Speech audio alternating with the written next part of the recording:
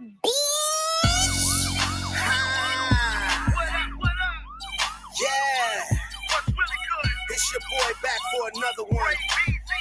All day, all motherfucking night. R&B crunk too. You know it. It's your boy Bravon. I ain't getting older, my nigga. I'm just getting better. I don't know what somebody told y'all. Motherfucking It is what it is. I'm about to go in, my nigga. Go in on these niggas. Let them know what the fuck is going on. It's the return of the B.A.R&B crunk magician. Do it like no other microphone technician. I shine like the diamonds in my ear, straight glisten from the bottom to the top. Real nigga on a mission. These hating niggas deep down wanna be me, but I could give a damn until they step up talking greasy. The most intelligent move is for them to be easy. My hands come with a manual, my nigga, please believe me.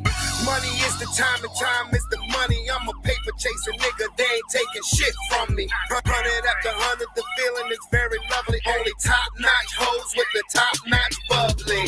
It's just me doing what I do best. I'm on another level and I'll educate the rest. This experience is greatness, expect nothing less. I'm a motherfucking man, y'all just on mama's breast. It's just me.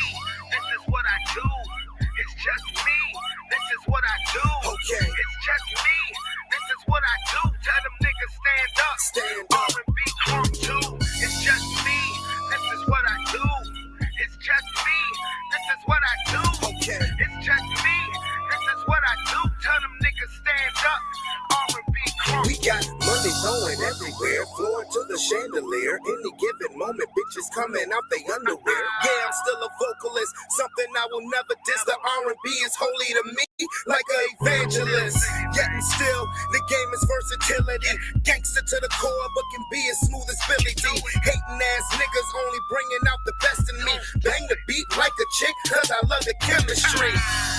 You see the fire in my eyes. I'm gonna turn my city to a fucking enterprise. A savage with the music till I am a millionaire. Anybody thinking different can kiss on my derriere. Go! I'm on my high price shit. That famous getting money, nigga, like Mike shit.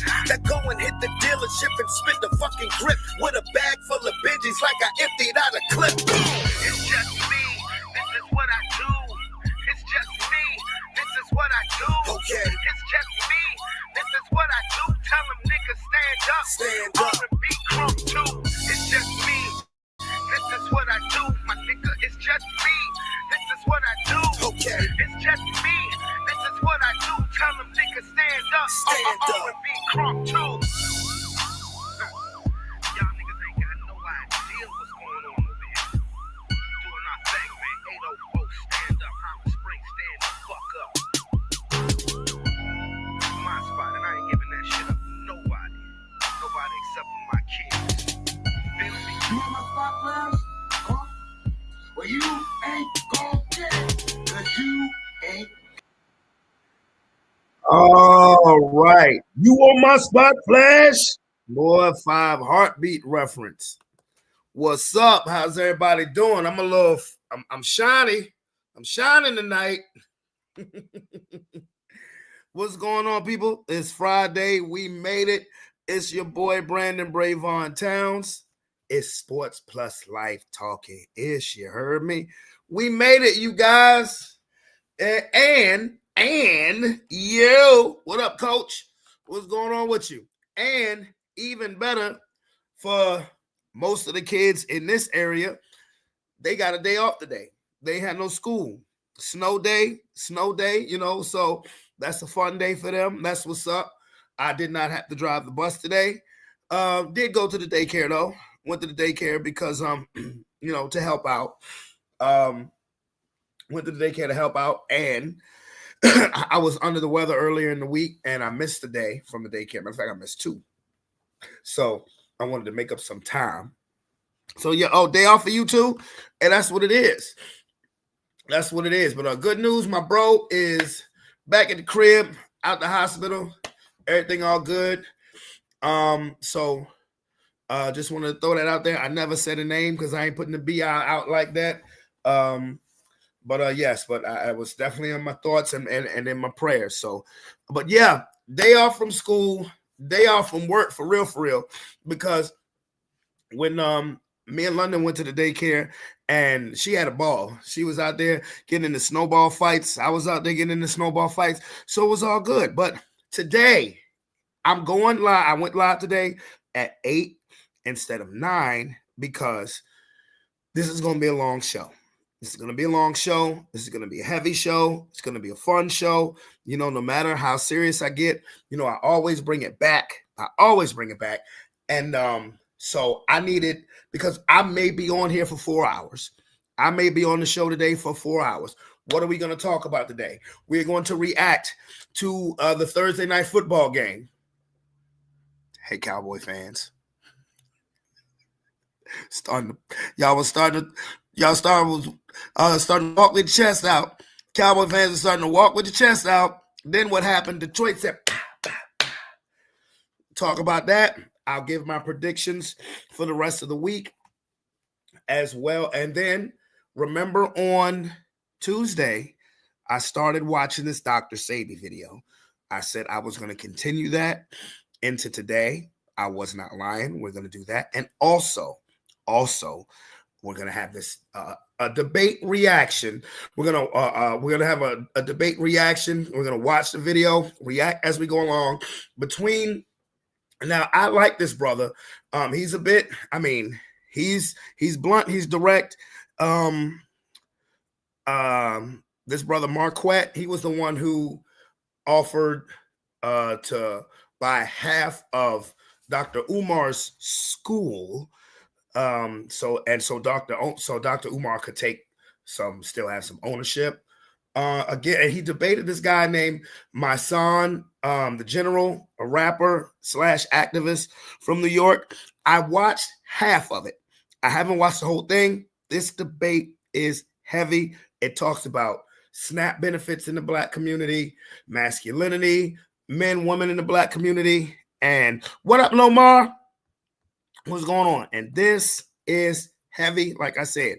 But y'all know, no matter how serious we get on here, you know I'm gonna always bring it back. You know, the horse head gonna belong on the horse's ass, or we gonna have one wish or something, maybe even jump into the conspiracy theory file. You never know.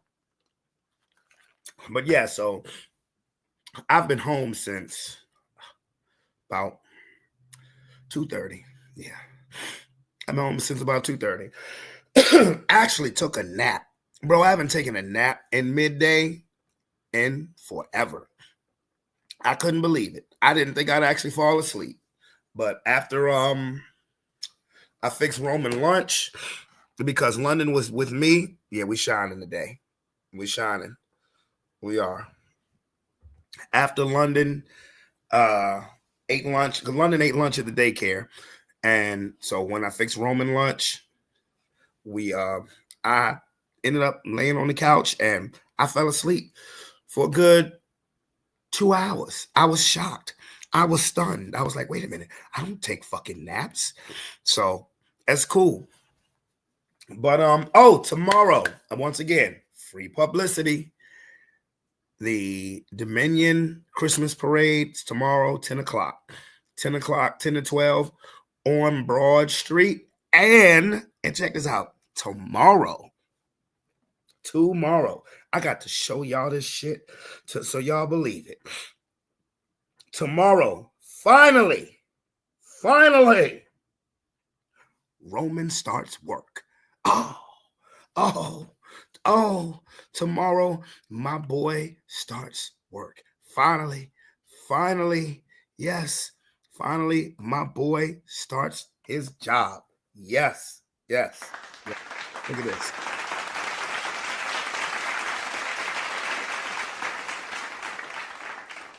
That is name badge right there, boy. That is name badge. You know, that's his name badge. He got a uniform, all that stuff. Is he happy about it? Not really. Not really. But he wanted that Nintendo Switch too. So it's time. Let's get it. So I told Roman, I said, don't worry. You know, we'll still go to the parade. We'll still have lunch. And then after that, I'm going to bring you home, get you dressed in your work uniform, and drop you off at 4 o'clock. Yes. Because, and actually that evening, we got some, I'm doing, he'll be happy when he get that switch. That's right. And he'll be happy when he get them checks weekly. But tomorrow evening, when he gets off, we're going to have some father, son, daughter time, because we're going to call me corny if you want. I don't care. After we eat dinner, we're going to we all have matching pajamas. We have matching pajamas. And we're going to make some hot chocolate with marshmallows. And we're going to watch a couple of Christmas movies. Yes, we're going to do that. We are. We're going to do that. And I've been real excited about it. I am. I've been real excited about it. My kids are looking forward to it. But it was funny is that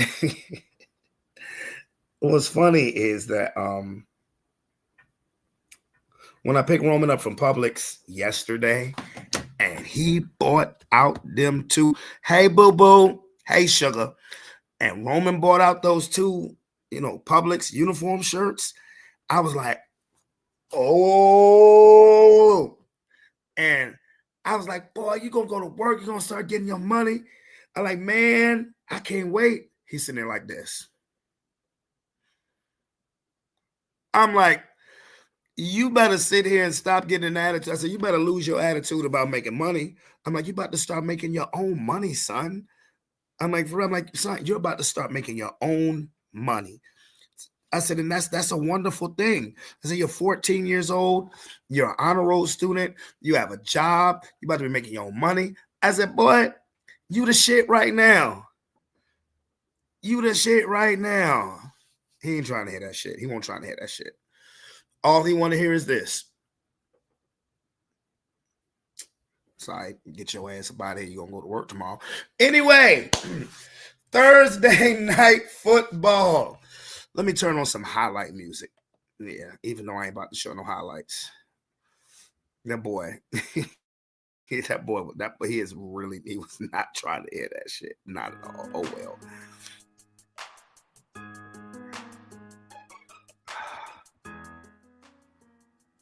There we go. It's got a little swag on it there. Yeah, I got a little swag on it there. Yeah. Thursday night football. Who did I pick to win the game on Tuesday? Who did I pick to win the goddamn game on Tuesday?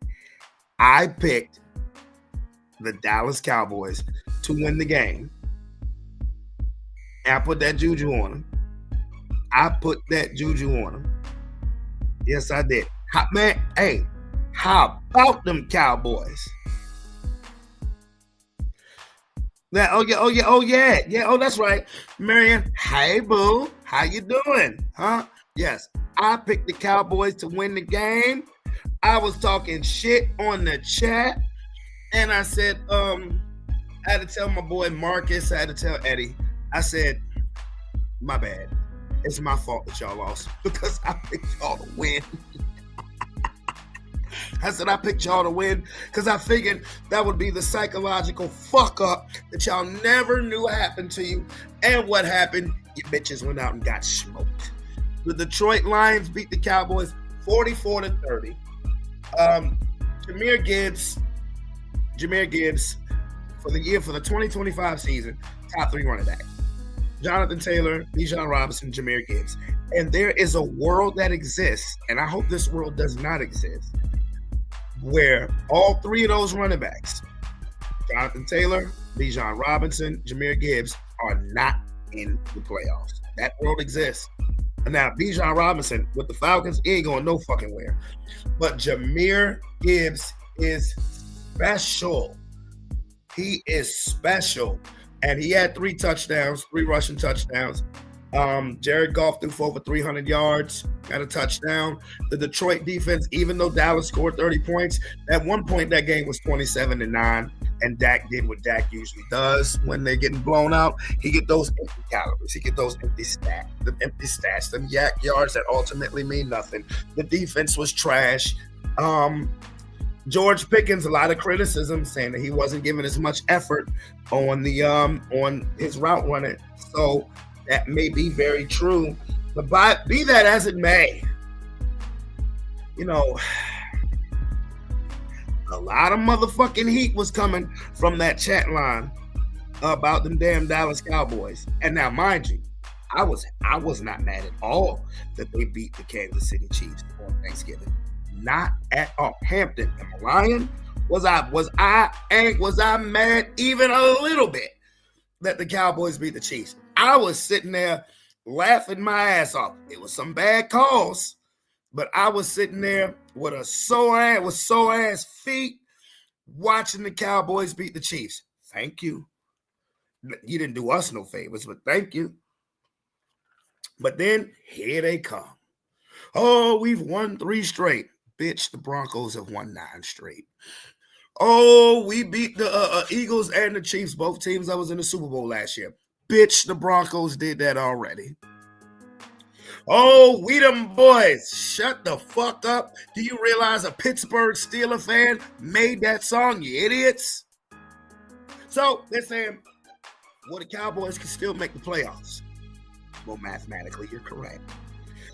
But as I was explaining to my uncle this morning, it would take a miracle. It would take a Philadelphia Eagles utter collapse. The Eagles would have to collapse because Dallas is 6-1. Okay. Average. Okay. No problem. The issue is the Dallas Cowboys could win out. They have 4 games, very winnable. They got the Vikings next. I think they're going to beat the Vikings. I'm going to pick them to win again. They should win that game, though. They should win out. They could win the rest of their 4 games and finish 10-6-1. Guess what? Unless the Eagles collapse, you're probably still not getting in the playoffs. Why? Because Rams, Seahawks, 49ers, that's 3 teams in one division. All have 9 wins. Bears have 9 wins. Packers 8-3-1. Lions 8-5. Panthers 7-6. Bucks 7-5. Why do I name those 2 teams? Well, somebody's got to win the NFC South. That's between the Bucks and the Panthers. And the tiebreaker situation. Dallas has head-to-head losses against the Panthers, the Bears, and the Lions. Oh my. So, you know what I'm saying? You know, you can finish 10-6-1 and be at home like I expected. So, we don't shut the fuck up. Anyway, now, let me make my predictions before talking ish gets fun. What we got here? Oh, I was wrong when I picked the Cowboys. I'll take that L. I will take that L. Seattle versus Atlanta. Man, I ain't picking the Falcons to do shit. Seattle's going to win that game. Cincinnati versus Buffalo. Ooh. I'm going to go out on a limb. I'm going to say Cincinnati's going to win. Tennessee at Cleveland. Damn. The goddamn motherfucker, you suck, bro. I'm going to pick Cleveland. Why not? Washington at Minnesota. Oh, God. Gosh. That stinks. I'll pick Washington, I guess. Miami at the Jets. Gosh. Another one that sucks. I'm going to pick the Jets. Yep, I'm picking Jets. New Orleans at Tampa. I'm going to go Tampa. Indianapolis at Jacksonville. Ooh, the now first place Jacksonville Jaguars. The winner of this game has first place in the NFC South. I think Indianapolis is free falling. I'm going with Jacksonville. Pittsburgh at Baltimore. The winner of this game will be in first place in the AFC North.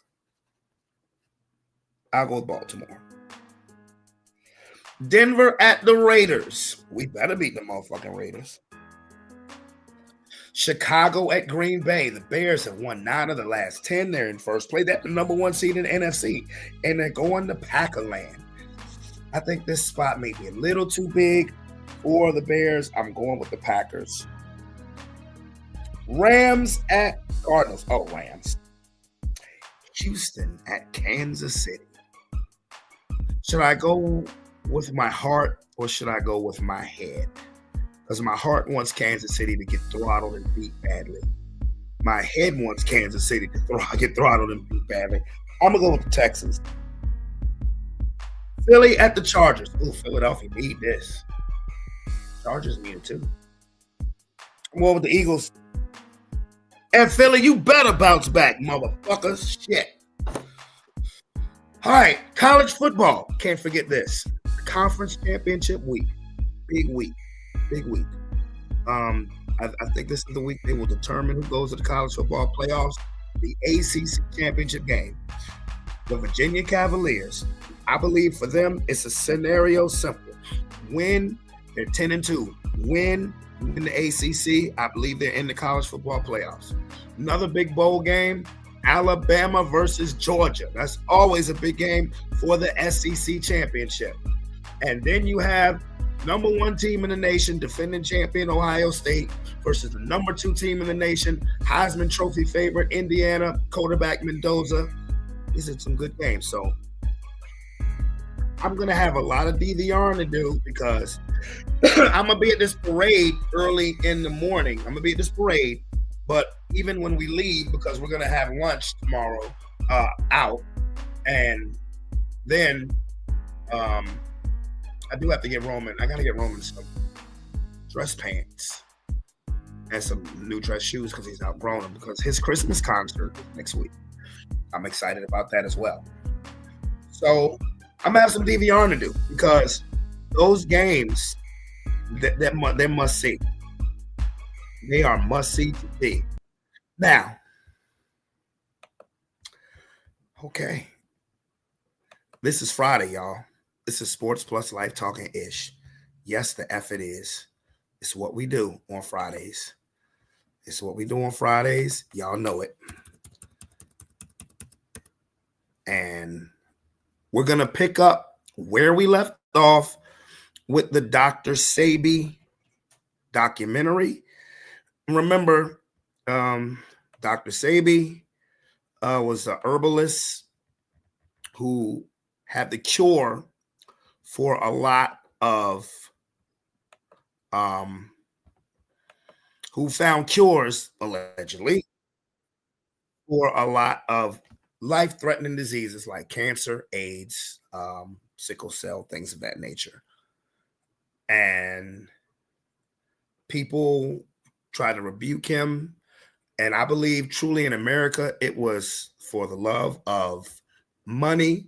And again, how healthy people it is not financially a good thing for this glutton, greedy, grimy country known as America.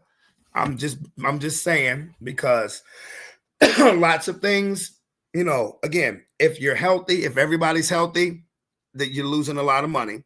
And the money is in the medicine that they give you, even though the cure for all these diseases are in the earth, particularly in the continent of Africa, where that is a healing place. So let's get on to this first. Dr.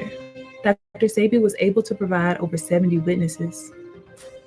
He was not taken to court to prove he cured AIDS, but many say he still did so within this trial, because his witnesses presented verified medical documents proving they had been healed after they said they sought Sebi's help. After hours of questioning and testing Dr. Sebi's compounds, he was found not guilty because his products were essentially food and he was not diagnosing patients. Dr. Sebi took on the Attorney General and won. Not only did I prove scientifically, but I had the diagnostic sheets, and I do have them today. And those diagnostic sheets didn't come from me. They came from their school, their American accredited medical accredited school. When you look at the court documents, it says Dr. Sebi, Alfredo Bowman, which is my father, my aunt Bowman, and Fig Tree Products. That's what was proven in court. You know what I mean? That's what won court. They sent that to Lancaster Laboratories, and it was proven as electric cell food. That's why if you look at the fig tree, we call it electric cell food. That's what's been proven in court. A man known as Dr. Sebi claims to have found the cure for several life-threatening diseases, including AIDS. Too good to be true? Well, you be the judge. The lump in Myrtle Rick's left breast is gone. I haven't had any symptoms or problems, anything. Sabrina Peterson's son no longer disabled by sickle cell anemia. He has a lot of energy. I have to make him rest. Disease is cured by this man. His name is Dr. Sebi, but you won't find a medical degree hanging from his wall. Instead, a certificate of healing. How did Dr. Sebi say he was healing people of these incurable diseases? The basis behind his approach is cleaning the body of excess mucus, which is believed to be the root of all disease. Sebi stated, "Our research reveals that all manifestation of disease finds its genesis when mucous membrane has been compromised. For example, if there is excess mucus in the bronchial tubes, the disease is bronchitis. In the joints, arthritis." Basically, he believed disease will arise in the body when there is an overaccumulation of this stagnant toxin. He said acid creates toxic mucus and congests the system, leading to inflammation. Sebi preached an alkaline diet will do the opposite and support vitality. My approach is an Okay, let's look at that diet. Creates toxic mucus and congests the system, leading to inflammation. Sebi preached an alkaline diet. Okay. Well, for starters, if you have over 70 patients that you can bring to court with you to say that you have cured them of X, Y, and Z diseases, then you've cured them of X, Y, and Z diseases. You know, like I said, again, instead of embracing that and bringing that to make the general population, not just of America, not just for America, but for the world in general, his methods and his diets should still be used worldwide. But let's see. Vegetables. Greens, same as caladu, a variety of Spanish, avocado, bell peppers. I ain't gonna eat no damn squash. I'm sorry. Cucumber, dandelion greens. Wow. Kale, lettuce, all except iceberg. Damn. And that's the lettuce I be buying. Iceberg lettuce. Son of a bitch. Olives, onions, sea vegetables, tomatoes, turnip greens, zucchini. Now, fruits, no canned or seedless fruits. That makes sense. Apples, bananas. Smallest one, okay. Berries, all varieties. Cantaloupe, cherries, figs, grapes, seeded grapes, limes, mango, melons, seeded. So basically everything that's natural from the earth. Well, that makes perfect sense. That makes perfect sense. Perfect sense. Diet will do the opposite and support vitality. My approach is an intracellular cleansing. You have people eating hog, potatoes, guilty, rice and beans. Guilty. But if we take this substance to a biochemist, he's not going to find any food in any of these substances. If something is of usefulness in my structure, in my biological structure, it must necessarily be electrical. And the only substance that is electrical are those substances that come from the forest we call the jungle. Because the molecular structure is complete, it's not broken. How I found out that black people should be vegetarians, because when I begin to remove you from that meat and that stuff, that grease, you begin to say in 1 week, how the pain that you had for years begin to disappear. His family claims for 30 years he reversed a range of incurable ailments using his compounds and his nutritional approach. He also claimed to cure blindness. He shared this story during one of his speeches. Young man, I said, yes, sir. I heard that you've been experimenting with herbs. He said, yes. Well, I'm blind. I'm blind for 10, 11 years. Could you help me? I shall try. If you make me see, I give you $1 million. I gave the man the substance. When am I going to see? I said, by Friday. Now, why did I select Friday until this day? I don't know. But I was so sure of myself. But how could a boy that didn't go to school be so sure of himself? The man went home with the medicine. And the Wednesday, good morning, young man. I raised my right hand. You say you raise your right hand. I wink my left eye. You say you wink your left eye. I said, the man is seeing. At that point of my journey, I couldn't explain that. I know it's a bunch of herbs that cleanse the man's body, but they were all alkali plants. He also said he was able to heal people of mental illness, something. Now, again, what brought me to this video on Tuesday was early in the morning watching ESPN, as I do every morning. This is the week where ESPN does this thing called the V Foundation. It is a foundation in honor of the late NC State coach Jimmy Valvano, who won the 1983 NCAA championship, maybe the most dramatic finish, or one of them, of all time. And he died of cancer. And they try to raise money every year for the V Foundation. And what made me go to this information is because I've known about this information probably for the last 15 years.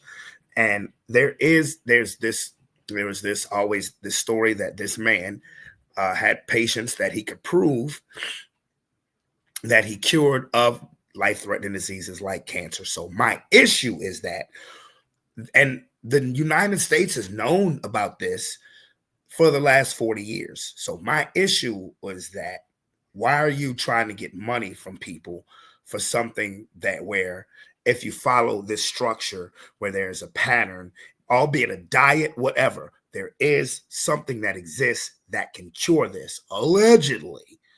But this man has documentation. He has patients that he can prove that he cured these life-threatening diseases.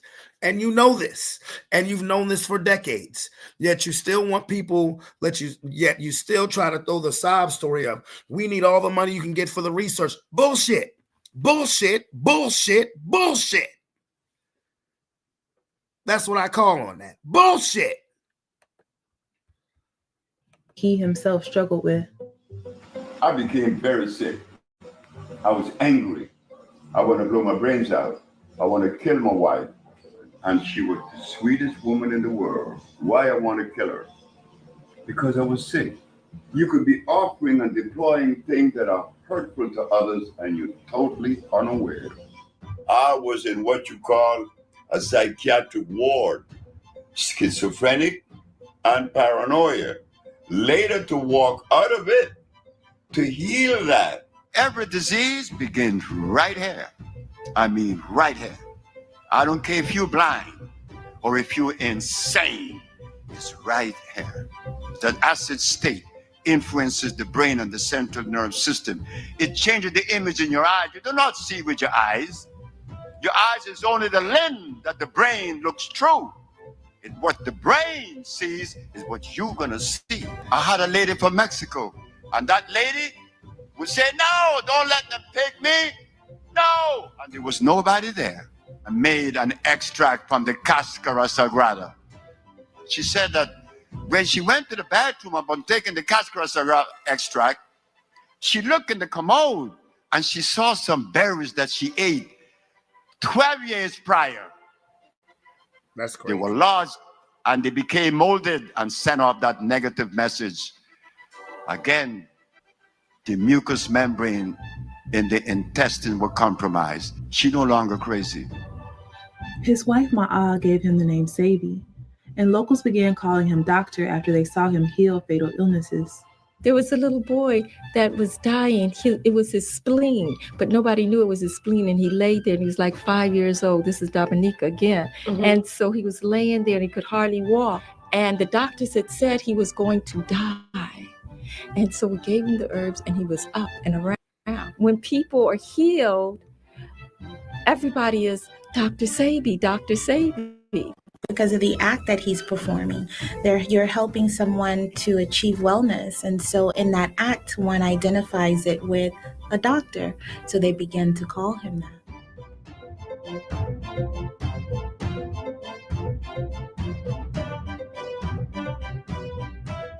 Dr. Sebi not only wanted to heal people of their ailments, he also wanted everyone to truly love themselves. He brought more than just, okay, take these herbs and you're healed. You felt what you feel when you listen to Sebi, you feel good about yourself and you feel strong. And it was the healing of the nation. It is the healing of the nation because that's the other part of the healing, for us to have that self-worth, that self-confidence. The love that's going to secure you through life is the love that you offer yourself. These are the things that we need to cultivate, not the dependency of another. Why should you be dependent on me for love? On yourself. That love that you have for you, that love would never die. Dr. Sebi. I truly do believe that if you love yourself, you got to take care of yourself. And sometimes it's hard. Lord knows I am walking testament to it, you know. And when I say that, it's just that some things that have happened to me, you know, I don't always take them, you know, even though they happen, I don't always take it seriously. And as I get older, I realize, I know that I need to stop doing that. You know, I need to stop doing that because I'm not a spring chicken anymore, and I'm not invincible. I'm not immortal, that this shit can't get real. I'm just saying. So yes, you gotta love yourself. Take care of yourself. He created Usha Healing Village, where hundreds of people have traveled to receive healing of their ailments. This village is located in Honduras, Central America, and is named after one of his oldest daughters. The Usha Village was opened right after the court case. You know, my father had his court case in 1988. And then right after that, you know, we went out there, my mother, my father, you know, the whole family, and he founded the Usha Village. And we didn't take out loans for that. That was funded directly out of his pocket, out of the Fig Tree's pocket. No, we're not involved in the Usha Village at all. That's something that's definitely important to clarify to people, because that's being ran by my father's ex-business partners, which reside out in Los Angeles, which operate, you know, a different entity. Dr. Sebi's work was well respected in entertainment circles, with clients including the late Lisa Left Eye Lopez, John Travolta, Eddie Murphy, Michael Jackson, and Nipsey Hussle.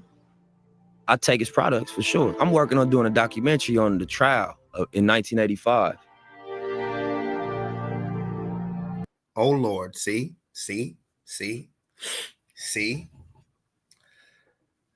It's just very.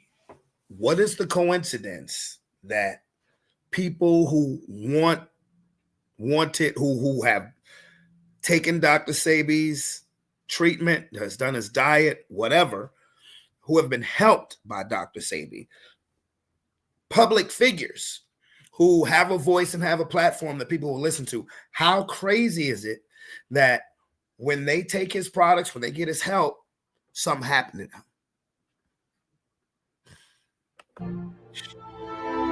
Some conspiracy theorists believe he was killed for producing his documentary that would inform the world of Dr. Sebi's cures.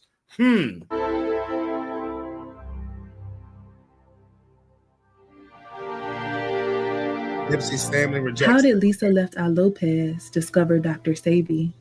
You know, I just could not believe that there was not a cure for, I don't care what disease, especially AIDS. I could not believe it. And about a week later, I was in the studio talking to a producer friend of mine named Michael Anthony, and he just decided to tell me about a man that he knew who had the cure, and the man was Dr. Sebi. Lisa traveled to the Usha village in Honduras and later shared her story with MTV. In the tiny village, Lisa sought guidance for body and soul from an herbal guru named Dr. Sebi. Dr. Sebi, you know, according to him, can cure anything. Everything from trying to lose weight to, you know, looking for a cure for AIDS. People go there with hopes and dreams that Dr. Sebi can somehow save them. She had been through so many intense problems in her career and in her life and in her personal life that she didn't know where to turn. And this doctor, she said, had shown her how to really open up and cleanse all of the negativity out of her. She told me she was suffering with alcoholism and that she was smoking excessively, cigarettes, drinking and smoking. She asked me, what do I need to do to stay on the side of peace? I said, fast, do what Jesus did. She said, what did Jesus do? He fasted for 40 days and 40 nights. At the ending of the fasting, she came to me. I heard the door opening at 2 o'clock in the morning. She said, I completed my fast this morning. I said, what did you see? I saw God. She said, I'm going to make you famous. I said, how? Because I'm going to talk about you. Does everyone know you cure AIDS and cancer? There's just a lot of people in the world who are suffering. They're sick. They're not happy. They're looking for answers. They don't know where to turn. Well, I know a man who's been curing AIDS since 1987. This guy has taught me a lot, and I need to share my knowledge, with the world. Mm-hmm.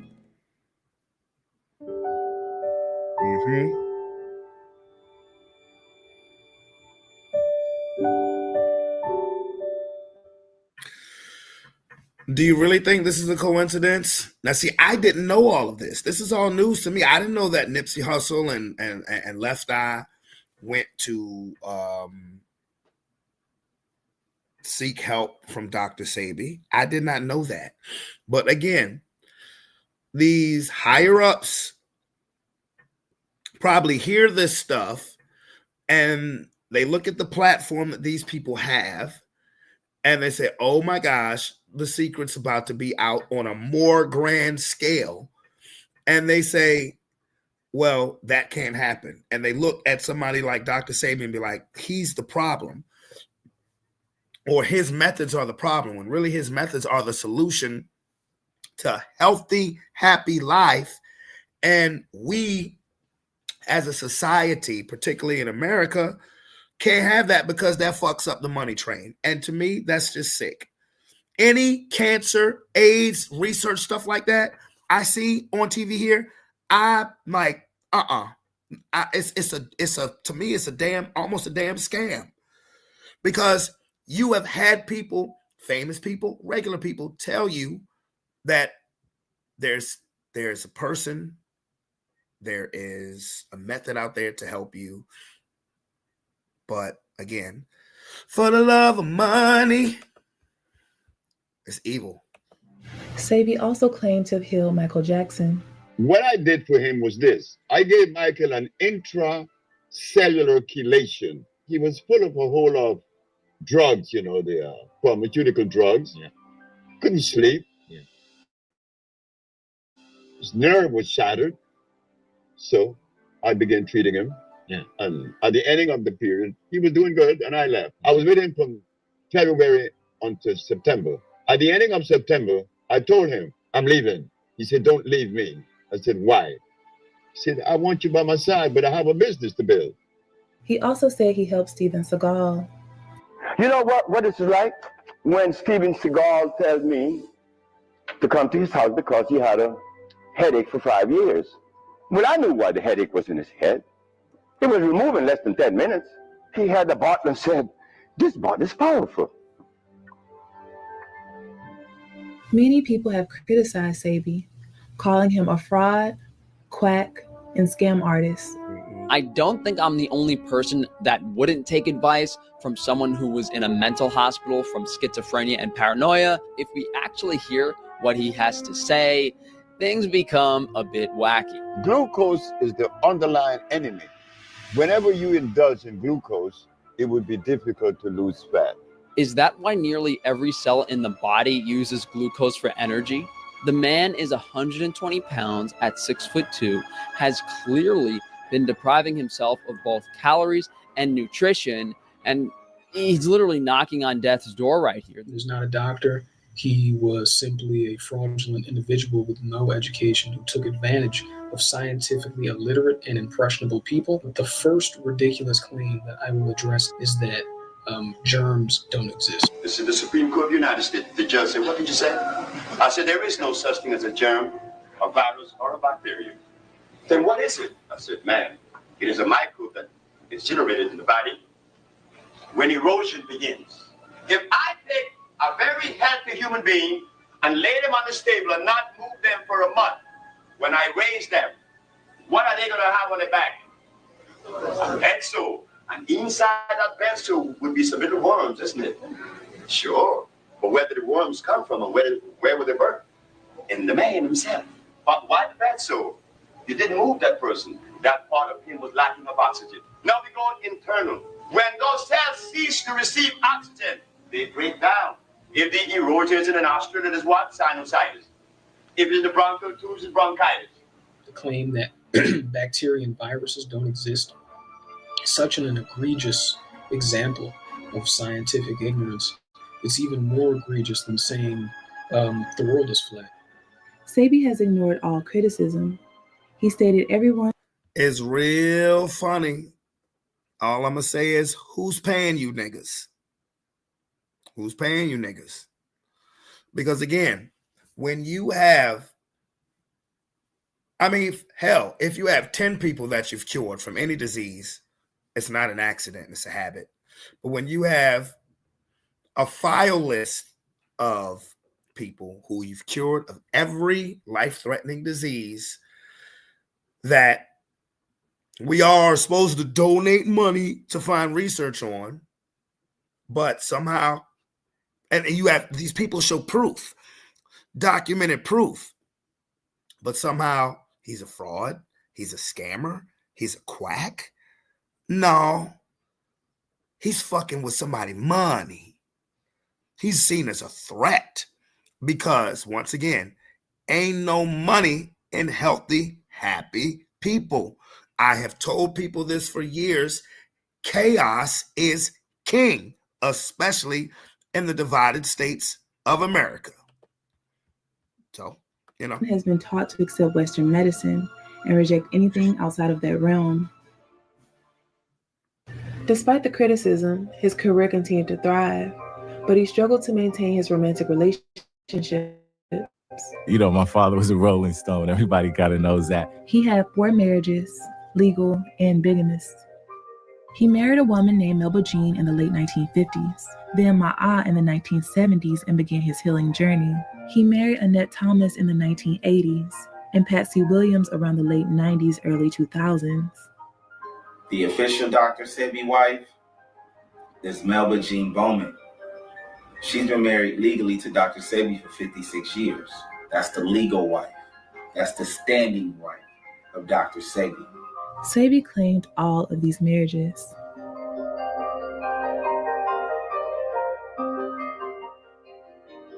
I've been married 4 times. I love women. Every woman I've been with, I love now. Annette met Dr. Sebi in St. Croix. He opened his first store on the island with Ma'a. Annette attended one of his speaking engagements. Just a burst of fresh air, you know? I said, wow, because he wasn't working by himself then. His partner, Olu, was there, Karen, his wife, Ma'a. They were all working together when I met him. It was a team. It was a team. I'm being a part of this. All of them had moved from California to St. Croix, and they was not interested in coming back to the United States. They wanted the Caribbean to be their permanent home. Right. Yeah, I talked him into coming back. Dr. Sebi soon opened a fig tree store in New York. Annette became his third wife.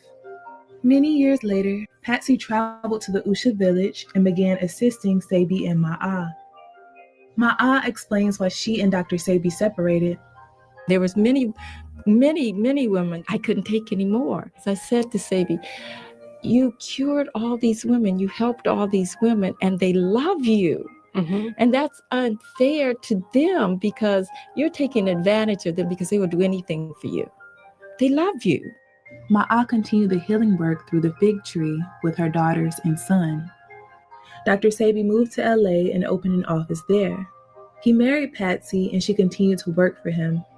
He then had to start a new company after Patsy allegedly stole from him. His many romantic relationships allegedly produced more than 20 children. My dad had a quite. Now, damn. Boy, Dr. Sebi got half an NFL squad.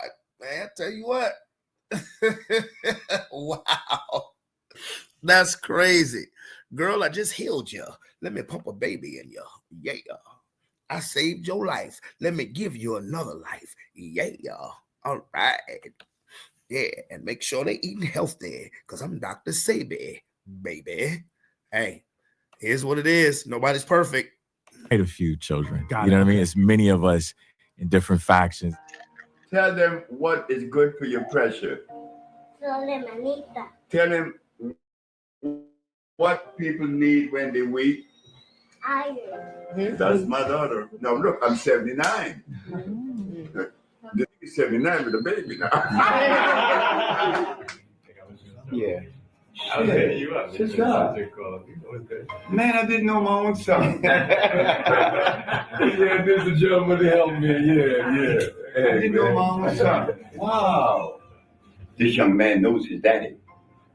You understand? He grew up with me. Critics try to use his personal life as a way to tarnish his name, but Ma'a rejects these views. Sebi is a great healer, and all his personal life has nothing to do with it. He has openly spoken about his shortcomings. You sit there with Tasha K. Tasha K don't sit there and try to find something negative to say about your ass. That's just a given. That's just what it is. You sit there with Tasha K, she gonna try to find something negative to say about you. I was in a state of disarray, and I didn't know it. At the time, I was involved with 3 different wives, Matum, Annette, and Ma'a. My life was not stable because I had other women pregnant. You know, a young girl, 19 years old, was pregnant. I was like emotionally out of it. So Lisa said to me that I needed help. And she was right. There's an African proverb that says, when an old man dies, a library burns to the ground. There's much controversy surrounding the death of Dr. Sebi. He was arrested along with his associate Pablo Medina for being in the possession of $37,000 in cash in an airport on a Caribbean island off the coast of Honduras. Authorities stated he was suspected of laundering money. His friends, family, and patients vehemently denied the charges. It's a very sad video to see. It's a very sad thing to see because you can see that he was broken. You can see that he was hurt. To give of yourself, your whole heart. I don't care about this money thing. Forget this money thing, the product and selling it in the internet. And he gave of himself, him. His family attempted to get him released from custody to no avail.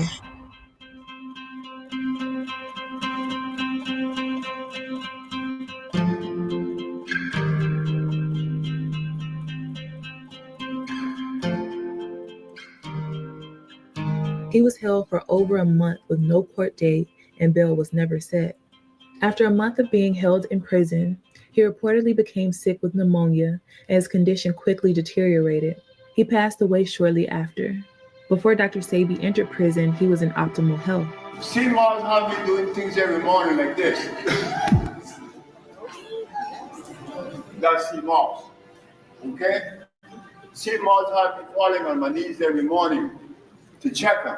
Reps from Dr. Sebi's institute stated limited information was given on the type of treatment he received. His autopsy was never released. Many people believe Dr. Sebi was murdered, while others strongly disagree. And my grandfather was... I mean, it's simple, you know. When they want you silenced, they'll silence you. Especially when you're a person who can help. I mean, what other way can I put it? Outside of being a person that can help, that's what they do. They get you. They get your ass. One way or another. And people can deny or whatever. I mean, if a man is in perfect health, then you lock him up. I mean, already in his 80s. And you take away his ability to survive, what do you think is going to happen? You know, unfortunately. wasn't killed on no governmental foul play either. Let's clear that up. They didn't wait all these years to where Dr. Sebi turned 83 years old and said, hey, let's come after him now. Let's clear that up. My grandfather died in a prison for starvation. No governmental foul play. He didn't want to eat the food. He wasn't going to drink the water. So he went out his way. There was a reporter that was there the day before his transition, which was on Saturday, August 6th of 2016. And on that Friday, there was a reporter down there, and, they reported that he was, I had spoke to him, and they reported that he was totally fine in good health that Friday, So transitioning from Friday into Saturday, no, it shouldn't have been anything that was different. I spoke to him about 3 days before he had passed. Okay. And I wouldn't be able to say from that conversation that he passed from pneumonia, not based on the information that I've obtained, where he said he had been on a 2-week fast at the time. And so he was feeling low and he needed something, and you can tell, but I wouldn't be able to attest that he died of pneumonia. Besides, we had a confession. And so, no, I don't believe that. You had a confession? Absolutely. Absolutely. A confession as to like how he actually died, or As to how someone participated in his death. But we don't want to speak names, times, things of that nature, because it's an ongoing investigation right now. And I'm very happy that that person came to us to let us know what their part was in it and why. And we appreciate that. But it's an ongoing investigation as to what happened. And no, it wasn't pneumonia. Wow. It may have been the symptom of from what was done, no doubt. But there was intrusive factors. What were his last words to you on that phone call when he was locked up? I know someone's trying to kill me, so I refuse to eat the food in here. I'm not touching this food. That's why I'm fasting. Yep, there you go. A lot of this. I'm sorry, Mommy. Some say he was assassinated because he could eventually disrupt the billion-dollar pharmacy industry. There you go. Why do they kill all holistic doctors? Messing up the medical industry. You short-stopping their grind. Why do you get killed for hustling in front of a spot? You short-stopping the grind. And they check is billions. You got that get flipped for a couple $100,000. Yep. They felt that he was a threat to their agenda. And what I was told is that the incoming president, her name was Eugenia Charles. The United States had decided that they was going to sell the island of Dominica, which has 365 rivers of some of the fresh, most living water on the earth. It was selling them on buying fluoride to fluorinate the water. Wow. And Sadie was there, and everybody knows Sadie's going to be a whistleblower. He's going to expose the poison. After Dr. Sebi's death, the charges were dropped and Pablo Medina was released from prison.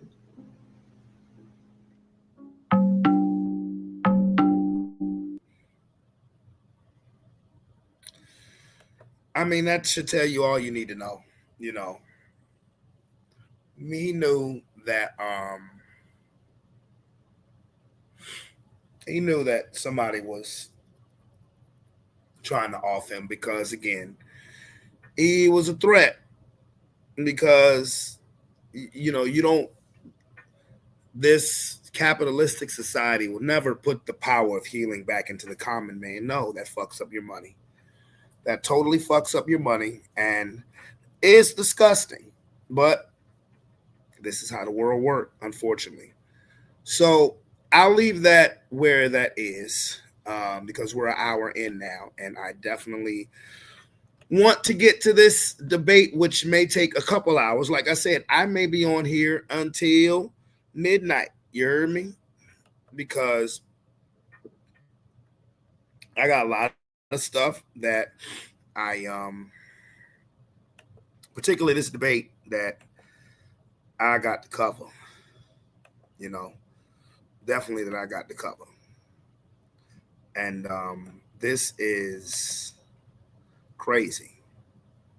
This one is very, like I said, it'll be very opinionated when, like I said, Mr. Marquette, the first My Son, Rage Quits is nuts because, like I said, what they talk about is SNAP benefits, the benefits to that for the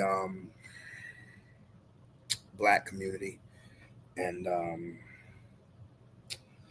in the Black community, things of that nature. And I honestly believe now this right here will ruffle some feathers, particularly men, women, white, Black. It'll ruffle some feathers. And I haven't watched, like I said, I've only watched half of it. And the rest of it, it was so good. I said, no, I got to cut it off because I want to watch the rest of this with my audience. I'll let you know when I cut. I'll let you know when the information starts becoming new to me. So right here with the black and red suit on, that is Marquette. And to the right, that is with the New York hat on, that is My Son, the general. Like I said, Marquette is businessman / activist. And My Son is a rapper / activist. And again, the topics of discussion, and this is real motherfucking talk. The topics of discussion are the benefit or lack thereof of SNAP, particularly in the Black household. And the conversation went to men, women, LGBTQ, all of the above. And like I said, this is something that I believe everybody should watch. So let's watch it together. So I think I personally will enjoy this. The audience, you're here to watch it. If you have any comments or questions as we go through, please do use the information below. I want to show you guys what sparked this conversation. I trust we can have this conversation like gentlemen, as the gentleman shared some of his background. I know that he's been in many environments where respect is at a premium. So I think this will be a very polite conversation. Let's go ahead and show you guys the background on how we came to have this conversation. And then we're going to go ahead and get into it. Here we go. All right. So I'm going to play you guys the clip and then we'll read through the comment that was made. I think you actually had a few comments. I only saw the one that you, or rather I only read the one you replied directly to me, but I'll check out the other one because I saw your name on there. But let's see if we can get this played from the beginning. In the audience, if you'd be kind enough to populate an Alpha 1 into the chat to confirm that you can hear the video as it plays. A Black family. So some people say, oh, you don't understand, you're well off. I'm like, look, man, I really came from the mud. Like I was poorer than the other poor kids because my mom was on dope when I was a young boy. My father was in prison doing 10 for selling dope.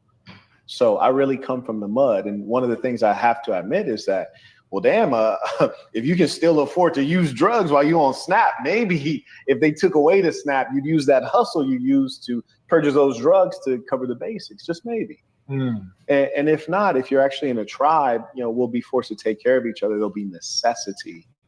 They say necessity is the mother of invention. What we need to invent is the Black family because it's currently dead. So, of course, my heart goes out to people who are struggling, but I think mostly they're not struggling as much as they think they're struggling. And SNAP has destroyed Black families. So some people say, oh, you don't understand, you're well off. I'm like, look, man, I really came from the mud.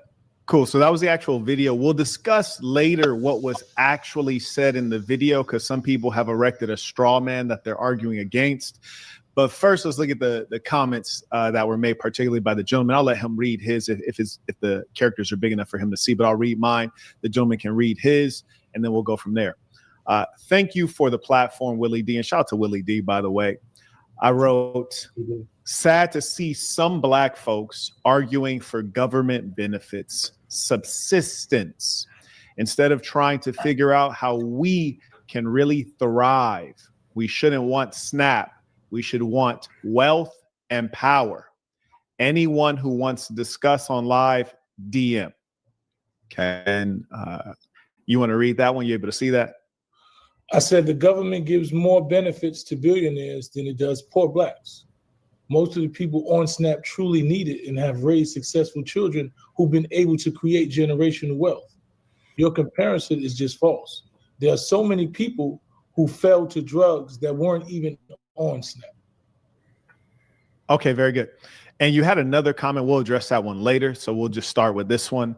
And I got a bunch of screens up here, so do forgive me. But I want to make our faces larger, and we'll take it piece by piece. So I'll engage the rebuttal right here. I got my pen and paper out too.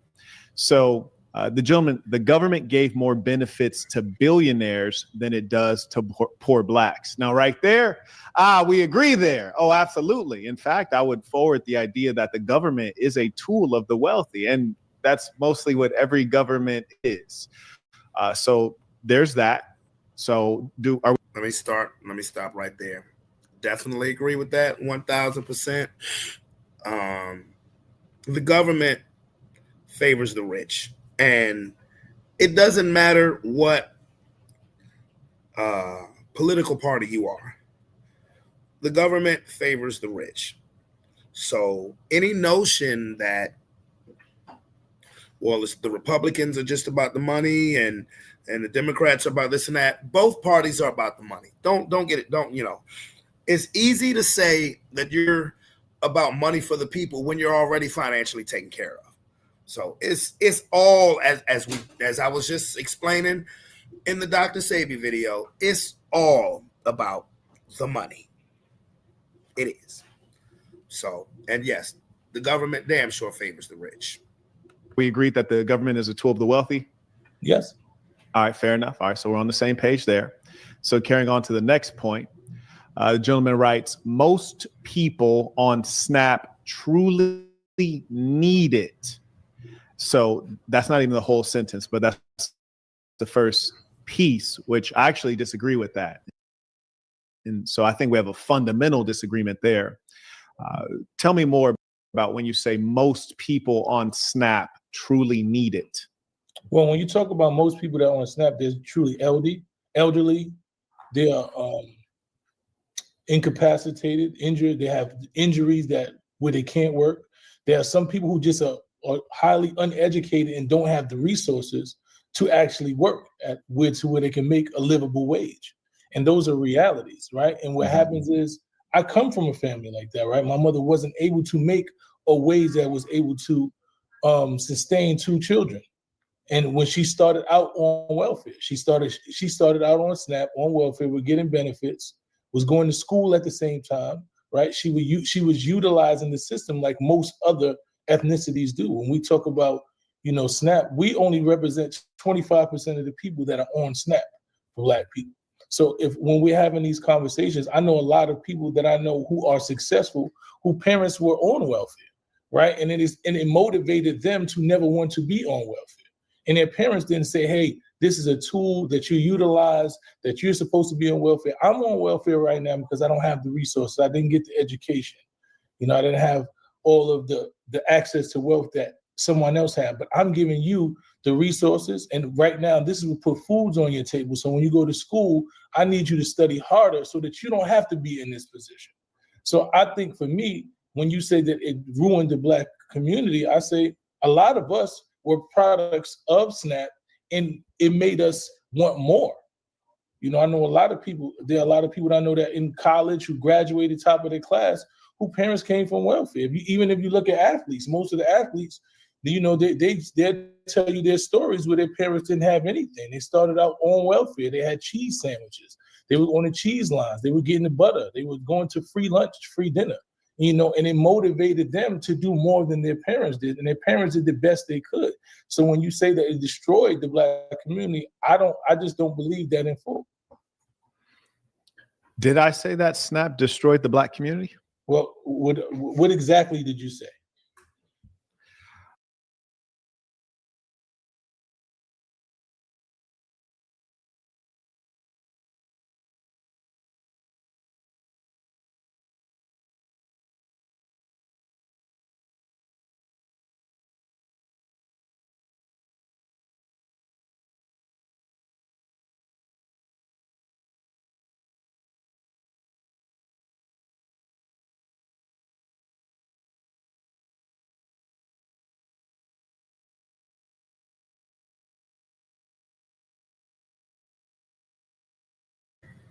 My bad. Okay.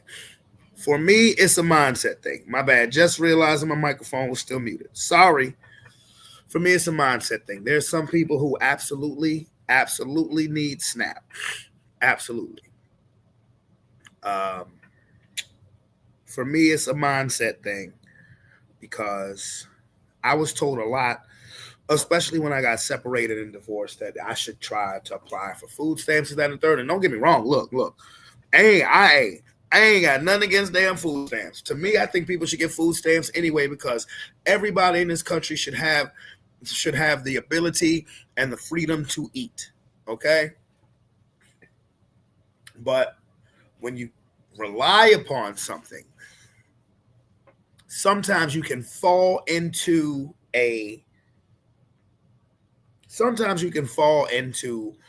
situation where you become too dependent on it and you become content with where your life is headed. Now, again, don't get me wrong.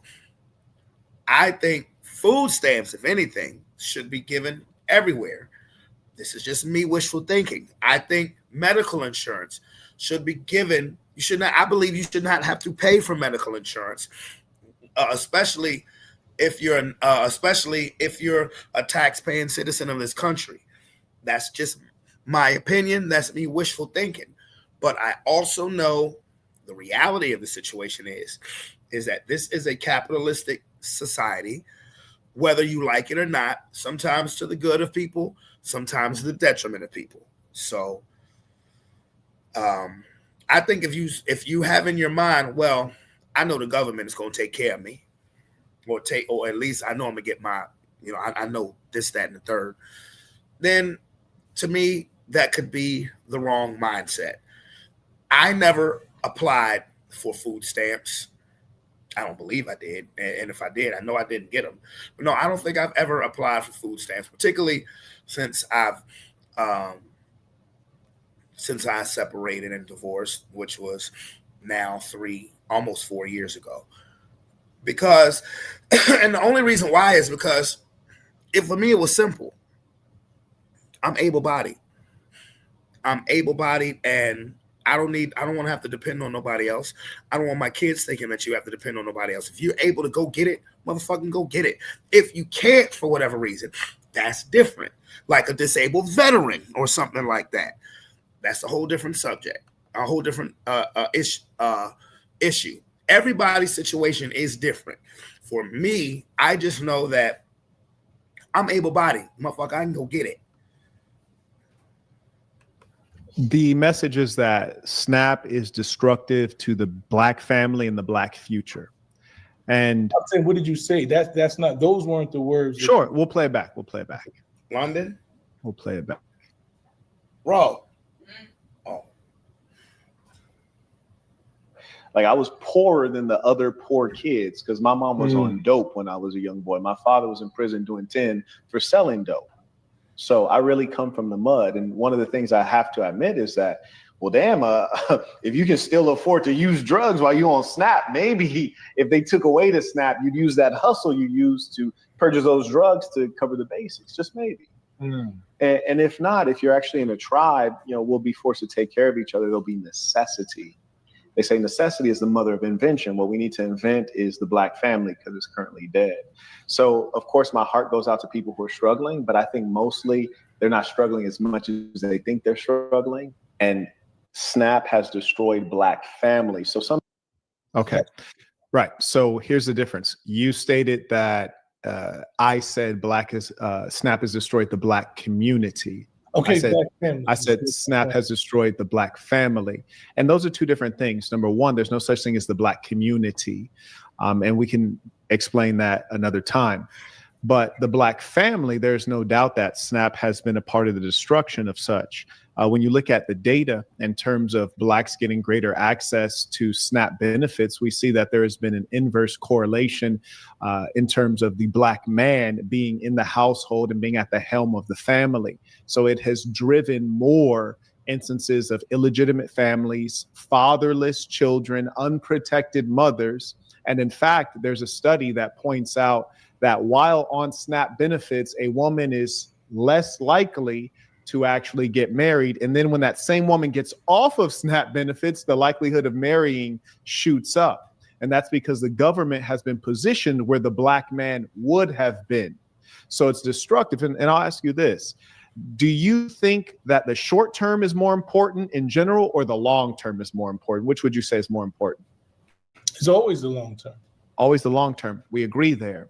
And my discussion, my ideas that I share, the system of thinking that I promote, and the revolution that I'm currently waging is for the long term. And there can be no birth without pain. The truth of the matter is that, did you know there was a time when Black women had a higher marriage rate than white women? But now it's flipped around.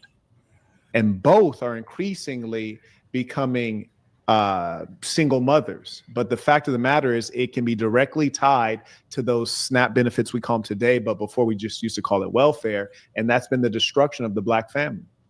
Well, I think what we're correlating is two different things. I think the Black family, right? I think what I realized, right, that throughout history and me listening to women, just having conversations with the Black women, there was a time where there was a family unit that wasn't really secure. That woman was staying out of desperation. There was no love, there was no unity. There are Black children that were born in households. There was no love, that they didn't even see passion between parents. There are Black children that said that they wish that the parents that they had probably would have been separated, because the mother staying out of desperation because she didn't have need didn't create or foster love in a family. I think what happened now, and because I can say that accurately because I know parents, when we were on welfare, my father didn't have a job, right? But what he did was he went to get a job to get us off of welfare. I think that any man who loves his family is not leaving his household for SNAP benefits. I agree with that. I know that there's this ideology and this myth that Black men left the house because you couldn't be in the household because you couldn't get the SNAP benefits. But my father would leave when the welfare person came. He would leave, put his little stuff in the corner, and when they came, he came back. And what he did was he made sure he left the house and he went and got a job until we didn't need welfare. I don't know if you just saw Marquette's expression, and see, that's another reason why.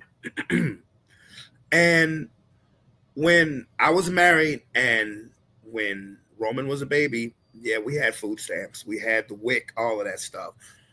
But if it got to a point where, because, you're in a 2-parent household, you can't get the assistance, and I have to leave, when a social worker comes over, man, I'm not doing all that. I'm not doing all of that. I'm just not. It's not that deep. I mean, that's why the one thing I don't like about the government assistance is that you have to be in the slums, damn near, to get assistance.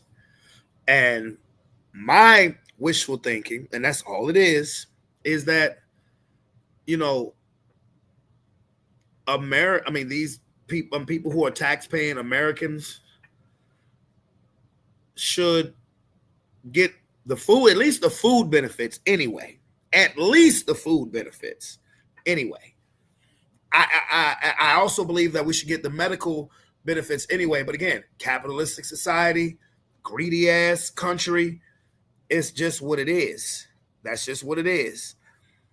And like I said, wishful thinking. And I'm not, and while I can sit there and say that's wishful thinking, I also can talk in reality as well. But as far as me being a father and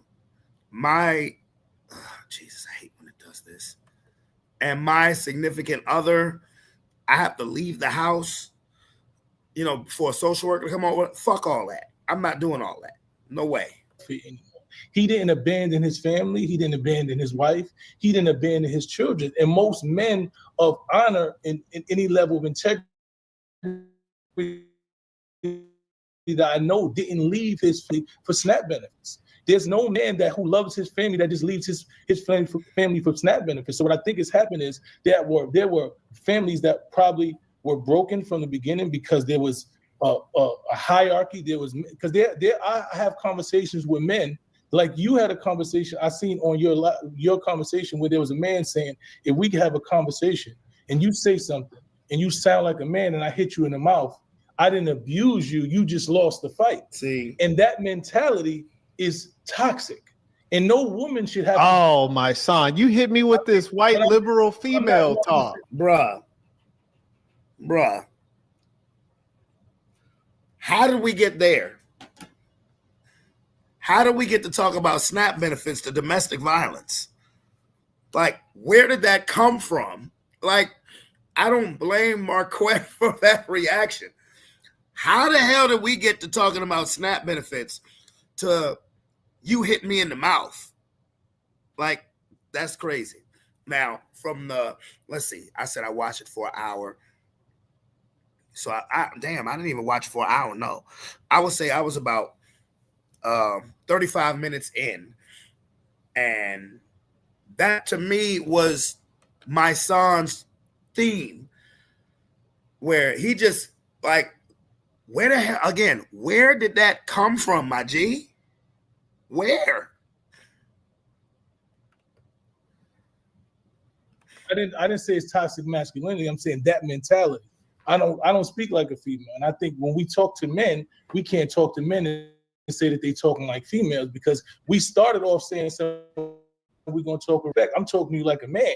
Yes. I've never done anything like a female. No, I'm not saying you're talking like a female. I'm saying the ideology is it's not ideology. Feminist liberalism. No, what I'm trying to tell you, I've been a man. I'm almost 50 years old, and I've been around men my whole life. Men of honor.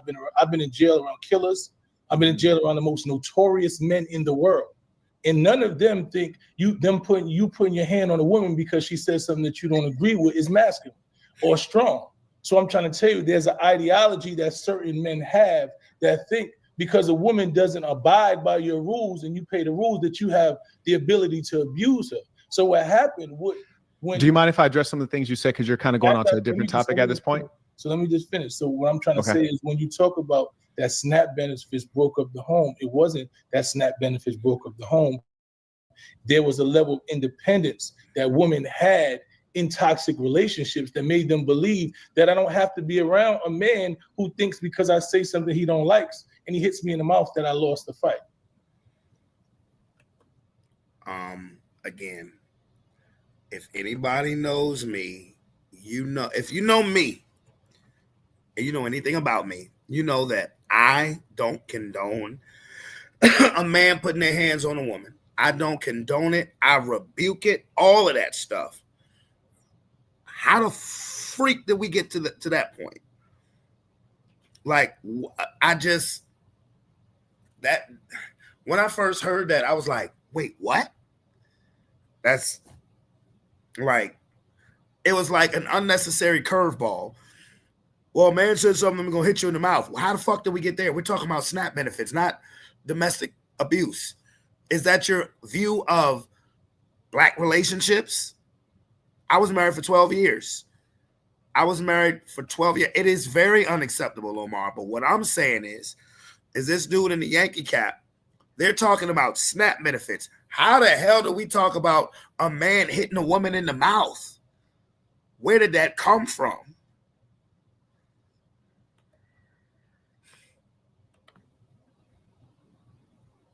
I'm just making some notes here. Okay. So I would challenge that a number of the things you have articulated are speculative, they're anecdotal, they diverge from logic, and they're very much so what feels good, what sounds good, and what's emotional. And the reason that I say that is because you noted that Black people represent 25% of SNAP benefits recipients. And I know you said that because I wrote it down. Now, that actually doesn't make sense in as much as Black people in America, and I'm not talking about the foundational Black American, because I think that they're more so like 10%, but Black people, which would be inclusive of Haitians and all of these other groups that have a different ethnic background, but Black people represent 13%. So they're nearly twice, they're at 200% of the representation they should be at, kind of similar to prisons. And you spoke about that earlier. You know, we're 13% of the U.S. population, but a much higher percentage of the prison population. We're overrepresented. I think there's a very reasonable story that you could articulate in both cases, but what is certain is that we're overrepresented in a bad way and it's detrimental. So you stated that as though it was a good thing that we're 25% of the welfare benefits as opposed to us being representative, which would be 13%. I yield the floor for a rebuttal to that. Well, basically, if we're talking about wealth in America, we only represent 3% of the wealth in America, right? So we look at communities where Blacks inhabit majorly, most of those are poor communities, right? So if we're in the poorest communities, you know, then more likely we're going to need the most assistance. So the fact that we only represent 25% of it and everybody represents more than that, the whites represent about 40% of it, you know, and they represent 70% of the population, and they represent 83% of the wealth, right? So that there's also a correlation. So what happens is when you look at the other people who are on SNAP benefits, they've utilized SNAP to their ability, right? If you look at the Jewish population, they are one of the highest, also a high population on SNAP benefits. They utilize the housing of the SNAP benefits. They utilize the housing. They figure out how do they get free housing, and they also own their own communities within the communities they live in, and they also figure out how do they benefit off it. So what I think is what we haven't learned is sorry to interrupt, my G, but I think one thing that needs to be said is that when you say the Jewish community, most of the people who identify as Jewish people in America are white people. And not trying to be funny or fucked up, but we know the goalpost gets moved back when it comes to that speculation.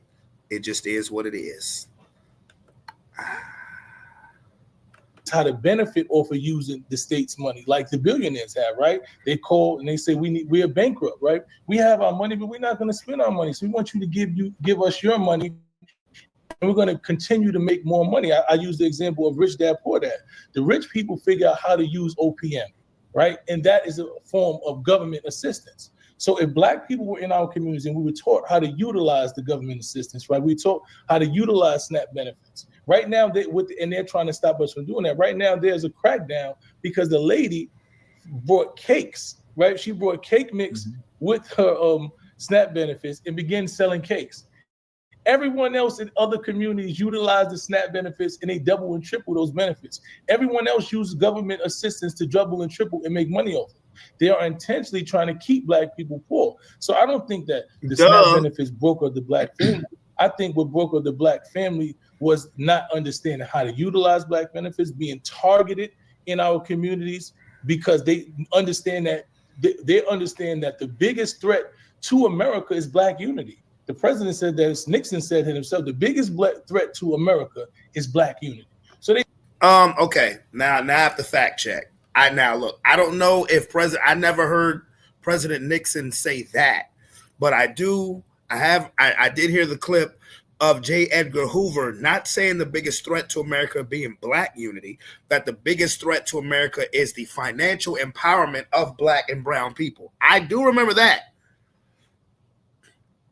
I don't know about Nixon saying Black unity being. I mean, I would think that a president wouldn't say something, even if it was in the 1960s. A president saying something that fucking stupid, of saying the biggest threat to America is Black unity. Now, again, the leader of the FBI said that the biggest threat to America, democracy, is the financial empowerment of Black and brown people. That's different than Black unity. You know, we can have Black unity. Black unity may be one thing, but rich niggas is another. Let me say that again. Black unity is one thing, but rich niggas who have money, power, and access, not even respect, Black people who have money, power, and access is a bigger threat than Black unity, my friend. They always try to do that. I think the biggest thing that destroyed the black family, especially when you look at the time that's most been destroyed, is drugs and crack. Crack was the biggest thing that destroyed the black family, because prior to that, we were still unified and we were moving, we would do what you said. There was a community base. We're going to make sure that you're okay. Before crack came into my community, every door next door to me was open. We walked in, we lived like a community. We actually lived like a community. We were able to walk into our neighbors' doors and get sugar. We were able, my grandmother and grandfather, my family, we had family meetings where we had the susu, where we put money in and we had family businesses. So when crack came in, you couldn't trust your own family member, because once they got the money, they wasn't going to come back to it. So I don't think SNAP was the biggest thing that destroyed the black family. I think drugs, and that was an intentional thing by the government to destroy the black. I agree with that too. Oh yeah. Okay, very good. So I agree with that. My challenge with folks who often take your position, and your position can very much so be described as a liberal position. I don't suggest that to put myself on the other side as a conservative. I'm not a Republican or a Democrat, a liberal or a conservative. I just follow this ism. Marquettism is for the kids. Marquettism saves lives. Now, let's talk about this piece. So we agreed earlier that the government is for the rich. I think we can probably also agree that the government is, and always has been in the United States, organized for and controlled by white people. Would you agree with that? Yes, sir. Okay, so if the government is for the rich, and you again, the government, understand what he's saying. The government, he's not saying the Republicans or the Democrats are for the rich. He's saying the government is for the rich, because the government is for the rich. It doesn't matter whether you red or if you blue. You know, one side may come across like they favor the rich. The other side may come across like they're favoring the downtrodden. All them motherfuckers got money. All of them. All of them have money, and they're all for the money. Don't get it twisted. That black people are not the rich in this country. If the government is organized for the benefit of white people, organized by white people, and black people are in fact black, which color-wise would be opposite of white people, then why is it that your idea is using government benefits, which is to say using the benefit from the enemy or from the person or the group that doesn't care about you? How would you think that that would benefit you? It's nonsensical. Furthermore, it suggests a level of inferiority. Not that the white man believes you're inferior, but that you believe you're inferior, such that you must rely on the government handout. Furthermore, you reference the Jews and other groups that are utilizing the welfare benefit system. Well, obviously, mathematically, being that blacks are overrepresented at 200%, there's obviously some groups that are underrepresented. And I think that's worth considering. Furthermore, the Jews are actually categorized as white and have been for some time, especially since the data started being recorded when these public benefits were given out. Now, with regards to the black community, what they're lacking today and in times past, especially during the time of the crack epidemic, which destroyed many of our families, mine included, is ideology. You see, the reason I say that there's no such thing as a black community is because communities have a lot of things in common, but core things. You mentioned the Jews earlier. It's a great example. They have religion. They have language. They live in proximity. They don't allow outsiders in. They have patriarchy. They have their own hospitals. They have their own policing force. And they have a strict system of belief, and they don't snitch and rat on each other. And also, they don't rely on the outsiders, the Goyim. Whereas conversely, you're kind of describing all of the opposite things for black people. You're describing the idea that we should rely on the government, which has been our open enemy since we arrived here on a slave ship named Jesus. Black people, some are Muslims, some are Christians, some are atheists. They don't have a uniformity in the religion. Black people don't have their own language. Our folkways, mores, and our music and culture has been commercialized and stolen from us. And that's precisely why there has to be one system that dominates. And because black people are very effeminate as a mass, very soft and emotional, they have trouble accepting the fact that something must dominate to unify us into what would rightly be described as a community. Furthermore, you speak of the idea that blacks need welfare and they need government assistance. And the only thing that I would say for rebuttal to what Marquette just said is that when he says that it must be one dominant force, presence, or person. Well, you know, it has to be some one thing that dominates to bring Black people together, to get us on the same page, basically. The only problem with that is that when that happens, when that person arrives, they either get killed or compromised. Because if the Black person who is making minds change, when you do see prosperity, particularly only in a Black neighborhood or Black area, it's gotten destroyed. Tulsa, Oklahoma. They become compromised.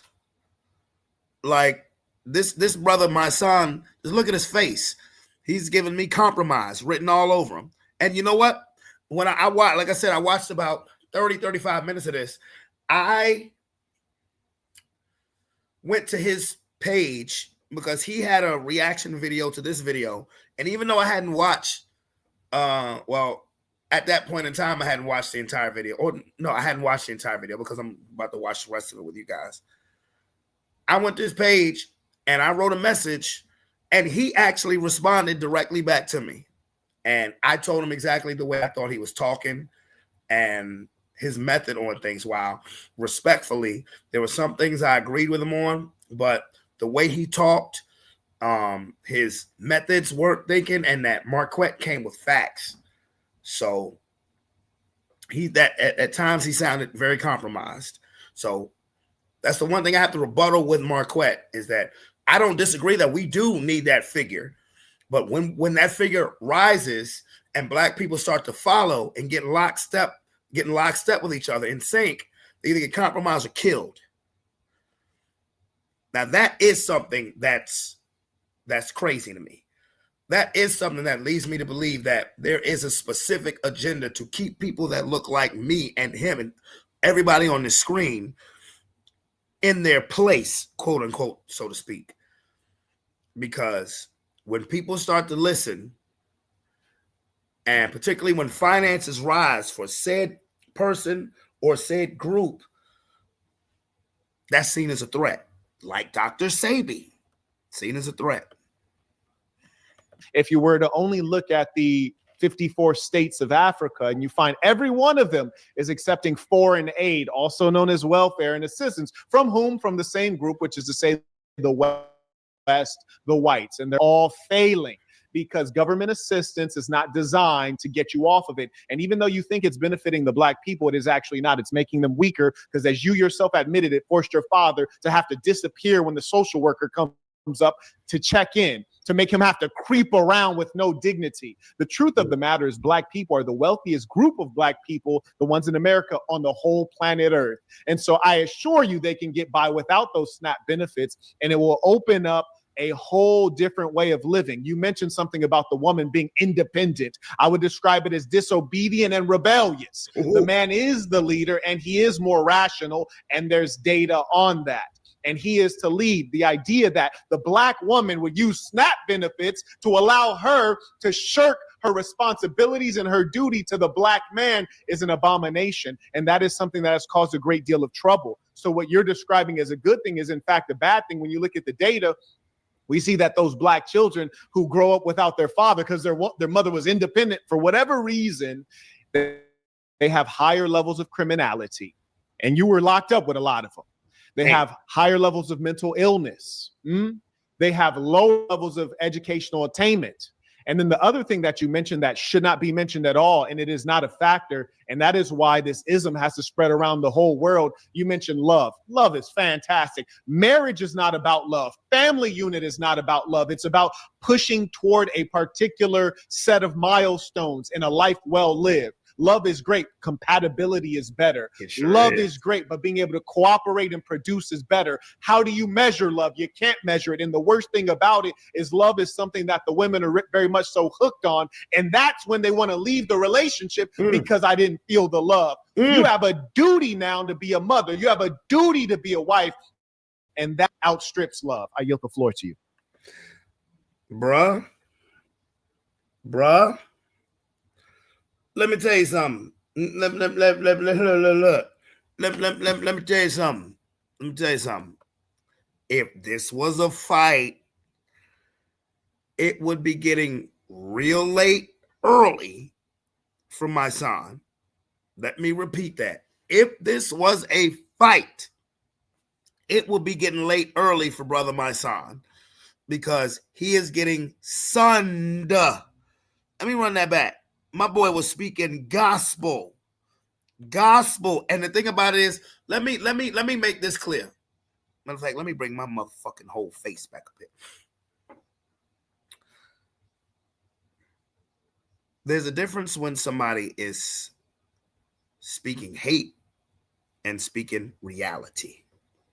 See, when you speak hate, you're coming from a biased point of view that can be very insulting to one specific person or one specific group. You know, it's a biased opinion, and it comes from a place of either just flat out disrespect or superiority. The thing about when you speak reality is that not everybody likes to hear it. Thus the phrase truth hurts. And when he makes that comment about women, I know several women who would just be ready to throw a shoe at a TV set or a computer or slam their phone or whatever for listening to what he just said. Now, I'm going to run it back. Now, the whole point of obedience, now, I wouldn't use those words because I'm just saying, like, obedient, that's only dogs are to obey, to quote Eddie Murphy from Coming to America. But I would have preferred to stay the phrase stand by your man. But with the time that we live in now, where we're trying to kill masculinity, where teaching a boy to be, yes, great film, raising a boy to be a man is being considered a bad thing. When you have rappers like Dolce who say, well, one of the biggest red flags for me is a straight black man, I'm not mad at him for using that term. Let me just put it that way. Now, let me run it back.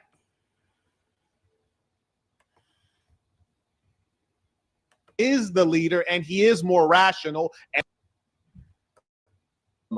And that's precisely why there has to be one system that dominates. And because Black people are very effeminate as a mass, very soft and emotional, they have trouble accepting the fact that something must dominate to unify us into what would rightly be described as a community. Furthermore, you speak of the idea that Blacks need welfare and they need government assistance. And if you were to only look at the 54 states of Africa, and you find every one of them is accepting foreign aid, also known as welfare and assistance, from whom? From the same group, which is to say the West, the whites, and they're all failing because government assistance is not designed to get you off of it. And even though you think it's benefiting the Black people, it is actually not. It's making them weaker because, as you yourself admitted, it forced your father to have to disappear when the social worker comes up to check in, to make him have to creep around with no dignity. The truth of the matter is Black people are the wealthiest group of Black people, the ones in America, on the whole planet Earth.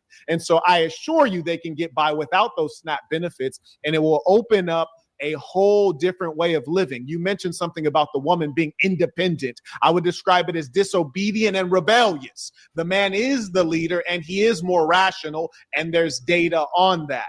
And he is to lead. The idea that the Black woman would use SNAP benefits to allow her to shirk her responsibilities and her duty to the Black man is an abomination. And that is something that has caused a great deal of trouble. So what you're describing as a good thing is in fact a bad thing. When you look at the data, we see that those Black children who grow up without their father because their mother was independent for whatever reason, they have higher levels of criminality.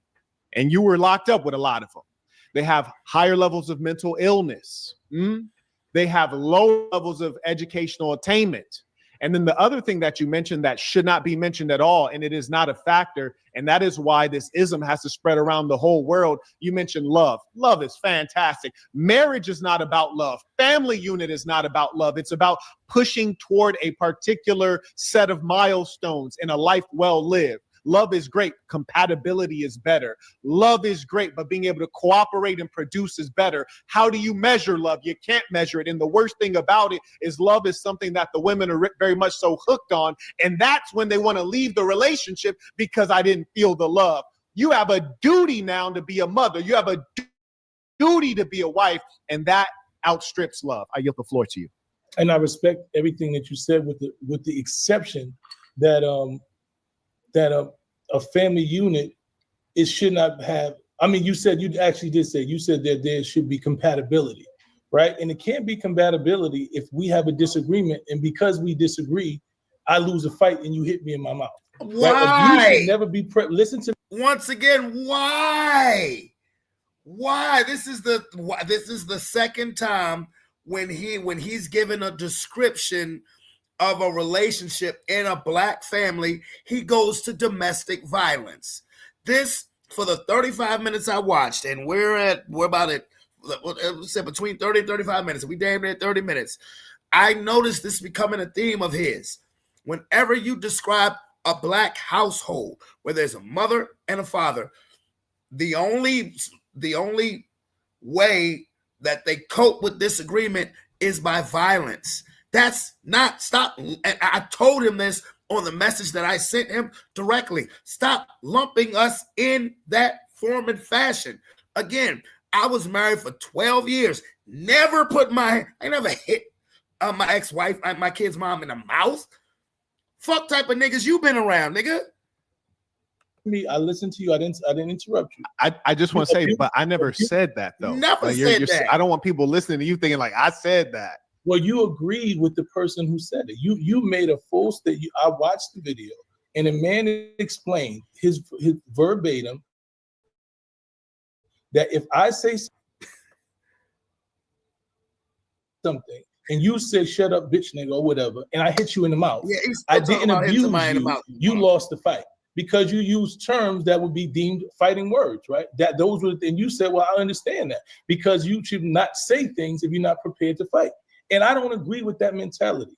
I'm a man, a strong man. I am a masculine man. I don't agree that if a woman doesn't agree with me or says something that's out of line to me, that I should put my hands on her. I don't believe leading a household. Bruh, see, look. He may not believe it, but this is still a trauma-filled, borderline prison mentality that still has a hold of his brain, where he keeps thinking, well, the only method, this is all I know from a relationship in a Black family is hitting somebody in the mouth or putting my hands on a woman. Who the fuck said that? Who said that? Requires me to be physically abusive to a woman. Nobody's talking about that. Strength, you see how Marquette's looking? A relationship, that compatibility. That look at Marquette's face. Say something, and you say "shut up, bitch, nigga" or whatever, and I hit you in the mouth. I didn't abuse you. You lost the fight because you used terms that would be deemed fighting words, right? And you said, "Well, I understand that because you should not say things if you're not prepared to fight." And I don't agree with that mentality. I'm a man, a strong man. I am a masculine man. I don't agree that if a woman doesn't agree with me or says something that's out of line to me, that I should put my hands on her. I don't believe leading a household requires me to be physically abusive to a woman. I don't believe that showing strength or even in a relationship, that compatibility, that her word should not matter in the household. I believe that I should have the final say, or we should come to agreements about how we're raising our children, how we're doing things. I think that if I'm in a relationship with a woman who respects me, that I've earned her respect, then she will yield the floor and understand that I'm the head of the household. But there are a lot of men who are not men. They are merely males, and they only have control in their homes, right? They don't even have control in their homes. Only way they have control is because they're physically stronger than women and children. So they go into those homes and they beat and they harm women and children, and they don't produce strong men. They don't. Yo. What type of dudes? I mean, if these look, I think my son needs to clarify. If these are the only type of women, the only type of men that you've seen around women in these relationships, you need to specify that, because the way he's going about it, the context of which he is saying these things, would lead you to believe that he thinks that all Black relationships is domestic violence. that it's just black men just roaming around the streets, going in the single mom homes and just smacking the shit out of the women and the kids. Like, his point of view is ridiculous because he's lumped in one circle. It's ridiculous, bro. This brother needs a hug. Don't produce strong women. They don't have partners. They have people who are in fear of them. And I believe that for years, that's how a lot of when you have conversations with elder women, there are elder women who said, I wasn't in love, I wasn't in compassion, I was in fear. And I lived in this relationship out of fear. Right? So no woman or children should be in a household where they're in fear of someone who is supposed to be the head of their household. There should be a unit. So I understand what you're saying. And yes, I believe that a man should be dominant, but I believe that a man should be proven to be dominant. I think that you prove your dominance through intellect. I believe you prove your dominance through compassion, to empathy, to being able to teach, to be able to teach your children. To a woman feels like when she's around you, she's learning something, she's growing. If a woman's around you and because you are unable to teach her or able to reach her, all you can do is beat her, then you have not shown any level of any type of superiority. You are not leading a household. So somebody needs to tell this man that relationships cannot work. And it doesn't have to be any domestic violence in it. Honestly, somebody needs to tell him just because a relationship doesn't work doesn't mean that it was because of physical abuse. I mean, talk about those things. And when you talk about the stats, right? And we talk about, yes, they did. The black people are the only people they took our culture from us, right? They took all the things. They took our culture. They've taken our religion. I say all the time, only thing that we unite in is pain and trauma. When we see another black person in pain and trauma, we all united. Prior to that, I'm black, you foundational, you this and that. We are divided. So what I'm trying to explain to you, that's why that if we're in America and all of the resources are held by the white people, right? If all of the resources are held by the white people and we're figuring out because they understand that anything that you teach us, we outlearn them, and we've done it over and over and over. I've watched, and this is why every 100 years they disenfranchise black people. Because what happens is once you teach us the game, we play it better than you. So what they do May I respond to your earlier point since you're going on to a different point now? I'm going into what you went into 3 different points. So okay. I was just asking. Carry on.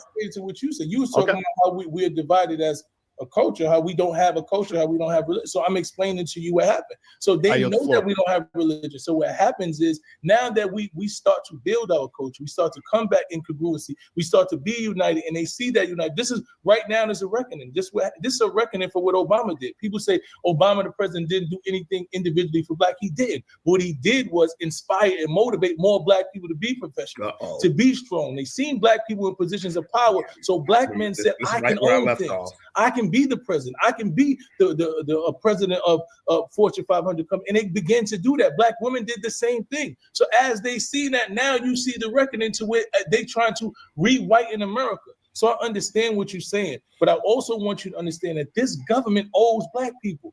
They pay reparations to everybody else. So if we can't get reparations, even in the form of the real reparations that we deserve, and we can't utilize the government money to be able to build and as a foundation, a lot of black, a lot of people do. I know white people who live at their parents' house, right? And they stack up their money. They say, okay, we don't have enough money right now. We're going to put our money and we live at our parents' house for 2 years. And what happens is after those 2 or 3 years, after they lived off their parents, they go buy their homes and they create a foundation. So I think that if black people were taught that that's what we should be doing with the government's money, instead of trying to say, don't take no handout. No, everybody else is taking handouts and they're utilizing it and they're benefit from it and they're growing. So why shouldn't black people do the same thing? Thank you for that. Now, I was taking notes as you were speaking so that I can respond directly to what you've said. One thing that I want the audience to take note of, and you as well, is that there is a red herring. You engaged in a major distraction. So the conversation that we agreed to have, and I'm happy to have this additional conversation, but the conversation we agreed to have was specifically about the clip that Willie D put out. And it was a clip with me speaking about SNAP benefits. And then from that discussion, out of nowhere, you start talking about another clip that you saw on my page with regards to a man speaking about how men and women communicate with respect and how that can or cannot turn physical. Right. So I just want everyone to observe that was a major one thing distraction on that one. And I don't think it's really a distraction. I think that you talked about the Black family, right? So we're talking about the Black family, and you say where was the disconnect and how something broke up the Black family and how SNAP benefits replaced the man. And I want you to understand that, in my point of view, that I don't believe SNAP benefits. So I didn't yield the floor, and I appreciate that. But that is to bring emotionalism and to pull on the heartstrings. It's not a logical argument, and it's not even a part of what we were discussing. You basically tried to position me as someone who approves of beating women and referencing a clip that had nothing to do with the clips that we were talking about. And this is it's almost like a mudslinging tactic, Real honestly. talk. But I will address it, and I will double down and stand on everything that I've said. Now, one thing I like about you, there are a number of things I like about you, but one thing I like about you is that you're against. I actually appreciate you. I appreciate you. And one thing that I know that you've taken a public stand against is blacks murdering blacks, black on black violence. And I agree with you there. In as much as that's the case, we all have to engage one another with respect, and especially women who would claim that they're equal, then you would be treated as an equal. If you wish to be treated as a child or be treated as one who is not as rational, as responsible as a man, then you need to completely submit and be obedient. Damn. Now me, if I had you on one hand and my lady on the other hand, and you said, Marquette, you this, that, and the third, cursing and being vulgar and being verbally threatening, I do my best to give you my worst straight away. There'd be no conversation. If my lady said the exact same things that you said, I wouldn't even take it seriously, because she is truly a lady. She's feminine. I know she's irrational, but most importantly, she's in full submission to me. So even if she got emotional for a moment, I would forgive it, because we already understand our hierarchy and that there's asymmetry and that I'm above her. So being that I view myself above her, she views me above her, I don't expect her to engage me with an equal level of rationality and of decorum. So I would not engage her physically. However, if I'm dealing with a woman who says that she's an independent woman, she says she's a strong woman, she says she's the same as a man, she's not taking my leadership, we're equal partners. Now, me personally, if I have an issue with a woman at any level, she's gone. There's no need to even play games with it. I wouldn't lift a hand to her. It's not a good use of time. I send her packing. But let's just say in the scenario of an average guy and he's dealing with a woman on an equal basis. Well, if you, my son, say something that would lead you to getting your eye blacked, and the woman says the same thing and she believes she's equal, then she should get her eye blacked. And it's that simple, unless you truly don't believe that they're equal. Well, damn. Well, damn. Okay.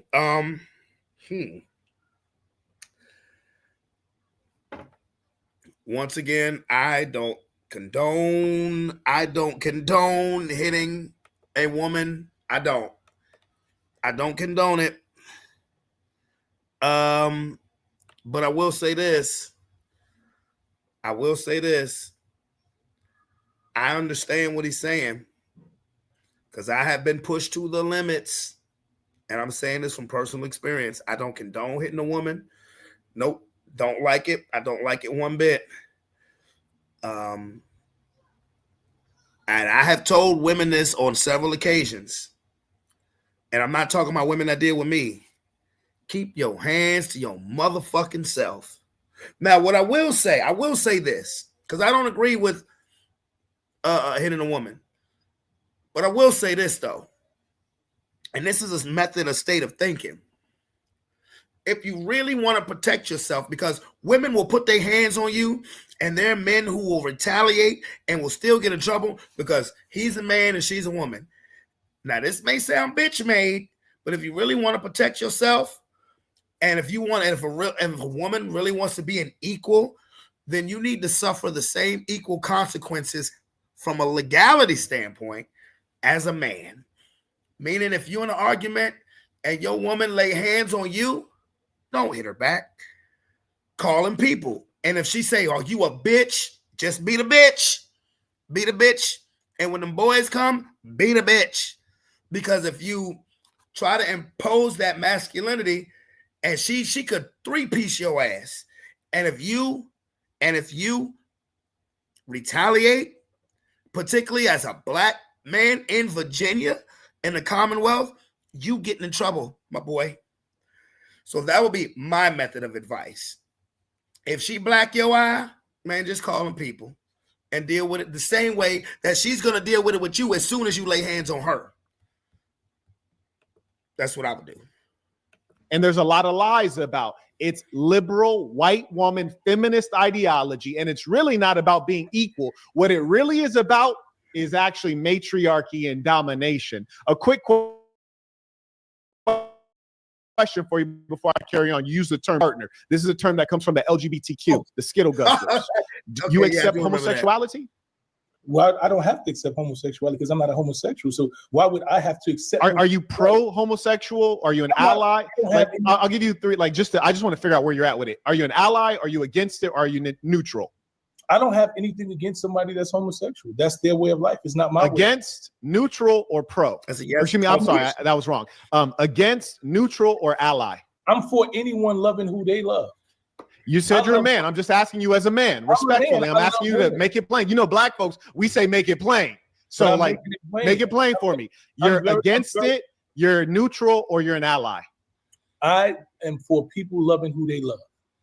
You sound like a lawyer right now. Now, here's the thing. I'm from LA. I know you're from New York, right? Yes, sir. And one thing we could always respect about the two cities, always look at us as, you know, very influential groups of black people. But we always look at you guys as blunt and straightforward. And we like to think that we're very honest, especially if you come from the lumping class or the underclass or the criminal class. Mm-hmm. Now, in my neighborhood, you ask a nigga a question, he's just going to tell you flat out. Like, I feel like you're going Jesse Jackson on me right now, bro. You feel like that I'm not giving you what you want to give me. No, you're going Jesse Jackson. I just asked you, like, you from the Bronx. I just asked you, like, are you against it? Are you neutral, or are you an ally? Once again, I'm going to say again, you don't get to explain to me how I answer a question. You asked me a question, and I said I'm for people loving who they love. Okay, so you're okay with a grown man loving another grown man? Being okay with if that grown man is okay with loving that grown man, that's his decision. That's not okay. Got you. Understood. Now, so that's why I used the term partner earlier. So this kind of ideology that you believe in and that you're sharing, this is the ideology that's extraordinarily destructive to the black family in particular, and all families in general across all of the racial categories, racial and religious. Because number one, you're talking about independent women, and then you're talking about love. Families are not about love. They're about compatibility, business, moving forward, surviving and thriving. That's what it's actually about. And then when you talk about, you ask the older women, they weren't happy. They weren't in love. That's fine. Grandma had 9 kids, and it was very common that everybody's grandma and great grandma had 5 kids, 6 kids, 7 kids, 8 kids, 9 kids, 10 kids. Apparently, things were doing all right.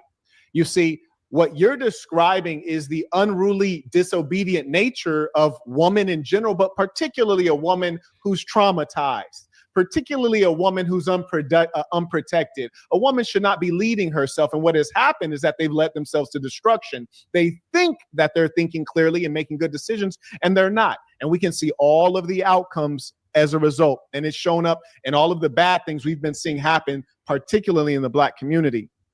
Now, another thing that reeks of this white woman liberal ideology, you brought up Barack Obama, who number one is irrelevant to the conversation. Number two, he's not done a damn thing for black people. I find it offensive. Number three, as a foundational black American, he's not one of us. He doesn't have the same heritage. And number four, he did more for the LGBTQ because he actually passed legislation and went to bat on their behalf.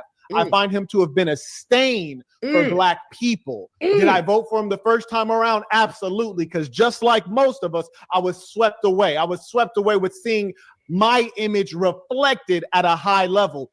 And then I realized, oh, he's not like us. He's not like us. And many of us are lost. I am the souls of black folks. Black people have the highest level of religiosity in this country right here. And that's because Black people are people of spirit and rhythm. And that's all of us around the whole planet Earth. We're deeply religious, spiritual people. And if you go to the continent of Africa, for the things that you said you're okay with, the LGBTQ stuff, there's capital punishment in many places. There's a death penalty because Black people, that is against the souls of Black folks. And you're a hip hop head. You may remember the time when hip hop was Black, when hip hop was positive, when hip hop was political, and when hip hop embedded our culture. And you would hear people say things like no homo, or you finish battling somebody, especially in New York, and you would say, and I can't even say the word right now, that's all been ripped out of our culture by the liberal whites. What they did was they commercialized our culture. They put it on social media, they put it on Netflix, and then they told us who we are. Before, they used to observe us in our ghettos and then reflect our image in Hollywood. But now Hollywood tells us who we are and then we follow it. And that's how you get a Lil Nas X, and that's how you get my son, the general, telling me he can't speak up straight like a man and say, I do not condone the abomination of a man laying down with another man, especially a Black man, because that reduces our population. The Black woman aborts more children than she gives birth to. Her birth rate is like 1.9. You need a birth rate of 2.1 for replacement and for growth. And we cannot have all these people, males laying with males and women laying with women and Black women abort children because we are being reduced. You talk about reparations. You say the government owes us something. Maybe they do. But one thing I can promise you is they ain't giving you a damn thing. You ain't going to get 40 acres. You ain't going to get a mule. What I'm doing is I got Burton Plantation, 62 acres. We're giving out 2 acres, $30K. It's a hell of a deal. And building a... Bruh, message. Man, look,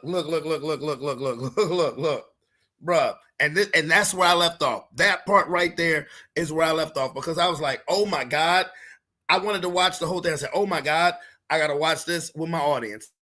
Bruh, look at my son's face. Look at his face right here. See, that when you know you're getting cooked because he ready to beat. If he could jump through that screen and whoop that dude ass. And the worst mistake he could have made is he left his comments right here. And all of his comments is saying is that he is getting deep fried and laid to the side in this motherfucking debate. Man, look.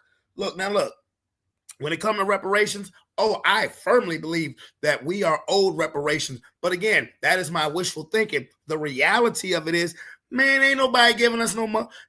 Them white folks ain't giving us no motherfucking reparation. Again, J. Edgar Hoover said it in the 60s. The biggest threat to democracy in America is the financial uprising of Black and brown people. So you really think, even though they should, that they're going to give us money? Now, as far as the Barack Obama thing goes, whoa.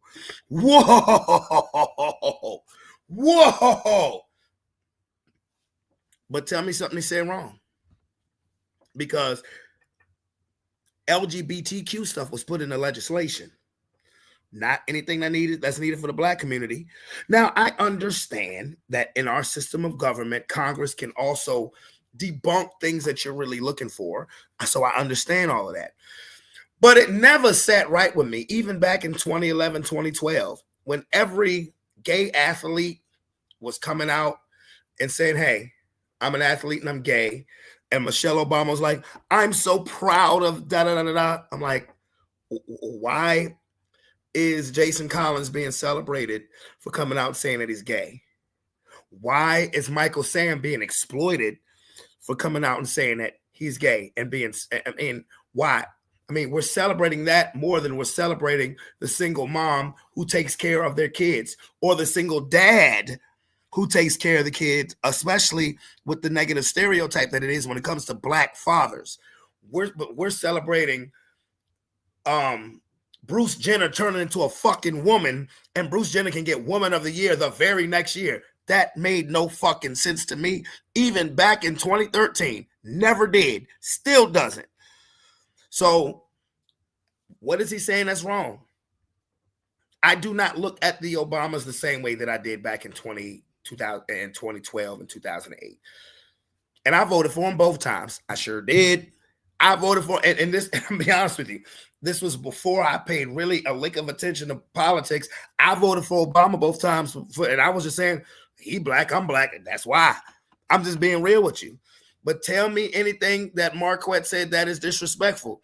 And my son is sitting here mad than a motherfucker because he is getting fried, dyed, and laid to the side. I'm going to definitely run this one back because it deserves to be run back because he won't do nothing but preaching gospel. And the thing is, again, that's not hate speaking. That is not what he said is not promoting hate. It's reality. And the reality is people don't want to hear it. When it comes to the LGBTQ homosexuality thing, I'm like this, bro. My bad. I'm like this. Live and let live. My thing is, I don't like you trying to promote it to children. Now, if you were to directly ask me, do you support same-sex marriages? I would tell you, no, I don't. No, I wouldn't dance around the question. Now, if you wanted an explanation, I would simply say, yo, whatever their beliefs are, whatever they want to go on in their bedroom, that's their business. You know what I'm saying? You like it, I love it for you. My thing has been, but the problem is that way of living and that way of thinking is trying to be promoted to the youth. That's where I have the biggest attitude about it. Because if you ask me directly, do you support same-sex marriages? Do you support excellent? I would say straight up, no, I do not. I do not support it. I don't like it. But just because I don't like it is not going to stop somebody else from living what they believe is their truth. So me not liking it is not, they're not okay, well, Brandon doesn't like same-sex marriages, so let me be straight. If that ain't in their heart, they're not going to stop. Doesn't mean that I have to agree with it. Doesn't mean that I have to applaud it, because I don't. Especially, and what he hit the nail on the forehead is that when it comes to Black population, where we are being depopulated, what the fuck is a same-sex marriage going to do for making sure that we keep going? How is that going to help? I told y'all, and I be saying this in joking fun, but I'm dead ass serious. China's making robots to make babies. So let me run this back because it deserves to be run back. And to those, and I fucking stand on it. And to those who I know and love that disagree and don't like it, I don't love you any less. But this is what I believe, and I fucking stand on it. So when I say I have a problem with an LGBTQ club in my son's high school, I fucking mean it. Because even high schoolers' minds are immature minds. And when you mess with anything that has to do with youth, I have a fucking problem with it. Whether you like it, love it, lump it, hate it. That's my belief, and I fucking stand on it. And that I'm above her. So being that I view myself above her, she views me above her, I don't expect her to engage me with an equal level of rationality and of decorum. So I would not engage her physically. However, if I'm dealing with a woman who says that she's an independent woman, she says she's a strong woman, she says she's the same as a man, she's not taking my leadership, we're equal partners. Now, me personally, if I have an issue with a woman at any level, she's gone. There's no need to even play games with it. I wouldn't lift a hand to her. It's not a good use of time. I send her packing. But let's just say in the scenario of an average guy and he's dealing with a woman on an equal basis. Well, if you might say something that would lead you to getting your eye blacked and the woman says the same thing and she believes she's equal, then she should get her eye blacked. And it's that simple. Unless you truly don't believe that they're equal. And there's a lot of lies about it's liberal, white woman, feminist ideology. And it's really not about being equal. What it really is about is actually matriarchy and domination. A quick question for you before I carry on. You use the term partner. This is a term that comes from the LGBTQ, the Skittle Guzzlers. Do you accept homosexuality? Well, I don't have to accept homosexuality because I'm not a homosexual. So why would I have to accept? Are you pro-homosexual? Are you an ally? Like, I'll give you three. Like, I just want to figure out where you're at with it. Are you an ally? Are you against it? Or are you neutral? I don't have anything against somebody that's homosexual. That's their way of life. It's not my against, neutral, or pro. Or excuse me, I'm sorry, that was wrong. Against, neutral, or ally. I'm for anyone loving who they love. You said you're a man. I'm just asking you as a man, respectfully. I'm asking you to make it plain. You know, black folks, we say make it plain. So like, make it plain for me. You're against it, you're neutral, or you're an ally. I am for people loving who they love. You sound like a lawyer right now. Now, here's the thing. I'm from LA. I know you're from New York, right? Yes, sir. And one thing we could always respect about the two cities, always look at us as, you know, very influential groups of black people. But we always look at you guys as blunt and straightforward. And we like to think that we're very honest, especially if you come from the lumping class or the underclass or the criminal class. Now, in my neighborhood, you ask a nigga a question, he's just going to tell you flat out. Like, I feel like you're going Jesse Jackson on me right now, bro. No, you feel like that I'm not giving you what you want to give me. No, you're going Jesse Jackson. I just asked you, like, you from the Bronx. I just asked you, like, are you against it? Are you neutral, or are you an ally? Once again, I'm going to say again, you don't get to explain to me how I answer a question. You ask me a question, and I say I'm for people loving who they love.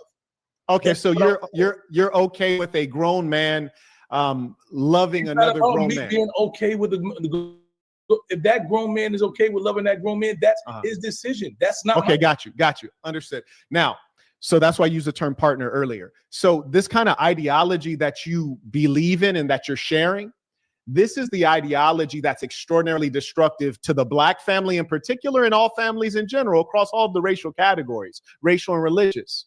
Because number one, you're talking about independent women, and then you're talking about love. Families are not about love. They're about compatibility, business, moving forward, surviving and thriving. That's what it's actually about.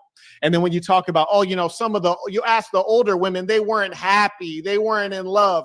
That's fine. Grandma had 9 kids, and it was very common that everybody's grandma and great grandma had 5 kids, 6 kids, 7 kids, 8 kids, 9 kids, 10 kids. Apparently, things were doing all right.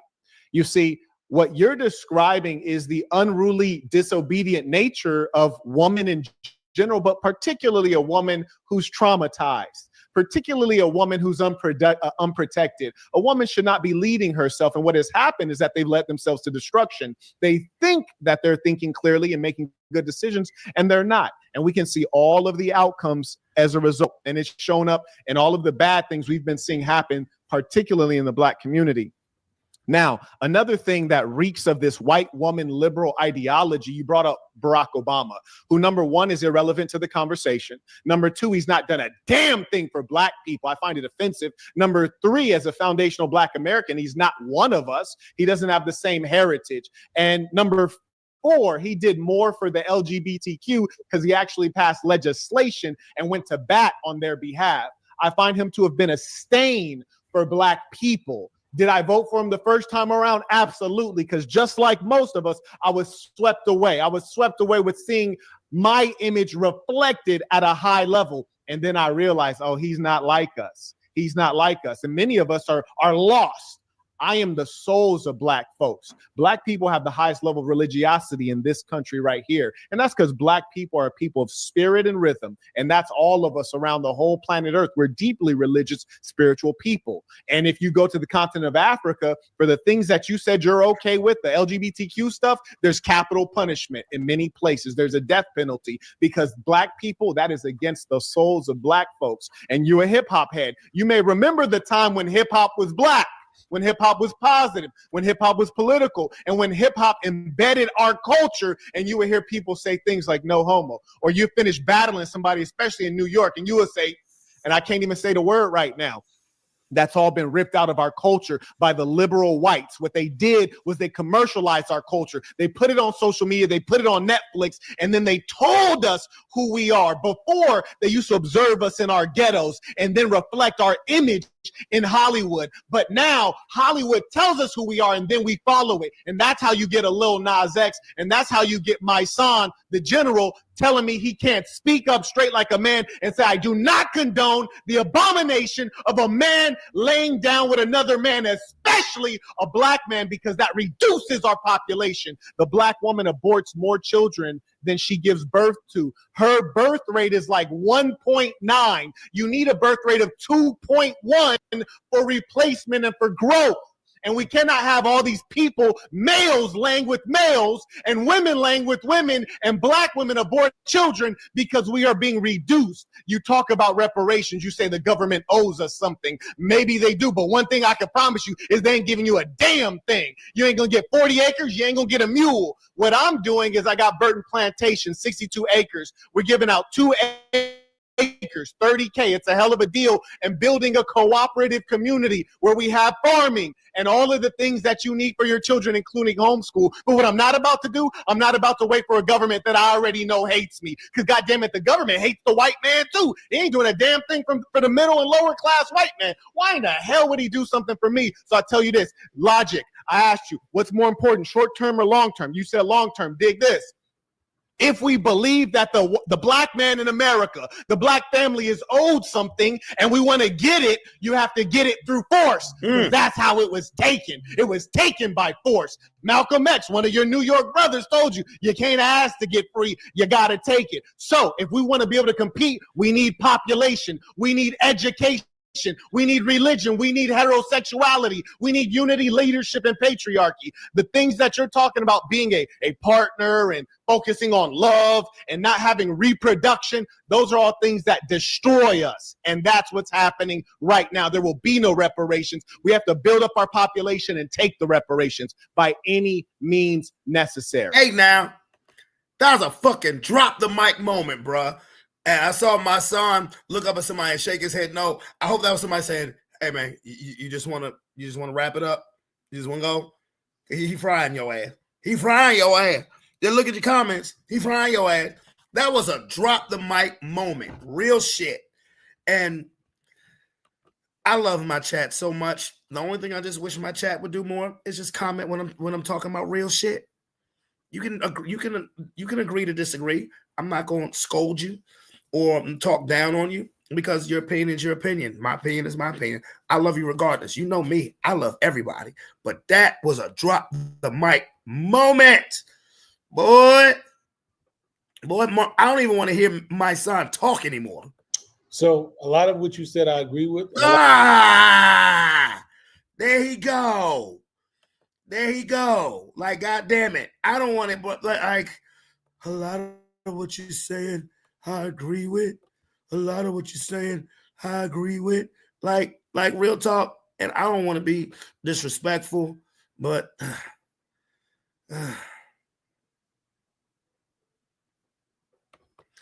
be honest with you. When he's talking, this is what I'm hearing. This is what I'm hearing. Playing, nigga. Say another motherfucking word, and this shit is over. And I ain't playing, nigga. Serious. Come on, is this what New York niggas is like now? On some weak ass shit. A lot of what you said is false, in my opinion.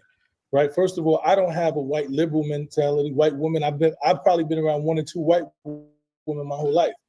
Say another motherfucking word, and this shit is over. over. Men that they were around. I've been around strong black women who were smarter. My grandmother was smarter than most men I've ever seen. She was stronger than most men I've ever seen, and my grandfather was stronger than her. But he never put his hands on her.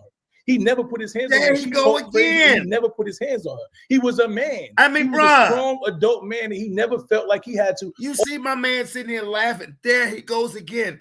That's his only defense mechanism. Is talk about domestic abuse, bruh. This is his only defense mechanism. Why every time he starts talking about a relationship, he's got a marriage, a relationship in the black community, the first place he goes is domestic violence. That lets you know the type of people that he grew up with. I mean, my goodness.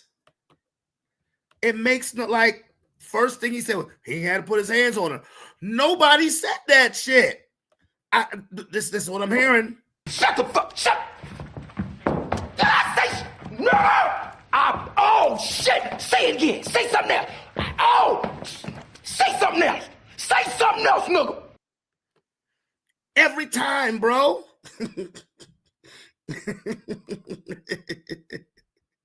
I'm just saying, bro.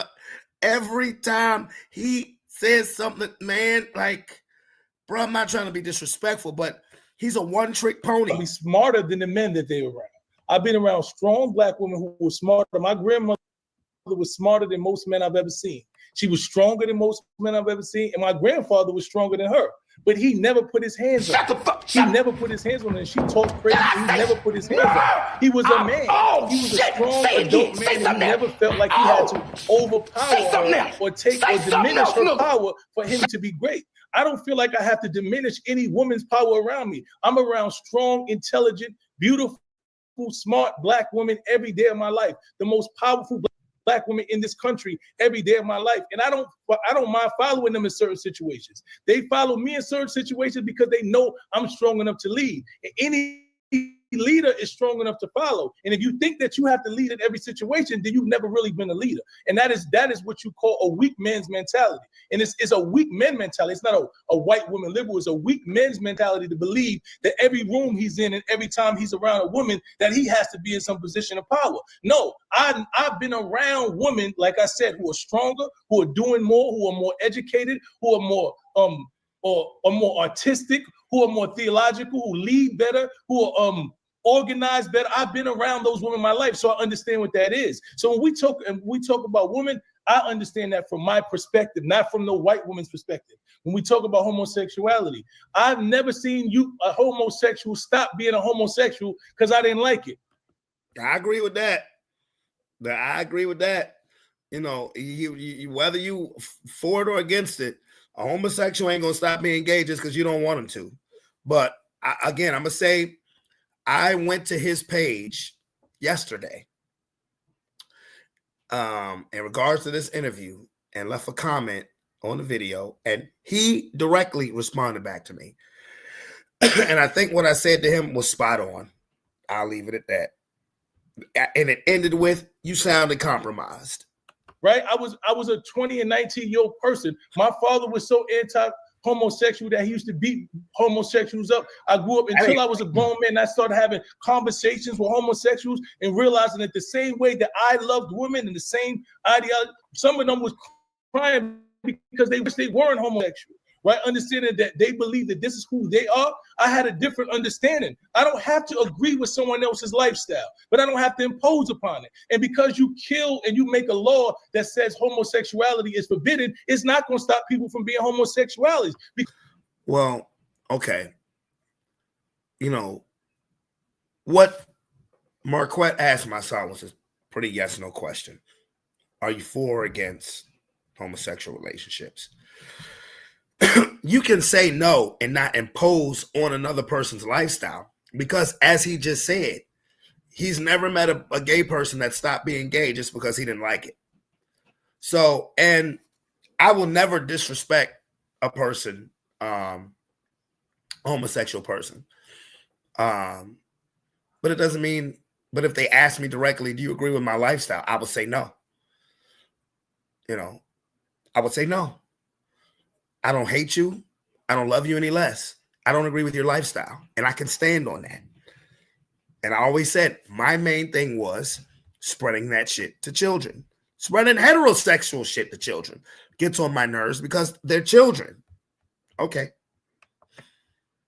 This is an emotional nigga right here. Because you don't call a person trans, they're not going to stop being trans because you don't like it. So what you should do is build your tribe, raise your kings to be kings, teach them what manhood looks like, and raise them in your own image instead of worrying about what somebody else is doing. I don't have to kill you or impose upon your ideology or your life or your culture for me to be strong because I'm a king in real life. So when people see me, they gravitate to me because I lead. I can go into the most dangerous communities in the Bronx, Brooklyn, Chicago, anywhere, and be treated like a man. I make people put their guns down because I move like a king, and that's what power is. So the ideology that you think that we have to impose upon people who are weaker than us, who have different ideologies than us, is not manhood at all to me. I think what's weak in our community and what women stop having respect for men is because they see men think that you got to rule because you're more physically stronger than them. Men are not all men are not mentally stronger than women. Women have dealt with more pain and been through more shit. My mother went through more shit than I've ever seen any man go through. So you're not going to tell me that men are just all the way stronger than women. That's not true. Physically, yes. And most of these weak men who don't have nothing else to provide but strength want to physically impose themselves upon women. And that's not manhood to me. So I always stand up against that. So yes, we have different ideologies. I do believe the black family should be led by men, but it has to be led by men and not males. Just your physical anatomy does not make you a man. Because you can put your hands or physically do something to me doesn't make that you're stronger than me or you have some level of hierarchy over to me. When you want to be a man, lead with your mind, right? Because if you look at the strongest people in the world, Hitler was 5'3". Oh no, he didn't. Look at people who had people that followed them, they led with their mind. Oh my God, no, he didn't. Wow. You see what an emotional nigga do? You said I'm gonna start calling him Mr. Hit 'em. You see what an emotional nigga do? This nigga just said Hitler and great leader in the same sentence. Oh my God. You know what? See, my son was looking at his comments that are right below him. And if you read them comments, these are people on his channel calling him a sucker. Literally, a sucker. And you gonna say Hitler? Nigga, man, the fuck? Where is it? Where is it? The fuck? Shut! Did I say no? Oh shit! Say it again. Say something else. Oh, say something else. Say something else, nigga. Oh my God! You said Hitler? You must be out of your goddamn mind. You must be out of your goddamn mind. I mean, what? They should have stopped the fight. They should have stopped it. So I understand that the strongest tool on a man is his mind. And a woman will submit to a man who has a mind. I don't have to hit a woman to make her do what I want her to do. I don't have to impose my will for my woman to do. And if you in a relationship, if you think because you got locked up that make you more tough, this is a pure example. I need to write something else to this damn comment since he responded directly back to me. Bro, who's paying you, nigga? And if you're in a marriage with a woman, so since you don't like the term partner, if you're in a marriage with a woman and you can't get her to submit to you because you are strong mentally and she believes in you, then you're in the wrong relationship and you should find you another relationship. You should not stay there. You should not impose your will upon that woman. You should not threaten that woman. You should not have to do all of that shit. Your kids are supposed to follow you because they see strength in you. Why does every time he talk about strength and marriage in a black relationship, he goes to domestic violence? My son, the general, it's your neighborhood friend, even though I don't live in New York, Brandon Bravon Town speaking to you. Just because a marriage doesn't work doesn't mean that somebody tried to physically impose or hit anybody. Why is that your only method of thinking? You need to stop lumping yourself and us black people in that same equation, sir, because you sound not very intelligent. And I believe you to be an intelligent person, but you're not speaking intelligently in this conversation. My God. My God. When you are a strong person, people see strength in you. You don't have to impose anything. And that's why we're in a system with an oligarchy and a fascist who thinks that because he imposes his will upon somebody and say, you can't be that and you can't do that. And this is what this, and that's why the world is rejecting it. This ideology that you have, the world is rejected. So you can keep on going with it if you want to, but the majority of the world is rejected it. If we want to talk about building up black families, we have to build black unities in respect. And if you read his comments that are literally right over here, you're seeing feminists. This brother's compromised clearly. In partnership, and identifying the strength in women, finding you a partner who is equally yoked with you. When you find, for starter, whoa. He said, find a part. Look at Marquette face.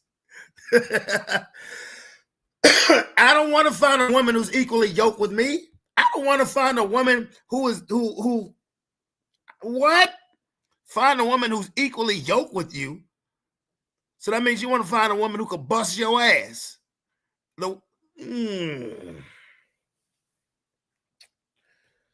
And for starters, when a man and a woman is in a relationship, they don't identify as partners. They identify as husband, wife, girlfriend, boyfriend, man, woman. Bro, I'm gonna pray for this compromise, nigga. A woman that you can look in her eyes and she sees the strength in you. You know, the movie I like 300, right? I like 300 because that man used to go to he was the king, but he looked at his wife and everybody knows who he was the strongest person there. But he looked at her, she gave him the head nod, and he respected her, and she respected him, and she was willing to die for him. So this is what a family unit looks like to me. I don't know what y'all look. I don't want to be in no family where it's just a business, and you doing what the fuck excuse my language. I apologize. No, don't stop now, nigga. And you're doing what I say because you're physically scared of me. Or I have to impose rules upon you that goes against your moral compass for you to be with me. So if that's the type of society that you think we need for Black people to win, I don't want to be in that society. I want to be in society where people are here because they want to be here. I don't want you to be in my community around me out of fear. I don't want that. And the real kings and people who really led that I follow, they didn't need that. So, you know, that's what you believe is going to bring Black unity back and Black community back and Black foundation and family back. We just have two totally different ideologies, and I respect yours, but I'm standing with mine. Marquette saying that he sounds like a liberal white woman, that's disrespectful. It is. But if the goddamn shoe fits. Again, I want everyone to note that my son again has suggested that I've promoted laying your hands on women. I've never done that my entire life. And I also, you're interrupting me at this time, sir, if I might complete a sentence. I've never done that in my entire life. I've never promoted it.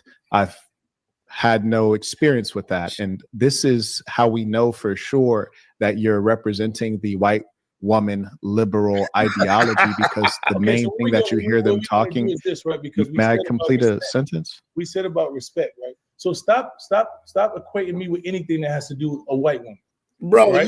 What's their ideology? You see, it's their ideology. I would take a liberal ideology, but don't equate nothing. No, they're the ones. We're in a matriarchy. Once again, I've explained to you that I've never been around white women, so I don't have a white woman. You don't have to. Even if you're around Black women, even if you're around Black women, you're still around liberal white woman ideology. That's what you're not catching up with. Black women today are the result of liberal. My mother hated all. You keep on speaking while I'm talking. Because what you're doing. I didn't interrupt. Bro, you saying that your mother hated all white women. I mean, for one, I wouldn't say that out loud. For one, especially talking the way you talk, because you sound just like a fucking feminist. So I wouldn't say anything about my mother hated all white women. I would just leave that out the equation. But the ideology that women pick up, he's not incorrect. He ain't incorrect. Again, if the shoe fits. You like this? But you're not interrupting me. I didn't interrupt you like this. You're saying things that we already started. I didn't interrupt you like this. You were positioning me as a woman beater, and I didn't even interrupt you. You said something. You positioned me like I'm Ike Turner, and I let you keep going. I didn't say you. I said the ideology that I didn't say that you ever put your hands on them. I never said that's my ideology. You can go to thesassin.com, THESASN.com, and click what is Marquettism, and you won't see one thing about laying a hand on a woman. So that's not my ideology. You said that in this conversation. You just said if a woman speaking to you like a man and she feels like she's equal, then I will punch you in the face. You said I would black I did not say that. You said if you're incorrect. Certain things, and this is again, you find this with the Democrats. This is mudslinging. You didn't say that? This is mudslinging. So is that what was this the is. terminology. This is mudslinging. So explain to me what you said then. So you have to calm down and remember the fact that I had the floor. So you don't interrupt me and then start asking me questions while I'm talking. So first you interrupted. You said you were clarifying something, and then you went. I've not tried to disrespect you. I've not tried to disrespect you. That it was disrespectful. No, you're letting me know that you're offended by it, and that's fine. Sometimes we'll get offended. I'm offended by the fact that you are suggesting that I promote the idea of laying a hand on a woman when I've never done anything of the sort. Oppositely, I recommend people to leave the woman if it ever comes to anything like that. That's great. So yeah, I find that offensive, but not so offensive that I become emotional like a woman and then start interrupting. Shit. There have been times that you were talking and I said, may I ask you this? See Or what I mean? You're going back to the same thing. And this is what I'm saying. Why do you keep interrupting? Because you're saying I'm being emotional like a woman. And I'm telling you, I'm explaining to you this. So that because we can stop the conversation. If you don't think that you can move forward without comparing me to a woman, then we can stop. No, I'm telling you that we're all in a matriarchy right now. We're in a matriarchy, which is a female-led society. And in a female-led society, women control the culture and the ideology. And what I'm expressing to you is that I believe you are victim of that ideology and that the ideas you're sharing with me reek of that ideology. And I'll give you an example of what I mean. The male versus the female, we have a different nature. For example, females tend to be ones who want to bring people together. They're more accepting and they're all about equality. Conversely, the quintessential male personality and psyche is more about hierarchy and inequality and establishing dominance. Well, who said that? This is psychology. We can read all of the basics in psychology. There are traits that are typical of the human female and the human male. For example, being neurotic. That's more of a female trait. Being dominant, that's more of a male trait. There's even a book written by a woman. And for those of you who would like to check out the book, you can find it on amazon.com/shop/The Saint and the Sinner. And it's written by a woman. And it talks about how women in corporate can fit into male culture, because male culture used to dominate in corporate, and that's changing. And when you look at HR, it's mostly women. Why? Because that's a perfect job for women, because women have different wiring than men. And just the fact that you're questioning me on the differences between the male and the female, this is gender feminist ideology suggesting that we're the same. We're not the same. Now, you ask, why am I suggesting that you have feminist mentality? It's because earlier you went out of your way to describe, I know so many women are strong, and, my grandmother was stronger than so-and-so, and the guy from 300, King Leonidas, couldn't make a call without looking at his wife. And you've gone to great lengths to explain that the woman has to lead at some point. And what I'm telling you is the good news for you is that what you believe in is dominant right now. It's dominating right now throughout the Western civilization. And that is why Western civilization is in decline. So I'm going to get back to my earlier points before I was interrupted. And again, I want everyone to know, for those of you guys watching, I want you guys to know, to be honest with you, if I saw the gentleman in real life, I probably wouldn't have this conversation. I'm having this conversation where we're kind of splitting apart ideas. But if I had saw the brother in real life, I probably want to sit for a meal or hear what he has going on or go check out his organizations, things like that. I wouldn't debate him. I'd more so be interested in where do we intersect and how can we do some work together. I just want everyone to know that for the record. And furthermore, I want people to know that I wouldn't disrespect him to his face, because I do respect him. So for everyone watching it, I don't think that, he's someone to be disrespected, and I don't intend to disrespect him. He may feel disrespected, but I don't have any intention of that. I have respect, but I have very strong disagreements. Now, if there was a revolution popped up, hell yeah, I'm gonna have to run you through with a spear, you dig? But as it stands, we just disagree and we're pulling apart our ideas. And again, I truly believe that we are in a matriarchy, and the ideas that you're sharing are liberal white woman ideas. And I'll justify it right now. And it's not to put you down. It's just to explain that that's where your ideas come from, as do the ideas of most Black women. Here's the examples. Liberal white woman. If I asked a liberal white woman, now, unlike you, I've been around a lot of liberal white women. I graduated from the University of California, Berkeley. It was filled with them. They nasty too. But anyways, if you said liberal white woman, are you for Barack Obama or against Barack Obama? They'd be like, I'm for him. Okay, boom, that's liberal white woman. Liberal white woman, are you for the independent woman or are you against the independent woman? She'd be like, I'm for the independent woman. That's liberal white woman. You also said live and let live with regards to the LGBTQ. I'd say liberal white woman, are you for the live and let live, or do you believe that there should be order, rules, and rules? She'd say, no, live and let live. Okay, That's liberal white woman. You also talked about female empowerment, namely the woman getting independent of the man using SNAP as instrumentality for such. Liberal white woman, do you agree that the woman should be able to get independent of the man and use SNAP benefits to get out from under him? Yes, she'd say yes. All of the things that, and then liberal white woman, do you use the term partner? Or do you think that term destroys the foundations of natural relations, such as the term boyfriend, girlfriend, husband, wife? Do you use partner instead? She said, yes, I use partner instead. Those are all liberal white woman things that came from the liberal white woman thought factory and that are now coming out of your mouth. And one thing I know for damn sure, and I ain't even got to ask you the question to this, because I know the answer. You wouldn't have talked like this 15 years ago, 20 years ago.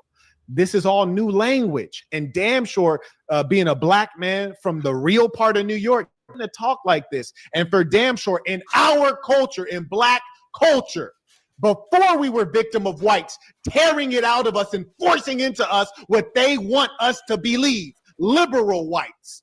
There's no way in hell if I said, are you against, are you neutral, or are you an ally of the Skittle Guzzlers, you would have did any tap dancing. You'd be like, hell nah.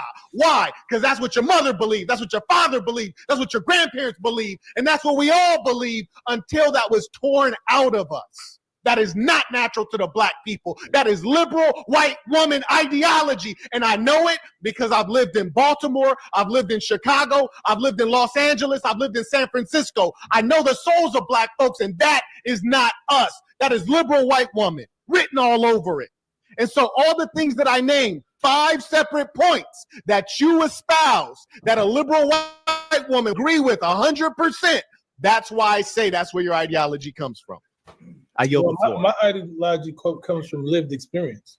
I'll be 50 years old on May 16th, right? And I've been I pretty much traveled all over the world. I've been in every scenario that you can name. I've been in prison. I've been in college. I've been in the hood. I've been in the White House. I've been in every boardroom. Damn, you've been in the White House? Yeah, I've been. Would you mind telling us about that? Well, I didn't go to the White House. They blocked me out. I was invited to the White House, but they wouldn't let me because of I ain't even got an invite, bro. They ain't even invited me. You heard me? I got invited to off the list because of the work that we're doing in the community for anti-violence. My nigga, you're almost 50 years old and you sound like a liberal white woman. You had to back up that White House statement real quick. I was just getting ready to say, hey, you're a convicted felon. He got in the White House. I had to back that up. But just getting an invite for your organization, that is something to definitely be proud of. But my nigga, you about to be 50 years old sounding like a liberal white woman. Straight up. Well, you better than me because they damn sure ain't invited me. I don't think I'm going to get an invite, but I just want to give you your respect on that because it's very prestigious. Carry on.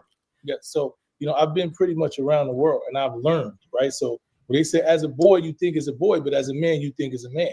So what happened for me is that I started to learn different things, right? So I grew up, like you said, in the communities where we thought certain things, where we outcasted the gay person, we outcasted the people that weren't like us. We felt like we were dominant over women, right? And then I started to watch women make decisions that made more sense than the men that were supposed to be in control. I started to watch women actually, when we look at our communities and black men are in jail. You see these comments? You see these comments. No one cares your ideas are liberal and feminist. These is from black people. And they're leaving the women out here, the women at home, taking care of the kids, and the so-called leader, because of his emotions, because somebody stepped on his shoe, was shooting a dude. And his wife said, what are you doing?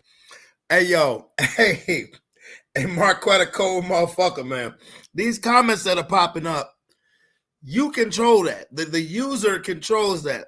Saint got him caught in a lie on some genuine shit. This debate over. Why would you go up there and shoot him? Right? The woman was smart enough to know that was the dumbest thing in the world. We weren't able to do that. So I started watching women make decisions that were beneficial to the family and to the community. And I started to listen to women and started to see that my life was moving better than I was listening to overly emotional men who thought that their ego meant they had some level of power. So I understand that there was a balance, right? So I understand that I needed a woman who had the intellect and the foresight and the emotional intelligence to tell me that my ego should not. Yo, so now you got shady comments coming from this side and your own side. Bro, you should have tapped out. To perceive my intelligence. So that's what became a partner for me, because she possessed things that I needed for me to be great. And I possessed things that amplified her to grow to where she was. So it was a partnership. It was no hierarchy for me. So those are things that I learned. I also learned being around gay people. When I was so anti-gay, I never even talked to gay. When you start having conversations with gay people and start understanding that they're actually human beings. So where were you talking to these people at? I was in prison with gay people, right? I was in the street with gay people. But you don't really not supposed to hang out with the punks like that. Like, where you don't have to hang with the punks, because most of the punks in jail are more thorough than the dudes that's not. No, the punks. No, I agree with you on that one. I agree with you on that one. But what I'm asking you is like, I'm explaining it to you. So when you're in the yard and you watch somebody come up and disrespect the punk, Marquette, don't interrupt him. I understand it was a question. Don't interrupt. And the punk punch him in his face and beat him up like a man and have a conversation. You like, oh, this, and you having a conversation. You're like, yo, listen, bro, I didn't choose how I am. This is who I am. If I could like women, I would love to like women. I just don't like women. The same way that you feel about a woman, I feel about a man. And just imagine if they made a law right now that said that you can't be a heterosexual man, and every heterosexual man gonna die. It's gonna stop you from wanting to have sex with a woman? Is it going to change anything about Are you asking me rhetorically, or would you like me to answer the question? I want you to answer that question. And I want you to go into, I just want you to answer that question. I will answer that question. I will go straight to jail because I was born heterosexual. Conversely, homosexuals are not born gay. But see, that part, that's the part that people have such a struggle with. That's the part that people a lot of the times don't want to accept, that I ain't never heard of a disease or a cellular molecule gene infrastructure that makes a person choose to be a homosexual. That's just me. That's just me. There's a study from the Johns Hopkins University says that there's no genetic evidence, so they're lying. Okay, so if that's what they're lying, but I know people who have committed suicide because they was gay. So that's because they were mentally ill. Okay, so whatever. They're mentally ill. So they're born mentally, whatever it is. If you're born mentally ill, then you're born gay. If you're born,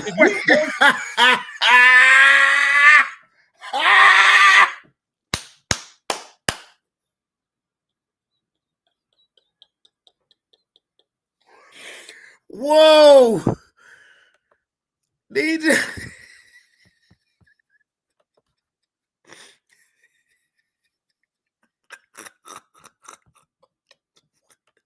You must be out of your goddamn mind. Did he just say that if you were born mentally ill, you were born gay? Wait a minute. I ain't the only person who caught that. I just want you to answer that question. I will answer that question. I will go straight to jail because I was born heterosexual. Conversely, homosexuals are not born gay. But see, there's a study from the Johns Hopkins University says that there's no genetic evidence, so they're lying. Okay, so if that's what they're lying, but I know people who have committed suicide because they was gay. So that's because they were mentally ill. Okay, so whatever. They're mentally ill. So they're born mentally, whatever it is. If you're born mentally ill, then you're born gay. If you wait. He said if you were born mentally ill, you were born gay. You must be out of your goddamn mind. Stop. Oh shit, this shit literally got me fucking over here crying, laughing. That is the first time I have ever heard that. If you're born mentally ill, you were born gay. You must be out of your goddamn mind. Oh shit. Oh, let me go back to that one more time. This nigga here that if you a woman, I feel about a man. And just imagine if they made a law. Hold on. They're lying. Okay, so if that's what they're lying, but I know people who have committed suicide because they was gay. So that's because they were mentally ill. Okay, so whatever. They're mentally ill. So they're born mentally, whatever it is. If you're born mentally ill, then you're born gay. If you're born mentally ill, they're not born mentally ill. I didn't say that. Okay, so I can't let that part go. I've never heard that before in my life. This man just said if you were born mentally ill, then you were born gay.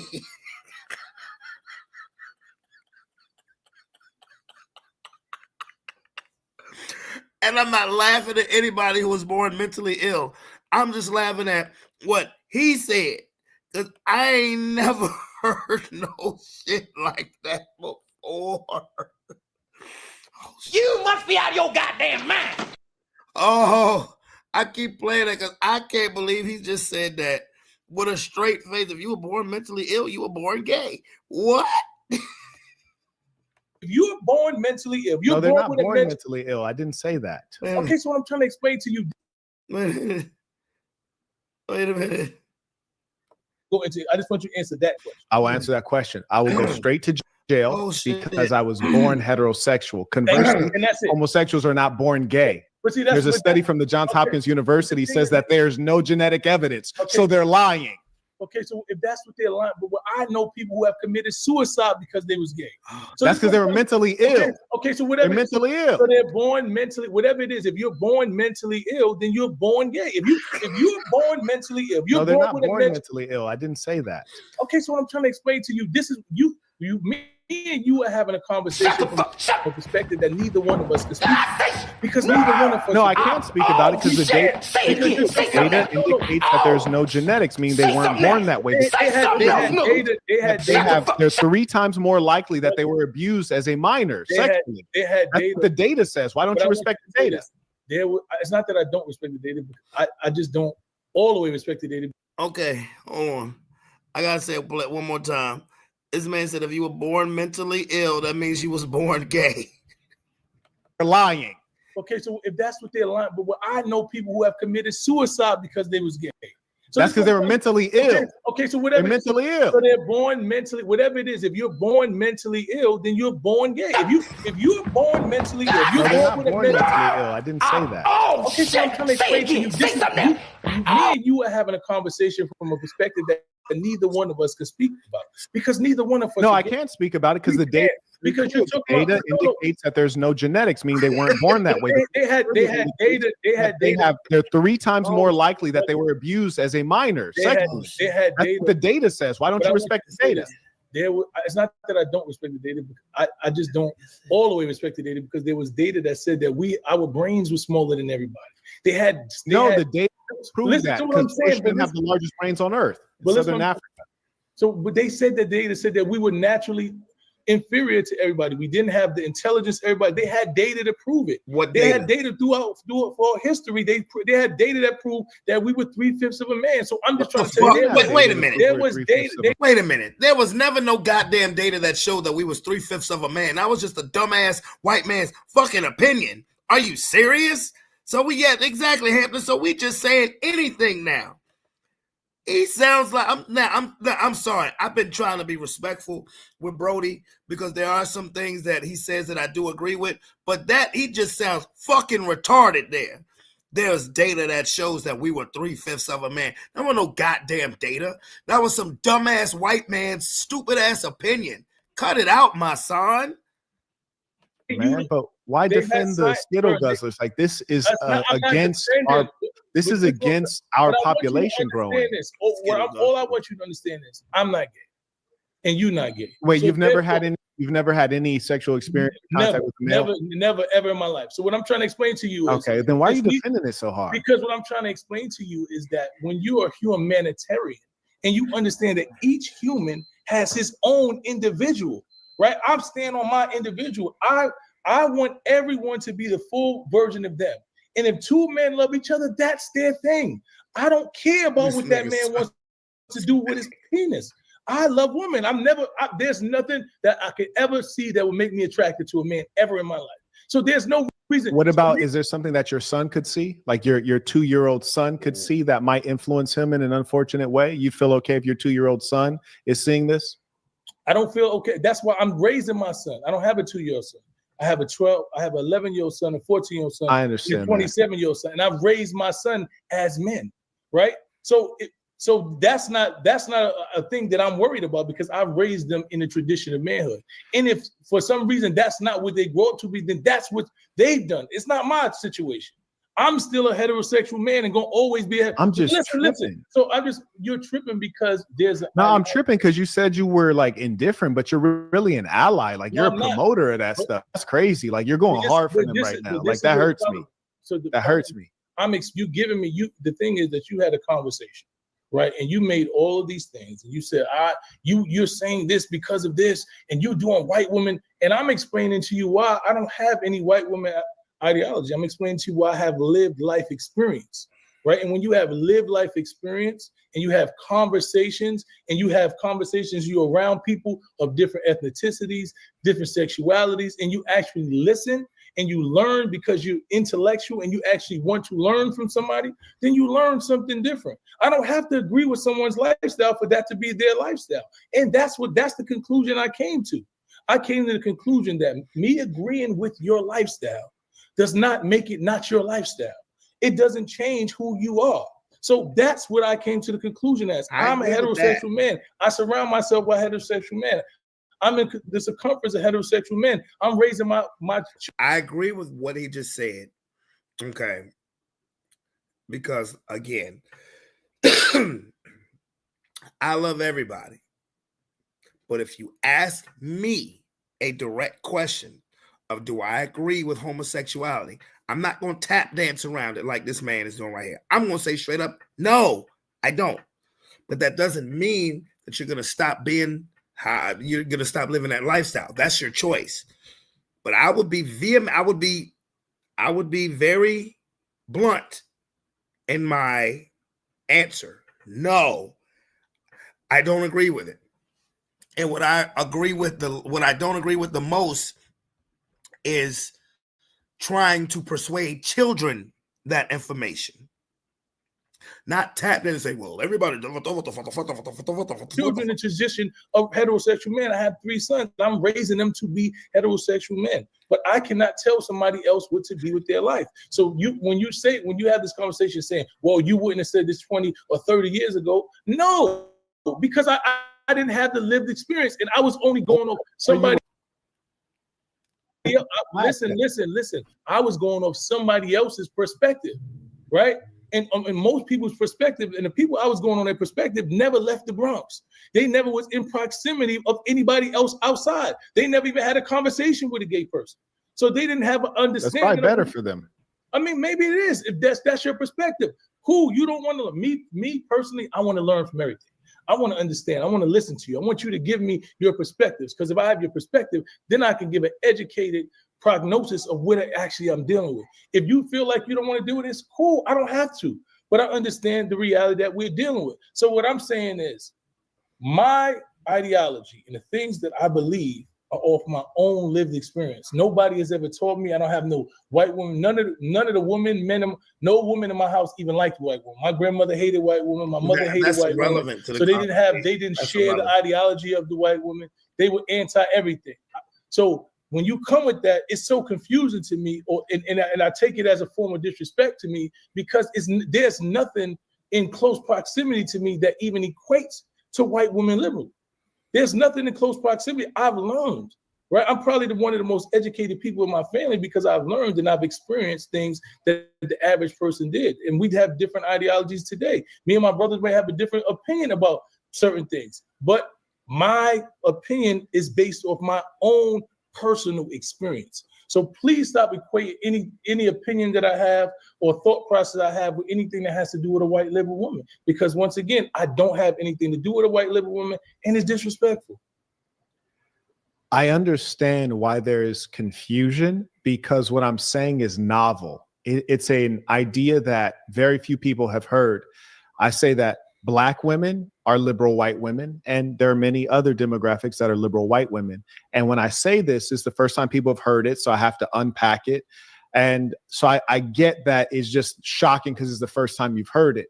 But what you describe as your education and your experience is often, it's not education, it's indoctrination. And so when you leave your community, village, your tribe, your culture, and then sometimes you move up a little bit socioeconomically, the whites start to groom you into different ways of thinking and being, the liberal whites, because they're the ones who want to go in your midst. Conservative whites are outright racist. Many of them, they don't even want to be around you. But the liberal whites will get around you, and then they'll try to turn you from a black person into a liberal white woman, and it happened without you even knowing. For example, I think it's peculiar that we have such little respect for ourselves that we think when we leave from around where we grew up, from the Bronx, from Los Angeles, from Compton, from Chicago, and we get around all these liberal white folks. Now we figured out the world. Now we can see. Now we understand. No. Now you've been exposed to great levels of filth and indecency and degeneracy. So what's different culture? What I would like to say, as one who has been exposed to many cultures, inside, and I didn't talk while you were talking again, sir. I did not talk while you were talking. Mad as a bitch, bro. I understand what you're saying, and I have the good fortune that I too have been around many cultures. I filled up 4 passport books. I've been to more countries than anyone I know, and maybe more than most of the people you know, including the politicians. And I probably know a lot of the politicians that you know. You know, I know your mayor, Bloomberg, who was mayor for some time, billionaire. I know a lot of the folks you know, ones who have run for president and failed. That's how I know they're wicked. So when we talk about going around the world and getting cultured, well, let me talk about the world. If you travel through the 54 countries of Africa, that's a hell of a lot of countries. You could fit America, the continent, North America. You could fit Europe and China in the continent of Africa. That's a lot of countries. And overwhelmingly, they say that to live that lifestyle is filthy and unacceptable. You go through the Middle East, which is rising up rapidly. UAE and Dubai and Abu Dhabi and Saudi Arabia and Qatar and Oman, they all agree that kind of behavior is destructive for the public morality. You go to Singapore.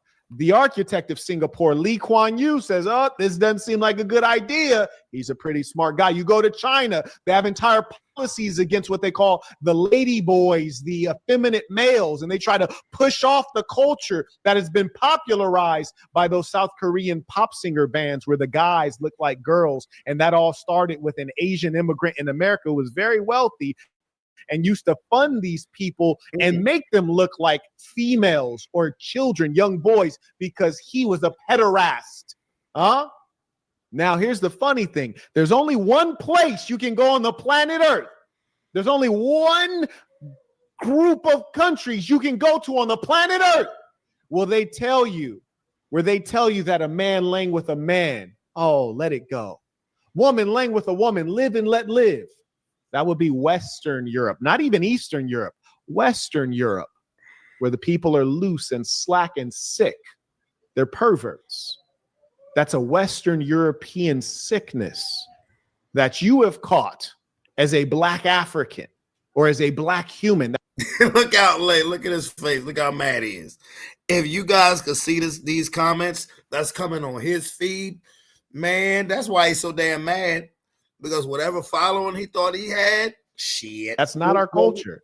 That's not the culture of the red man. That's not the culture of the Arab. That's not the culture of the Black. That's the culture of the liberal Western white person. Again, you're interrupting me. I didn't interrupt you. I did not interrupt you. This is time number 5. And I always warn the audience when that truth start getting out, that's when they start interrupting. That is true. Again, you're telling me what I've been infected with. I know what you've been infected with because what you tried to say, one second, what you tried to say is that once one gets experience and they get exposed to different peoples and different cultures, then all of a sudden they think that it's okay for a man to go up another man's backside. As long as it's not bothering anybody. And I just told you that I've been to more countries than I can name. I've lived in foreign countries. I've opened businesses in foreign countries. I have more experience than most of the politicians you probably are getting paid by. I know the world. No one can lie to me about this world. I've been through it. So with that being the case, it's not experience that opens you up to filth. Now, here's my problem with what you said earlier. This is why it's so problematic.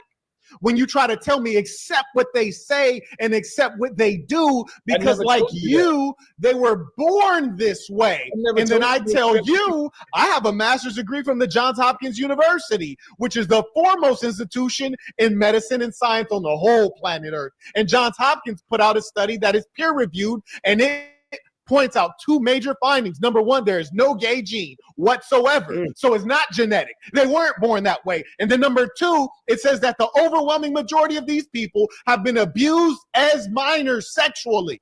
Okay. 3 times the rate. And in addition, you had mentioned one of them offing themselves. I think it's tragic. It's utterly tragic. But the reason that they take their lives is because they're mentally unwell. The worst thing you can do with someone who is sick is pretend as though they're not sick. Then the sickness eats them till there's nothing left. So what I propose to do is stop lying to them and telling them that they're okay and that it's normal. Tell them the truth. Tell them that they're sick and see if we can find a solution so they don't continue hurting themselves. Marquette, what's the data on that? Yet another study from Johns Hopkins. And there's anecdotal stuff too. But check this out. The data indicates that those who are post-op, those who say that they're transgender, born in the wrong body. I always felt this way my whole life since I was a kid, born in the wrong body. After they get the surgery to mutilate their bodies, you have a higher rate of them taking their life. Now, why do you have that? Because now they're in the correct body. He cooking. He cooking. He is cooking. Another mic drop moment. Stop the fight. I'm going to run it back. Tell me, accept what they say and is that once one gets experience and they get exposed to different peoples and different cultures, then all of a sudden they think that it's okay for a man to go up another man's backside. As long as it's not bothering anybody. And I just told you that I've been to more countries than I can name. I've lived in foreign countries. I've opened businesses in foreign countries. I have more experience than most of the politicians you probably are getting paid by. I know the world. No one can lie to me about this world. I've been through it. So with that being the case, it's not experience that opens you up to filth. Now, here's my problem with what you said earlier. This is why it's so problematic. When you try to tell me accept what they say and accept what they do, because like you, they were born this way. And then I tell you, I have a master's degree from the Johns Hopkins University, which is the foremost institution in medicine and science on the whole planet Earth. And Johns Hopkins put out a study that is peer reviewed, and it points out two major findings. Number one, there is no gay gene whatsoever. So it's not genetic. They weren't born that way. And then number two, it says that the overwhelming majority of these people have been abused as minors sexually. 3 times the rate. And in addition, you had mentioned one of them offing themselves. I think it's tragic. It's utterly tragic. But the reason that they take their lives is because they're mentally unwell. The worst thing you can do with someone who is sick is pretend as though they're not sick. Then the sickness eats them till there's nothing left. So what I propose to do is stop lying to them and telling them that they're okay and that it's normal. Tell them the truth. Tell them that they're sick and see if we can find a solution so they don't continue hurting themselves.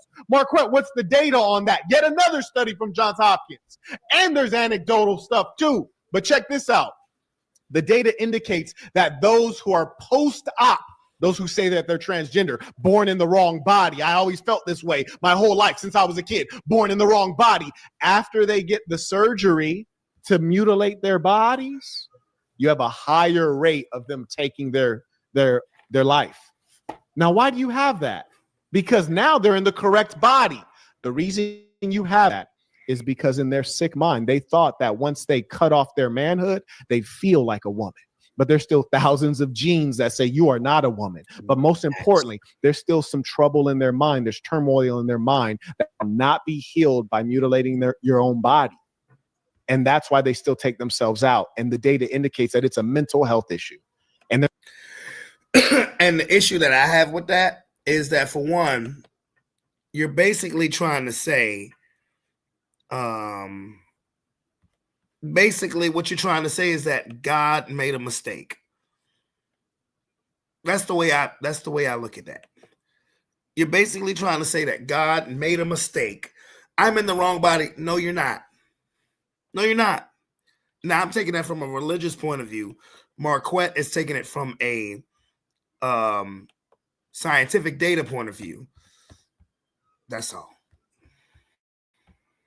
They're not born mentally ill. Many of them, it's environment, it's reaction to trauma, inability to get over it.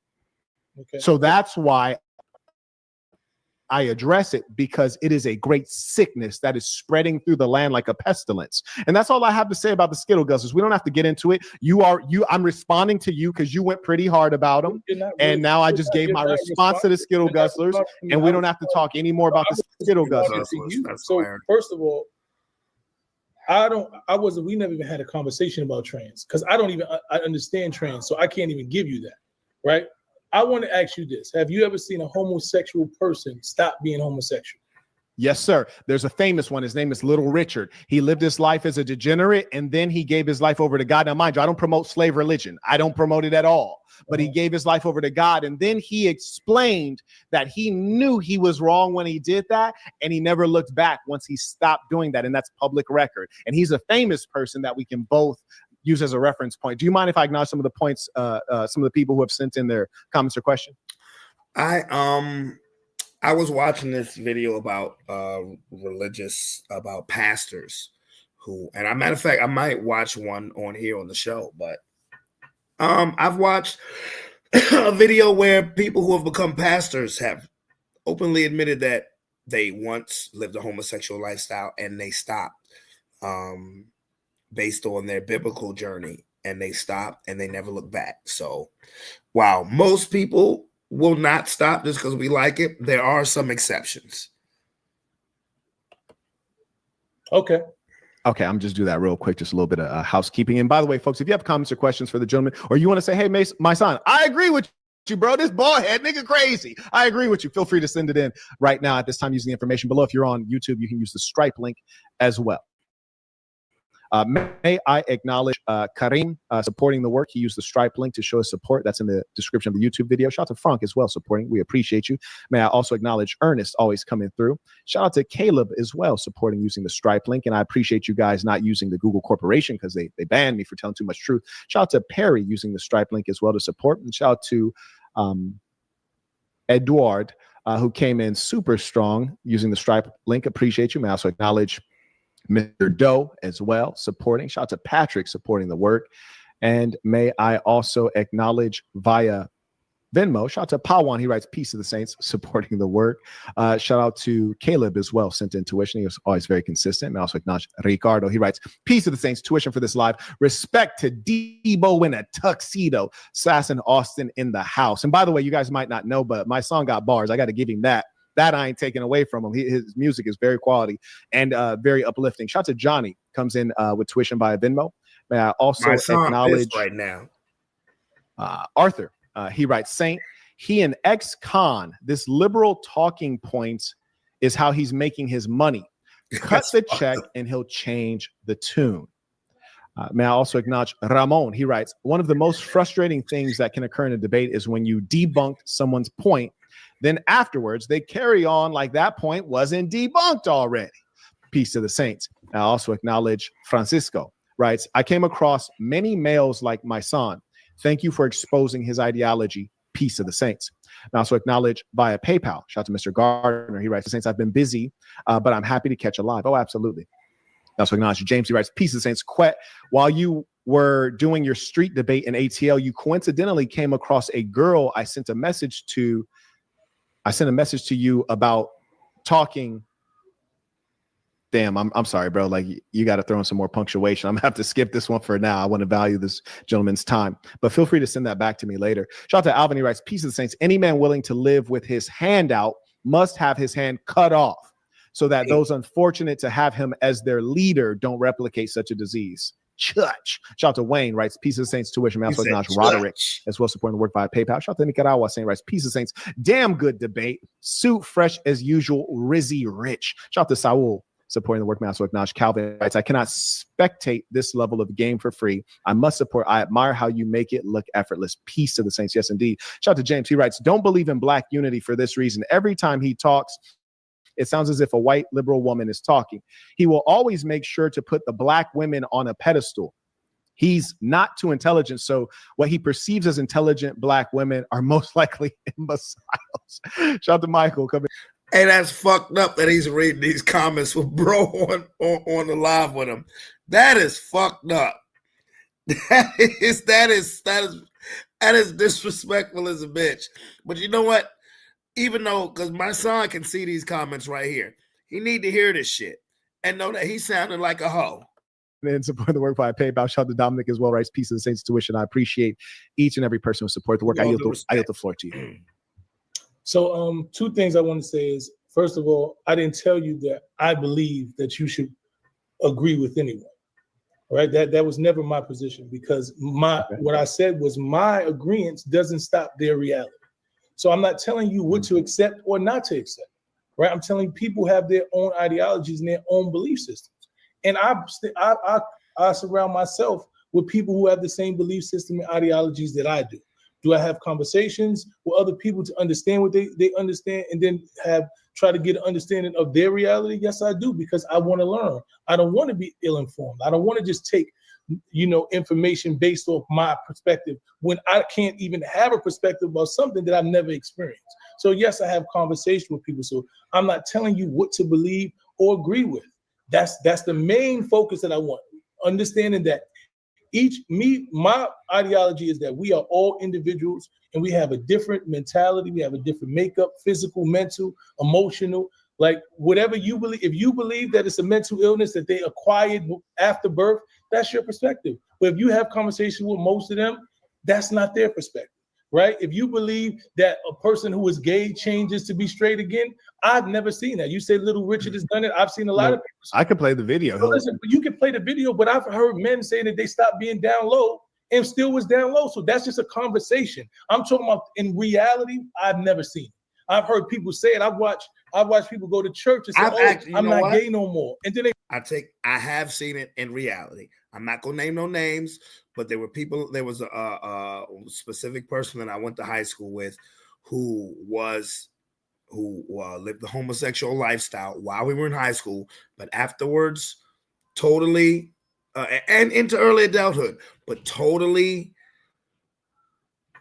switched it up and lived a heterosexual lifestyle, married, has kids, all of the above. So yes, I've seen it in person.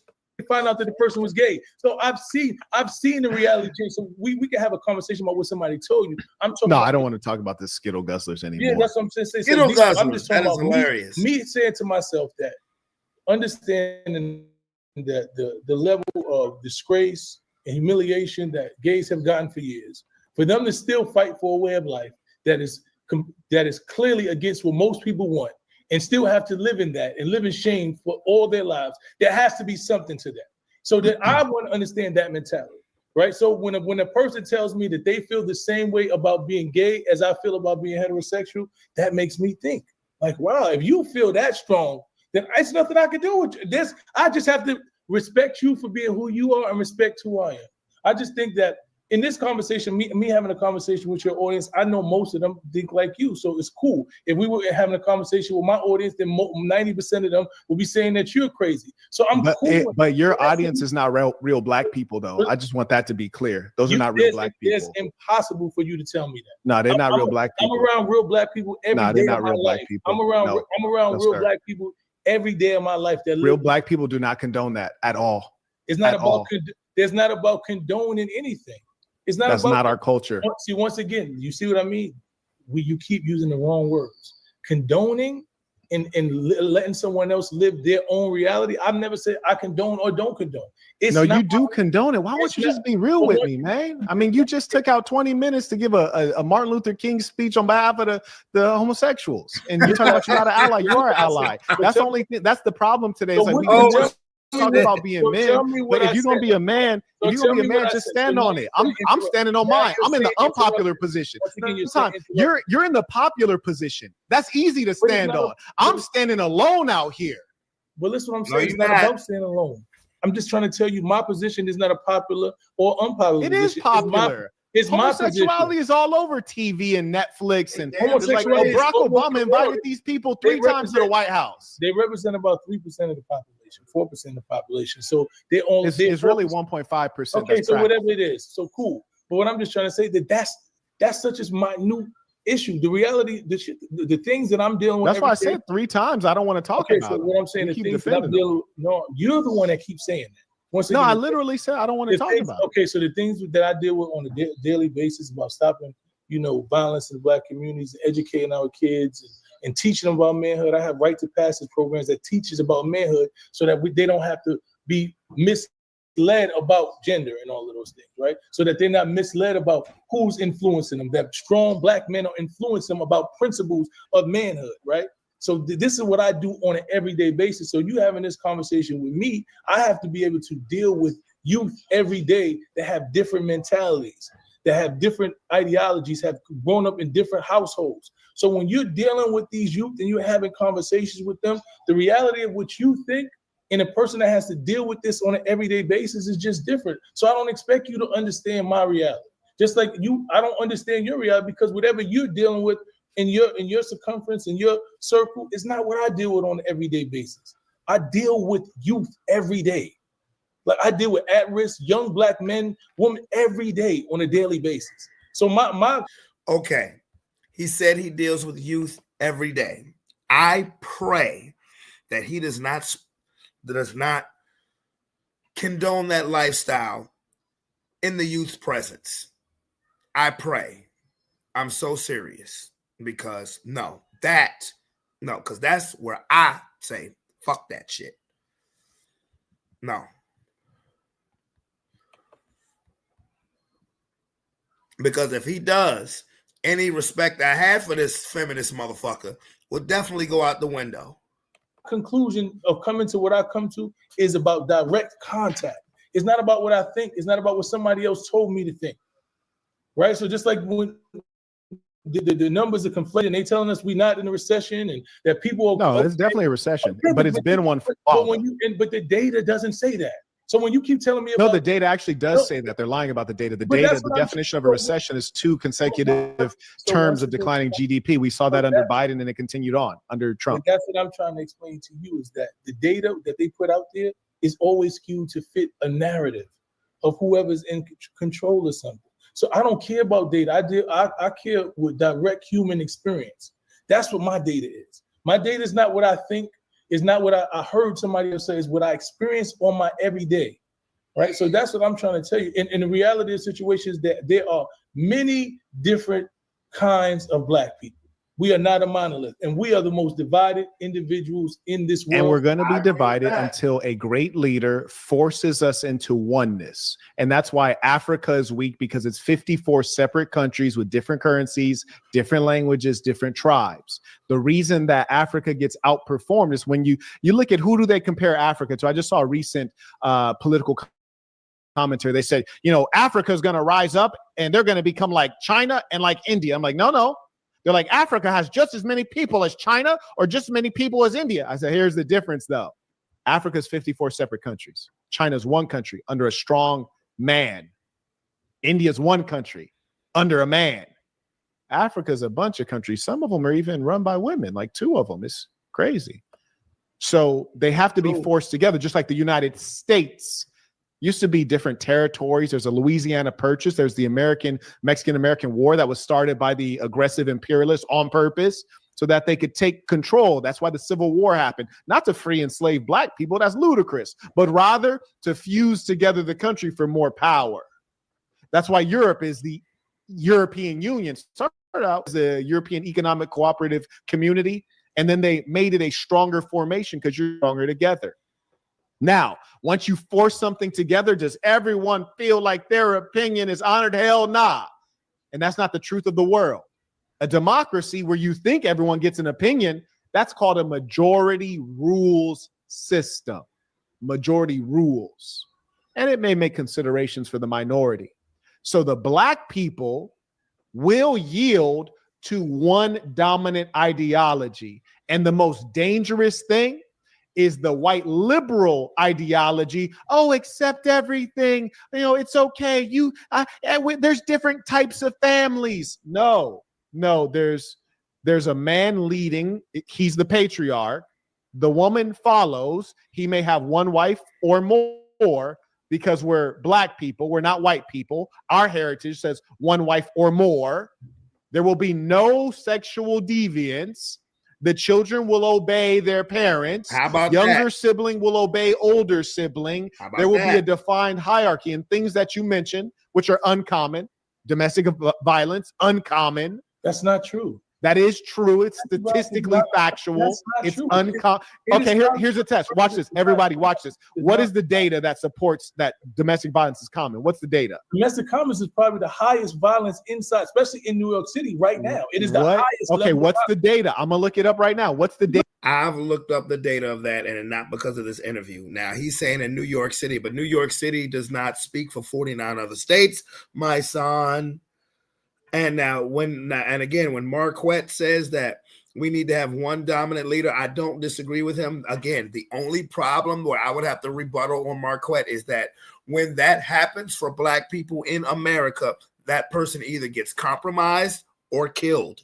It's too much history data that shows that. Martin Luther King, Malcolm X, Fred Hampton. I pray for this brother Marquette because he speaks so much truth and knowledge, particularly when it comes to Black people in the Black community, is that I fear for this brother because he makes too much sense. See, it's the difference between him and a person like Charlie Kirk. Now, again, I don't like the way Charlie Kirk went out, but Charlie Kirk preached, his speaking was that of a superior. Charlie Kirk's speaking was, I'm better than you because I look like how I am, because I am who I am. I'm better than you. He spoke things that would be more generated to hate. Marquette is speaking things that are reality. And the thing about reality is, like I said earlier, not everybody wants to hear it because the truth hurts. That domestic violence is common. It is rising. What you said is common. Like so what's the data? Don't check right now. I tell you, don't check. I don't know the exact number. It is the highest. Okay, so how can you feel so confident on something that you don't know? Exactly. I don't know the exact number. I go to the community meetings with the police where they have the violence reports and domestic violence. Police are only required to have a high school diploma, number one, and number two, they deal with criminals. They deal with criminals. And another thing, Marquette, let me piggyback off of that. He said he goes to the community meetings. Is that just in New York, or is that community meetings across all 50 states in America? Because that may be the statistics for New York, but New York doesn't speak for the whole fucking country. People who are suspected of crimes all day. So if they have the data and you feel so strongly, tell me right now without looking. Look me in my eye, King. Just tell me what the data is because you know so strongly. I'm telling you that it's the highest. And that's my problem with you. That's my problem. You should not feel so strongly about something you don't know. I do know. I'm telling you. But you just told me. I just said, what's the data? I didn't tell you the exact number. I'm telling you that it's the highest form of violence in our community right now. In New York, ask you a question. Let's use some logic as men. As men, let us reason. Let us reason. Oh, this nigga dumb. You said it's the most common type of violence, domestic violence. Is that correct? Yes. Okay. And domestic violence is a term that comes out of the matriarchy to create a different category of violence. Because let me use some logic here. This is the matriarchy. Let me uncover it for you. If I were to punch you in the face out in the public, that's called assault. Yeah. If I were to punch my wife in the face in the privacy of my own home, that should be called assault. Right. Because it's literally the same thing. Literally. It's the exact same act. Pardon? It's the domestic violence. It's you. Correct. You don't have to interrupt me. I'm getting there. The reason that it's recategorized as domestic violence is because the matriarchy, it doesn't seek equality. It seeks control and dominance and to be above. It recategorizes something that we already have laws on the books for to make it more sensitive when it happens to women. It's a bigger deal. And let me say that in layman terms. If you punch a nigga in the face, it's assault. If you punch a woman in the face, same crime, but it's categorized as bigger because it's a woman. That's what makes it domestic violence. I'm not condoning it. I don't condone it. I'm keep your damn hands to yourself. But let's reverse that. Man punch a man in the face, assault. Woman punch man in the face, that actually is seen as kind of lighter. I'm just saying. All I'm saying is, niggas, I don't condone domestic violence at all. There's no reason for hitting a woman. I think you a bitch ass nigga if you put your hands on a woman. But let's say a woman punches you in the face. Don't retaliate. Call the police. Make the same legal charges apply. So if you want to be equal, make the same legal charges apply to a woman that assaults a man as if a man assaults a woman. And if a woman punch you in the face and you call the cops, the first thing that's gonna come out of that woman's mouth, you a bitch. Just be the bitch. Be the bitch for that situation, and you'll be all right. And that'll let you know you keep your motherfucking hands to yourself too. Well, that's matriarchy, because it's not about equal protection under the law. It's about additional and novel rights. Now, you're interrupting me again. Let me finish. Let me cook. Because what you're saying is not factual, though. No, but I only talk facts. You're the same guy that I just asked you. I just asked you to explain the study that made you feel so strongly, and you couldn't reference the study. I didn't have to tell you this. I told you that it's because you feel strongly with no information, but I'm responding to you, but you keep interrupting me. Do you mind if I complete a sentence? I deal with violence interruption every day. I understand that. May I complete a sentence? I was explaining a logic to you real quick. I just want to explain this logic real quick. You said that domestic violence is the most common form of violence. And what I'm using logic while you're looking up your data, what I'm using logic to explain to you is that makes perfect sense. If that's true, you don't even have the data. But if that were true, it makes perfect sense, because violence is going to occur with people that you're around. And you're going to spend the most time with people that live with you. So it doesn't mean that men are necessarily more violent toward women. It means that they spend more time with women because we're heterosexual and we live together. So it's a logical thing. But when you suggest that domestic violence is common, this is completely ludicrous idea. And that's why you didn't have the data. It's your feelings. I yield the floor. But once again, it's not my feelings. It's that I'm in. Well, then why don't you have the data? Because I don't know the exact number right now. Then why do you feel so strongly before you have the data? That's not rational. I know this, right? 53% of Black women report experience of violence yearly. 53%. So of violence? Of what form of violence? Of domestic violence. What percentage of Black men? What percentage of Black men? None. They said Black women, roughly 40% have experienced physical over with an intimate partner. 53% are doing it yearly. Let me see. I don't know what the Black men is. My son, do you understand my point about why would you feel so strongly before you actually have the data? Let me tell you why I feel so strongly, because I'm in meetings, right? And I do anti-violence work. So when we doing anti-violence work, we have to know what violence we have to look to when we go in communities and what resources are needed for said community, right? So if we have to do violence work to do anti-gun violence, then we have to send experts and people who know how to deal with gun violence. So those are the resources we send in the communities. Right now, the biggest and growing form of violence in our communities is domestic violence. So there is an overwhelming amount of resources being sent in our communities to deal with domestic violence. That's how I know. I didn't know the exact number, but I know when we sit in the meetings and we have to talk to the government officials and they say, okay, this is the violence. You have been lowering gun violence in the communities. That's been working. Right now, the highest form of violence in our communities is domestic violence. Is that true? That's how I know that. I'm telling you. Is that true? I'm telling you what they say in our communities. That doesn't even sound right. Okay, well. Because 70% of Black families don't have a man in the household. So it doesn't even sound logical. I don't know where y'all getting that from. You're getting that from a census, right? Because you're getting a census. 70% of you saying that 70% of Black families don't have a man in the household. That's a census that goes based on what you said, SNAP.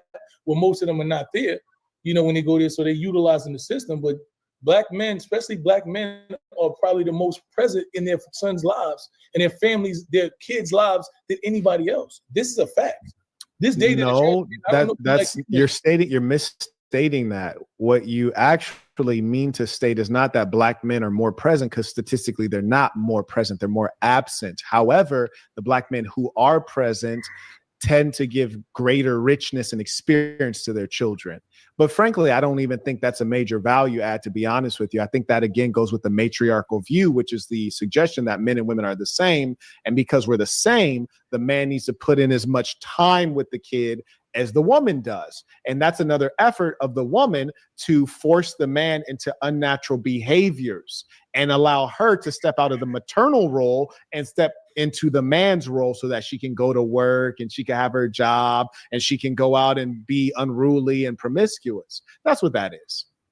Damn. Well, I don't agree with that. I mean, that's your fair enough. That's your Fair perspective. enough. I'm just saying when I'm sitting in these meetings, because we actually literally do the work every day, and we're looking at the data and we're seeing that the rise in domestic violence, and usually domestic violence comes when we're in a recession, and when, just like during COVID, it was one of the highest violence was domestic violence. Why do you think that everybody was in the house? That Because makes everyone sense. was in the house. Exactly. Thank you. Exactly. So, and most likely when the economy is bad. And why are you arguing against something that is just the I'm most not arguing obvious, against anything. basic thing? What It's like argue you against? put people together for long amounts of time, trapped inside, they're going to disagree. And in the I didn't case of the argue black against woman, that. she has a foul mouth, and the black male is effeminate and emotional. So you put together a weak emotional male and a foul mouth harlot, you're going to have violence. So the solution is not following after Still your talking white about buddies and the Democrats that are running New York and try to, like, we need to stop violence. No, what you need to do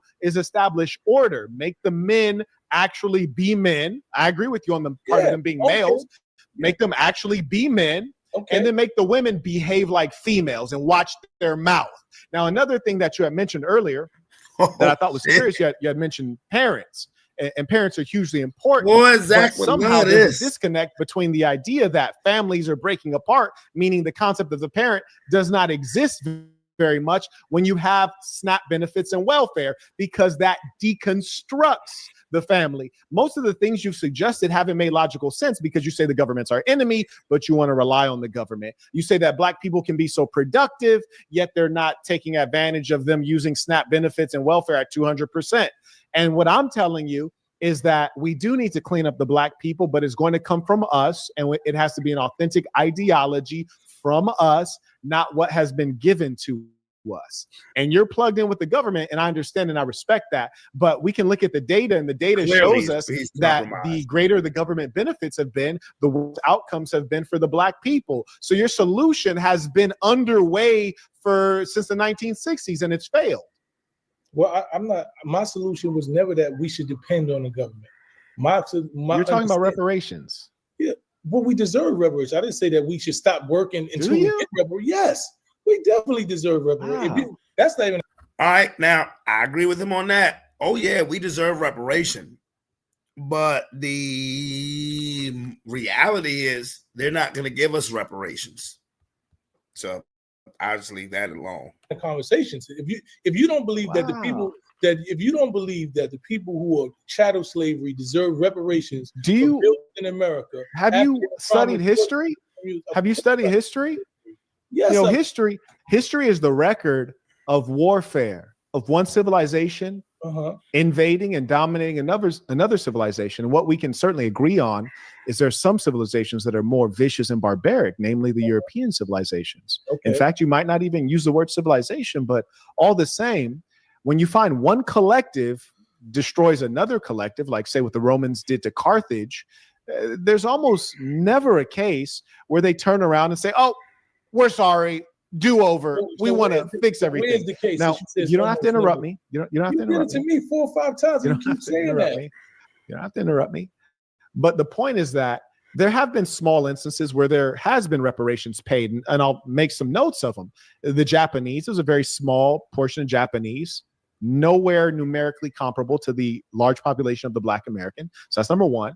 Then number two, you had the Jewish population has been very well compensated. Again, numerically a smaller population, but most importantly, they're a white population. That part right there.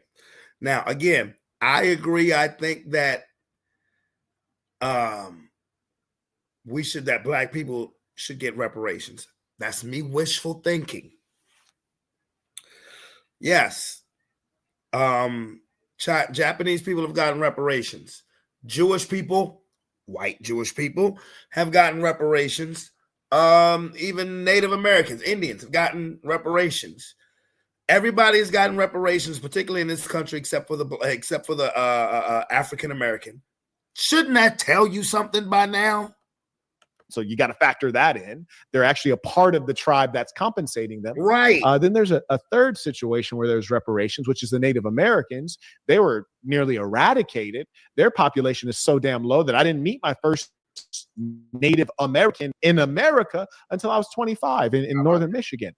So the thing that you have to focus on is the truth is the black people are the most hated. They have no friends in general. Black people don't even like black people. Yeah. But certainly the idea that the white ruling class is going to give you the sons of slaves, the children of slaves, is going to give you anything back. If you believe that, you're completely deluded. They didn't even give you 40 acres and a mule. Right. And here's the thing, that was enshrined in law. And in some cases they did give it, and then they stole the land back as a point of fact. So the idea that you have to go with your hand out, I think is pathetic.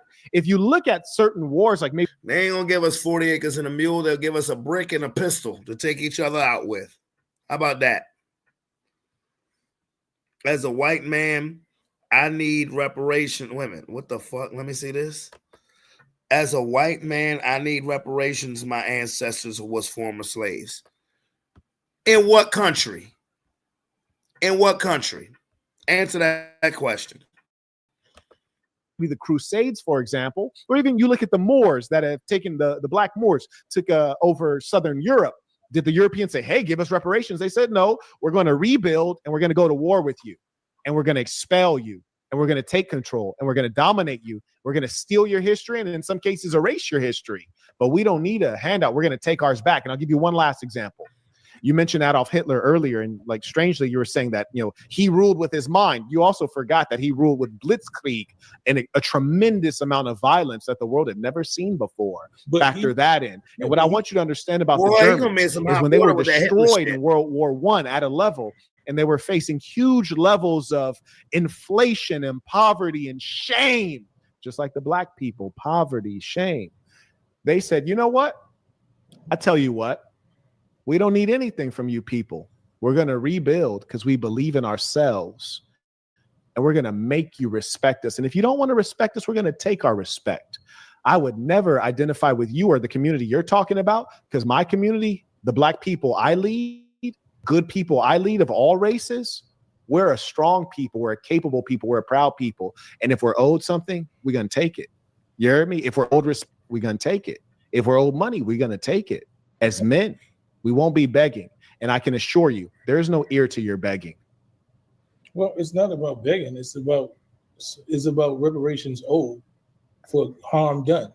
If you're not begging, then take it. Why don't you have it then? If you're not begging, why don't you have it? We live on land. We are in enemy's territory, and we've been indoctrinated into the enemy's territory. We have been indoctrinated? You. It's not we. It's not me. So what happened? So why haven't the people like you who haven't been taking it back? Because there's a bunch of y'all. I always have these conversations. Right as we speak. I'm on 62 acres of land. I always have these conversations, and I know a bunch of people that got land, and they got about 20 or 30 of them. But I'm talking about the collective of black. It's 48 million people, black people inside of America. Mm-hmm. I'm talking about when you can galvanize half of them or 2/3 of them. Only need 5%. Okay, if you can galvanize 5% of them, we've been having this conversation with people saying we don't need this from the government. And all the time, none of those people who have said it have done anything to do it. And when they do, that's not true. You ever heard of the Nation of Islam? You ever heard of the Most Honorable Elijah Muhammad? Yes. They did great things. They had farmland. They had stores. In fact, New York was a major epicenter for this thing. And they did extremely well. But I tell you, when they got poisoned when Malcolm X became you. When Malcolm X started espousing the views of the white liberal, and when he started working with the government, and he betrayed his own people because he left the core of what black folks are. That's when the movement fell apart, when we were infiltrated. Well, you lie, and you suggest that we have never been able to separate from the government and thrive. The Nation of Islam separated from the government and thrive very well. I love the Nation of Islam. I've been raised underneath the honorable minister, so I know what's going on within the nation. But if you were raised under the brother minister Louis Farrakhan, you would know that the Skittle guzzling is a vile abomination, and you wouldn't tap dance when I ask you, are you indifferent, against it, or an ally? That's the true. The brother minister Louis Farrakhan would condemn something like that. Am I wrong? You're wrong. No, I'm not wrong. I've heard it myself in Mosque Maryam in Chicago. When the last time you heard the minister speak? When is the last time you have heard a conversation? It's been years. Okay, so you don't know what you're talking about.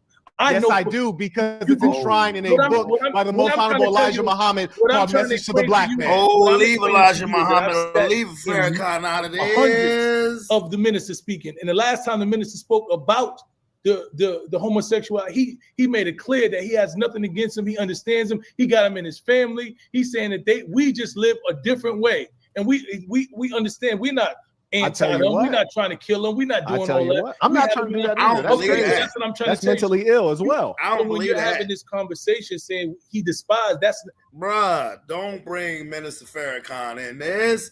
I don't believe that. You got to show me some motherfucking proof.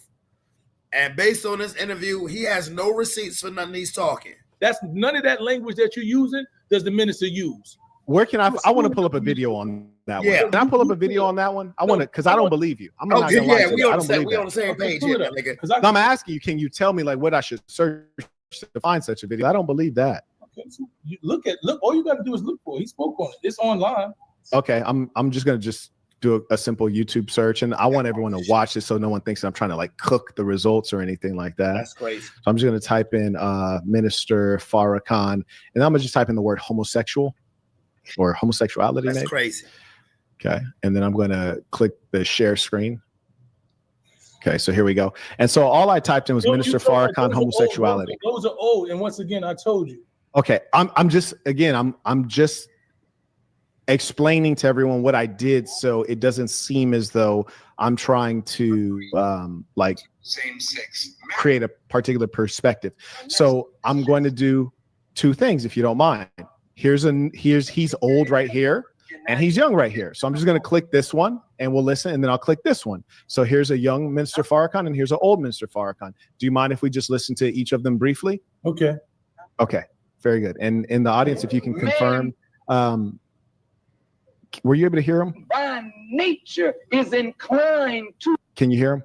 Yes, I am. Fine. Okay, I just want to make sure that the volume's good. Okay, fantastic. Man by nature is inclined to and leans toward the female. And the female by nature leans toward the male. Now we want to know whence came this deviation. Hello. Listen very carefully. I'm listening. The Bible says he changed the truth of God into a lie. And when you pervert the truth of God and make it a lie, then what follows from that is a system of perversion, a system of deviation. We didn't learn this freakish behavior in Africa. You cannot find brothers in Africa walking around with broken wrists. I said that earlier. You don't find women in Africa running with women. We learned that behavior. From who? In our sojourn in America. That part. So since we learned this behavior, we can unlearn this. Okay, so I'm gonna cut that because I think we get the gist of that one. And I'm, as promised, I'm gonna go back. So that was young Farrakhan. Here's old Farrakhan. So I'm just got that right there, and it says the Honorable Minister Louis Farrakhan on Black homosexuality. And then I'm just gonna click play here. I love you as a brother. I love you as a sister. But the love of the same sex for one another that's rooted in righteousness is wonderful. But when we take it to the extreme, which Satan has caused us to do now, we have gone to the extreme under the tutelage of a real satanic mind. Okay.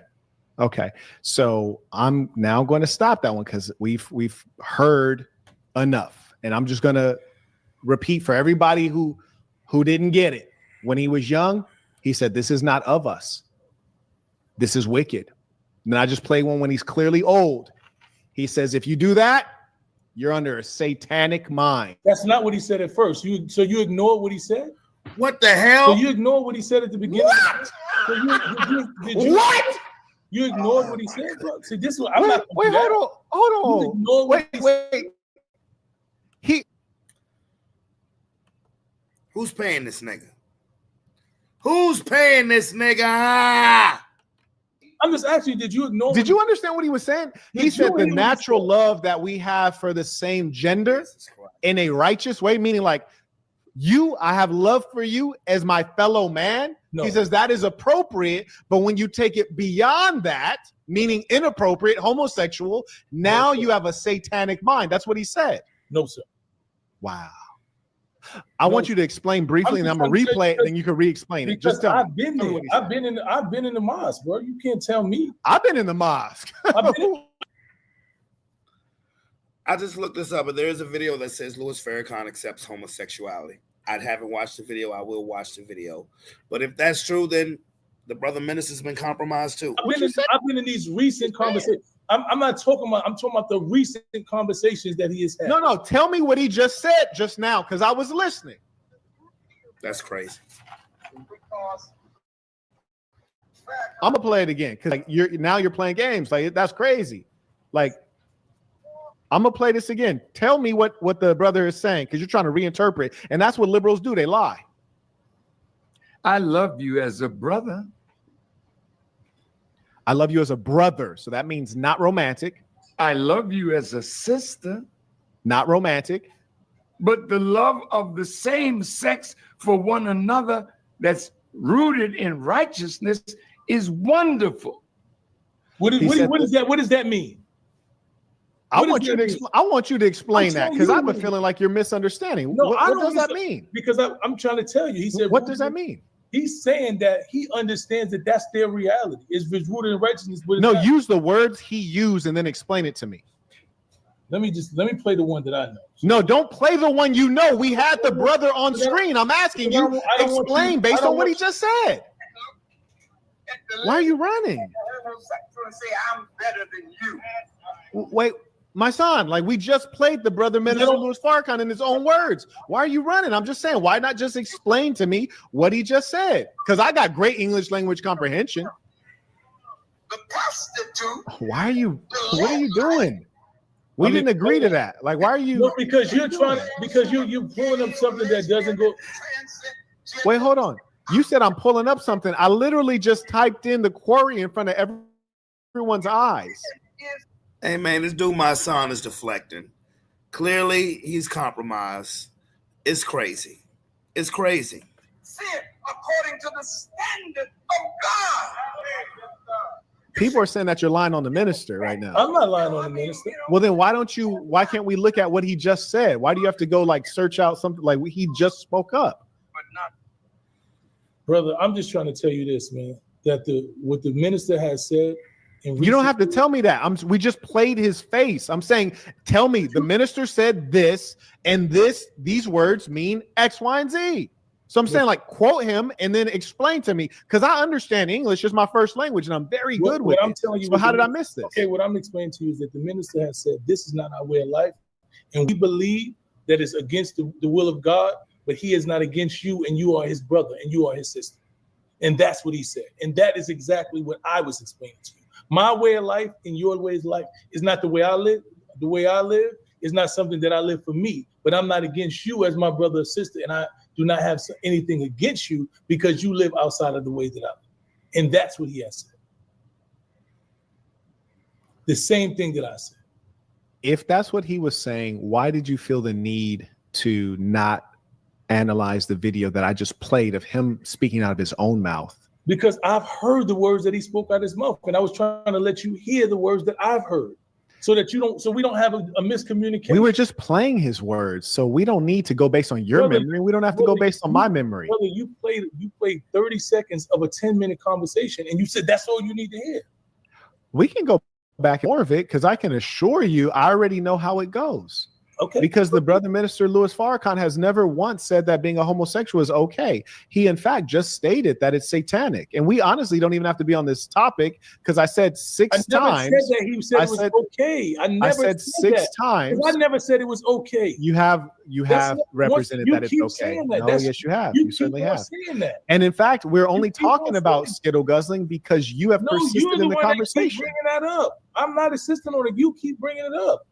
I said 6 times. We don't have to talk about it. And right after I said that, bring it up? So how did this come up? Because when I stated this, I remember it like it was yesterday. You had said something on homosexuality. Then I replied to it. And at the end of my response, I specifically said, And No, you I said, don't how even do care you about. feel about Why are you interrupting me? homosexuality? Because you're making up stories. No, Marquette did ask him first, how do you feel about homosexuality? He did.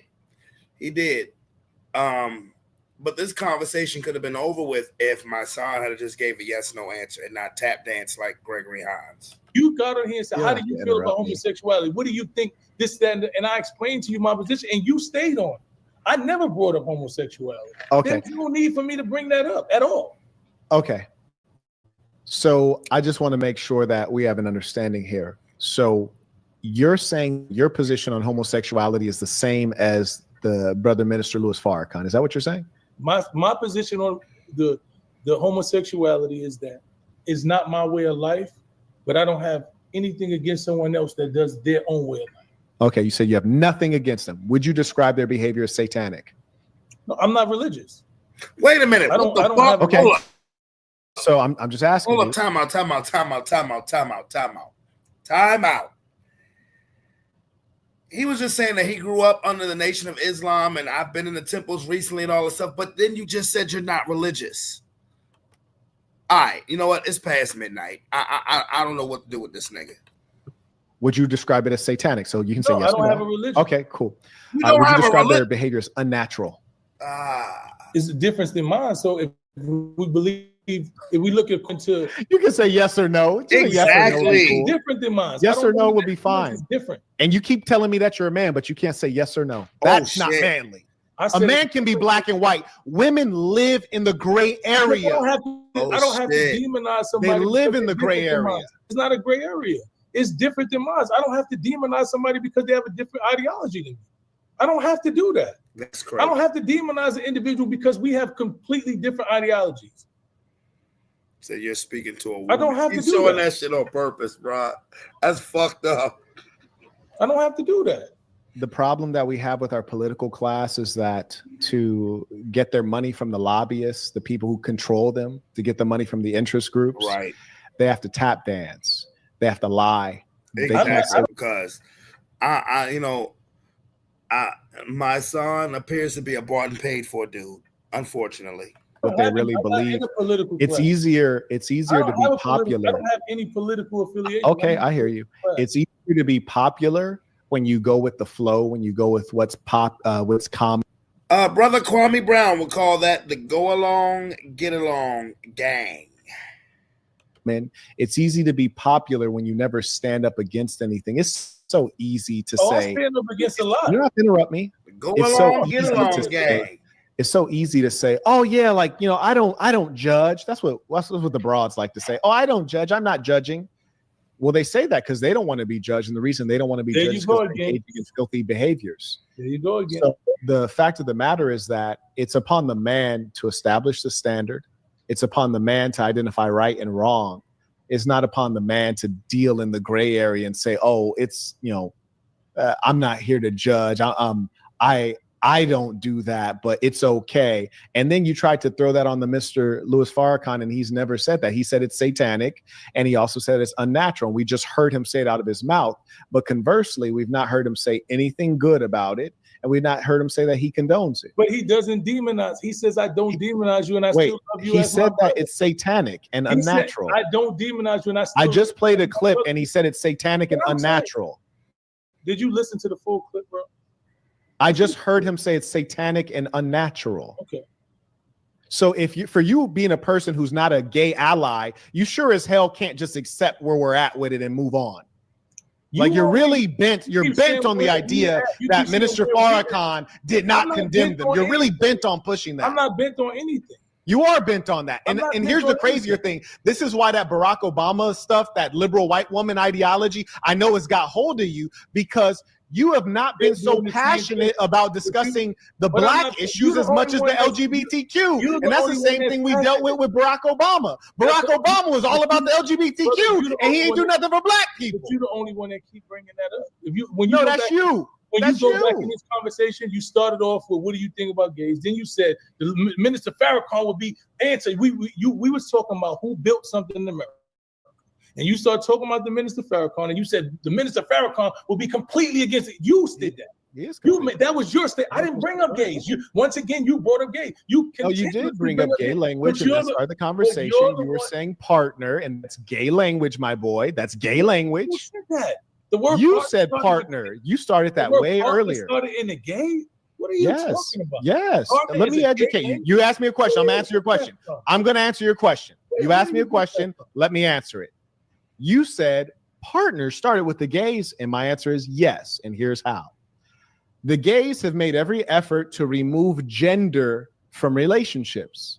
Instead of saying boyfriend or girlfriend, because these people are non-binary, they can't look below the belt and figure out what they are. They have to introduce gender-neutral terms in gender-neutral bathrooms. So you're not a boyfriend. You're interrupting again. Can you ask? May I respond? It's that simple. If you look below the belt and you have a tree with 2 apples, you're a male. If you don't, you're a female. If you have both, then you got that conversation. You asked me a question. May I respond? May I respond? May I respond? And when the truth comes out, they always. What up, Leash? So what they do is they use the term partner to remove gender from terms like boy, friend, girlfriend, husband, and wife. Partner is 100% an LGBTQ term that they've pushed out to the masses, just like non-binary. And why do you keep interrupting? Why do you keep having to interrupt? You feel so strongly. You're so emotional about this, but you keep interrupting. You're so emotional about it. As a girl. 1 second. You're so emotional. You keep interrupting. You're so emotional. You keep interrupting. I'm asking a question. What if you don't want to refer But you don't have to interrupt to ask the question. Or you're a grown man as a boyfriend, and you don't want to. You don't have a wife or a husband. What would you call that person? What would be a good? I'll give you an example. A lot of guys, especially in the South, you say my old lady. You say my woman. It's been going on for hundreds of years. Okay. The fact that you're playing dumb is very embarrassing because people are watching you and they're like, why is he pretending? I don't like to use the term woman. Why is he pretending as though he can't call a woman a woman? You just said using the term woman is a ghetto term. Yeah, I was getting ready to say that. Saying my woman is ghetto. It's a fucking word in the dictionary. My woman. Like, woman. It's in the dictionary. That's ghetto.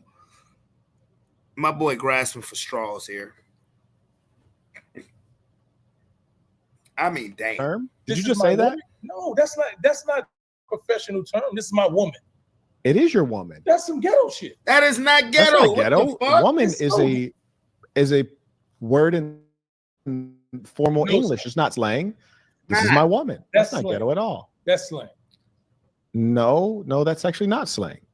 And further, if there are any women in the chat, and I know the women in my chat don't like to talk about real shit, but just answer this one question.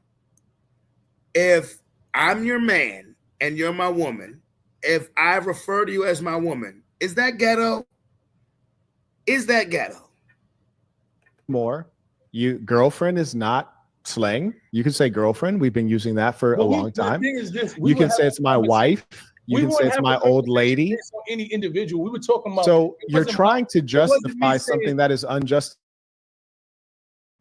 Partner from the LGBTQ. That's full stop. That's a fact. Okay. That's a fact. There's no negotiating. It's a fact. I've never had any conversation inside the LGBTQ area. I agree with you. I totally believe you. I totally believe you. But that's my point. You're so brainwashed by the liberal white woman that you're speaking like her, and you don't know where the words came from. It's just like when white people start trying to talk in slang and they don't know, like, oh, this word came from Louisiana. Oh, this word came from the Yay area in San Francisco. But they're trying to talk like us, but they don't fully understand the origins because it's not their culture. Similar with you. You're a black man from New York talking like a white woman from Orange County, and you don't realize that word came from the San Francisco LGBTQ mafia. That's what happened. You're a black man. I'm the black man.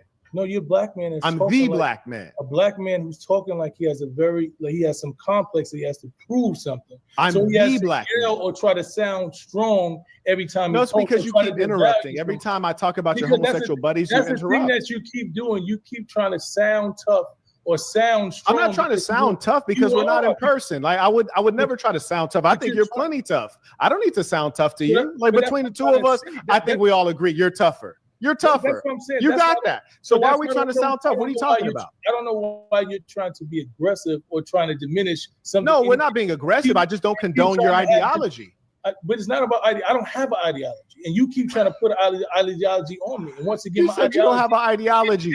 You just don't know what it is. Okay, you don't know what it is. All I'm gonna say is this: we leaving this conversation alone.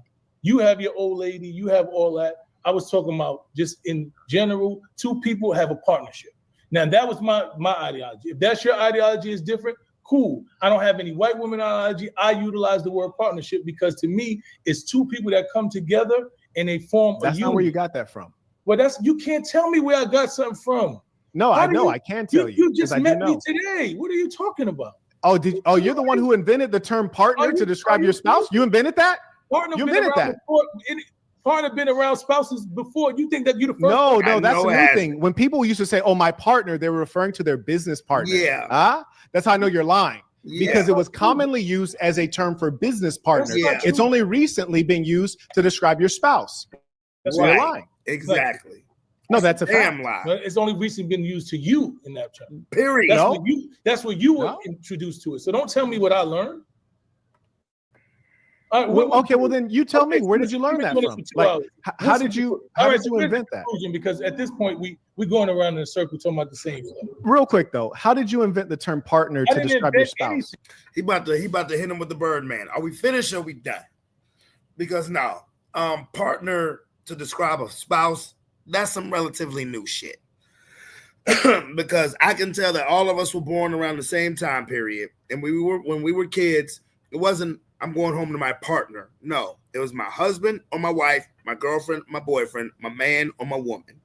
That's some new shit. He need to cut that shit out.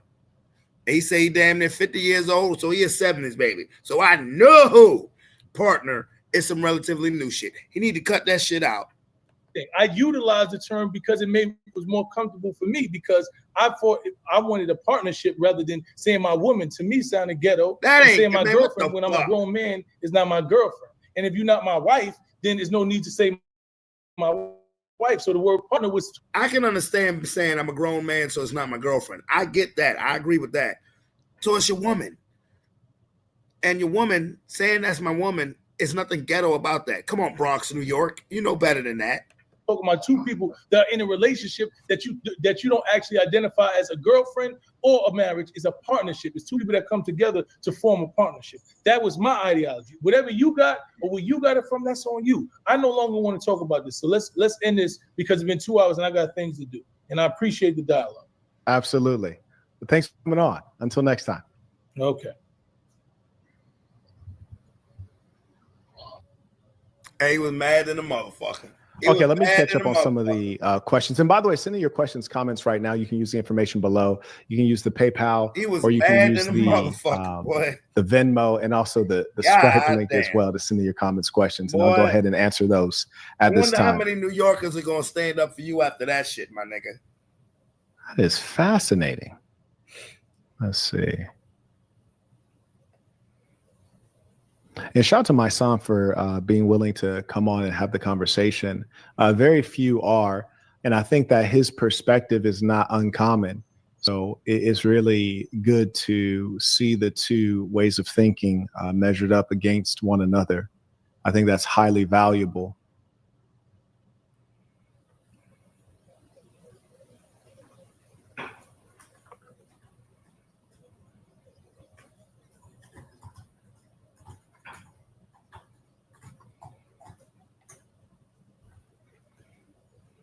Okay, I just want to show you guys something real quick, if you don't mind. Actually, I'll show you guys after I respond to these questions, comments. So let's see. May I acknowledge, shout out to Gary supporting the work. Use the Stripe link in the description of the video. Appreciate you, as did Anthony. Shout out to the real ones. And I also acknowledge Quadre supporting using the Stripe link. And if you didn't support this one, you're wild, because this is really good information and dialogue. Shout out to Charlie Sardi, writes peace to the saints, came in via Venmo. Charlie been rocking with me a long time. It's love. Another Charlie came in right after, came in by Venmo, writes support. And also acknowledge Mr. Bex. He writes, I can't watch right now, but cook him, Saint. And you know what? It wasn't even really, my goal wasn't to cook him. My goal was really to just have a conversation. But, you know, there are certain things that I just fundamentally know are very dangerous to all of humankind. And those things, I can't lie, they kind of set me off. Shout out to Constantine supporting the work by Venmo. Constantine's always very consistent, writes tuition. I also acknowledge via PayPal. Shout out to Aaron. He writes, it seems like his mind's eye is blind to the culture impressed on his thinking. And that's really dangerous. Thank you for this display of intellectual differences. Peace to the saints. Absolutely. Peace to the saints. You know, the most dangerous thing is that which is invisible to you. You know, in boxing, we always say that the punch that knocks you out is the one that you didn't see. I also acknowledge Nathaniel. He writes, keep cooking, Saint. These devil ideologies need to be eradicated. Oh, I agree wholeheartedly. I also acknowledge James. He writes, excuse the lack of punctuation, character limit. A girl that tried to get maxed out by me a year ago went to ATL, turned into a super thought on Twitter, getting smashed and started selling box. That's crazy. I thought it was a coincidence that you met her after I sent a chat about 6 months ago. Okay, got you. Shout out to Michael. He writes, damn, are all men from New York fruity now? Bruh. Right. Low key. Low key. Right. He writes, how'd he go from snap to letting women lead to accepting Skittle guzzlers? He's certainly a liberal white woman, sentimentally speaking. Shout out to Reginald. He writes, barbecue chicken. He is so infected, he knows not how ill he is. Indeed. Marquettism wakes minds. Marquettism saves lives. Marquettism is for the kids. Peace of saints. Literally, you know, you teach the kids this kind of filth, they're not going to grow up the correct way. Shout out to Reginald. He writes, this brother, he writes, the brother minister has been a liberal white woman ever since the nation merged with Scientology. Talk about it. I actually did a video on that some time ago. No, it's peace to the Honorable Elijah Muhammad and the true nation of Islam. My son has completely leapt to the other side. And he put bags of money. Yeah, money's persuasive. Shout out to Austin, writes, Peace of the Saints came in via PayPal. And I appreciate those of you who really support good work and good conversation. We really are pushing forward a movement. Well, you know what? Yeah, I had to watch that one because, again, the difference in speaking hate and speaking factual is totally different.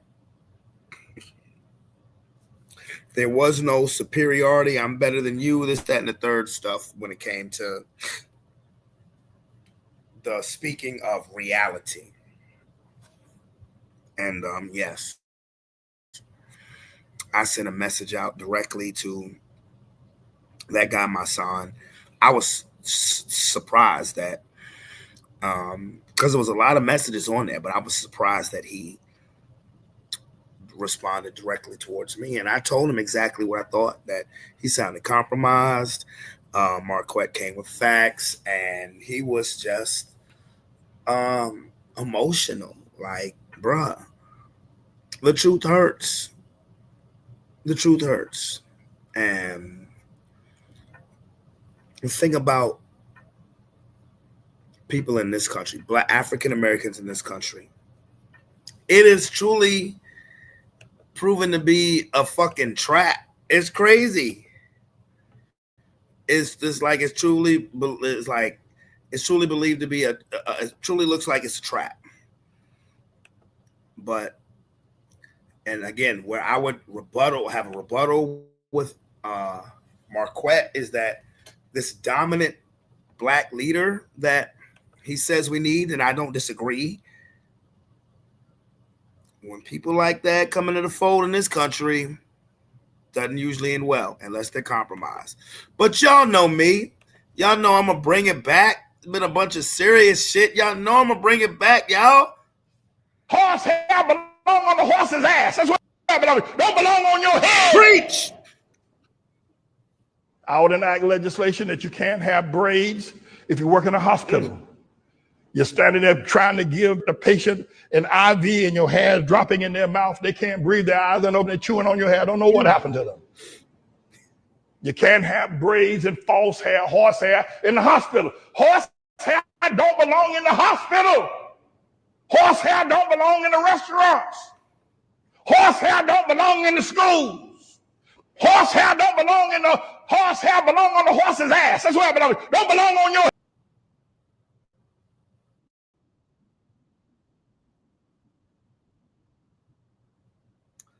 All I'm gonna say is you heard him.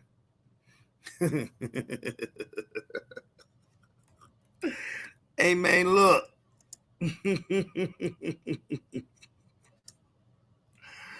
Oh boy. I mean, it is what it is. Like I said, but y'all know me. You know I'm gonna bring it back. You know I'm gonna bring it back. You know we ain't gonna end on no serious shit. You know I'm gonna bring it back. So I ain't done yet. Here we go. Some people wish to be a superstar, wish to have a fancy car, wish to have $1 million bucks. Let's go. Well, I wish on being in love. So feel me, pretty baby. I make one wish and I wish it all on you. Making love to the break of dawn, me and you to the baby's born, till my baby's born. Yo, sing, come on. Till my baby's born, till my baby's born, till my baby's born, till my baby's born, till my baby's born, till my baby's born, till my baby's born. Shut the fuck, shut the fuck. Oh, shit. Say it again. Say something. Oh, say something. Say something. Shut the fuck, shut the fuck. No. Oh, shit. Say it again. Say something. Oh, say something. Say something else. Shut the fuck. That's my shit. One wish.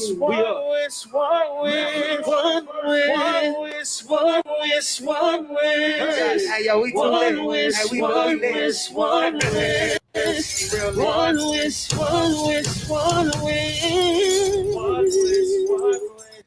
Oh boy. Anytime it get too serious, you know exactly who I can count on to bring it back. But anyway, it is past midnight. I told you guys I will probably be on for 4 hours tonight, and it's damn near 4.5. I need to take my ass to sleep because I'm getting up in a few hours to cook some food and get ready to take my kids to this parade tomorrow morning. Well, I guess it's past 12. So this morning. So it's your boy, Brandon Bravon Towns. I'm out this bitch. Peace. Thank y'all for thugging it out with me. See you guys on Sunday on the post game. Shizzo.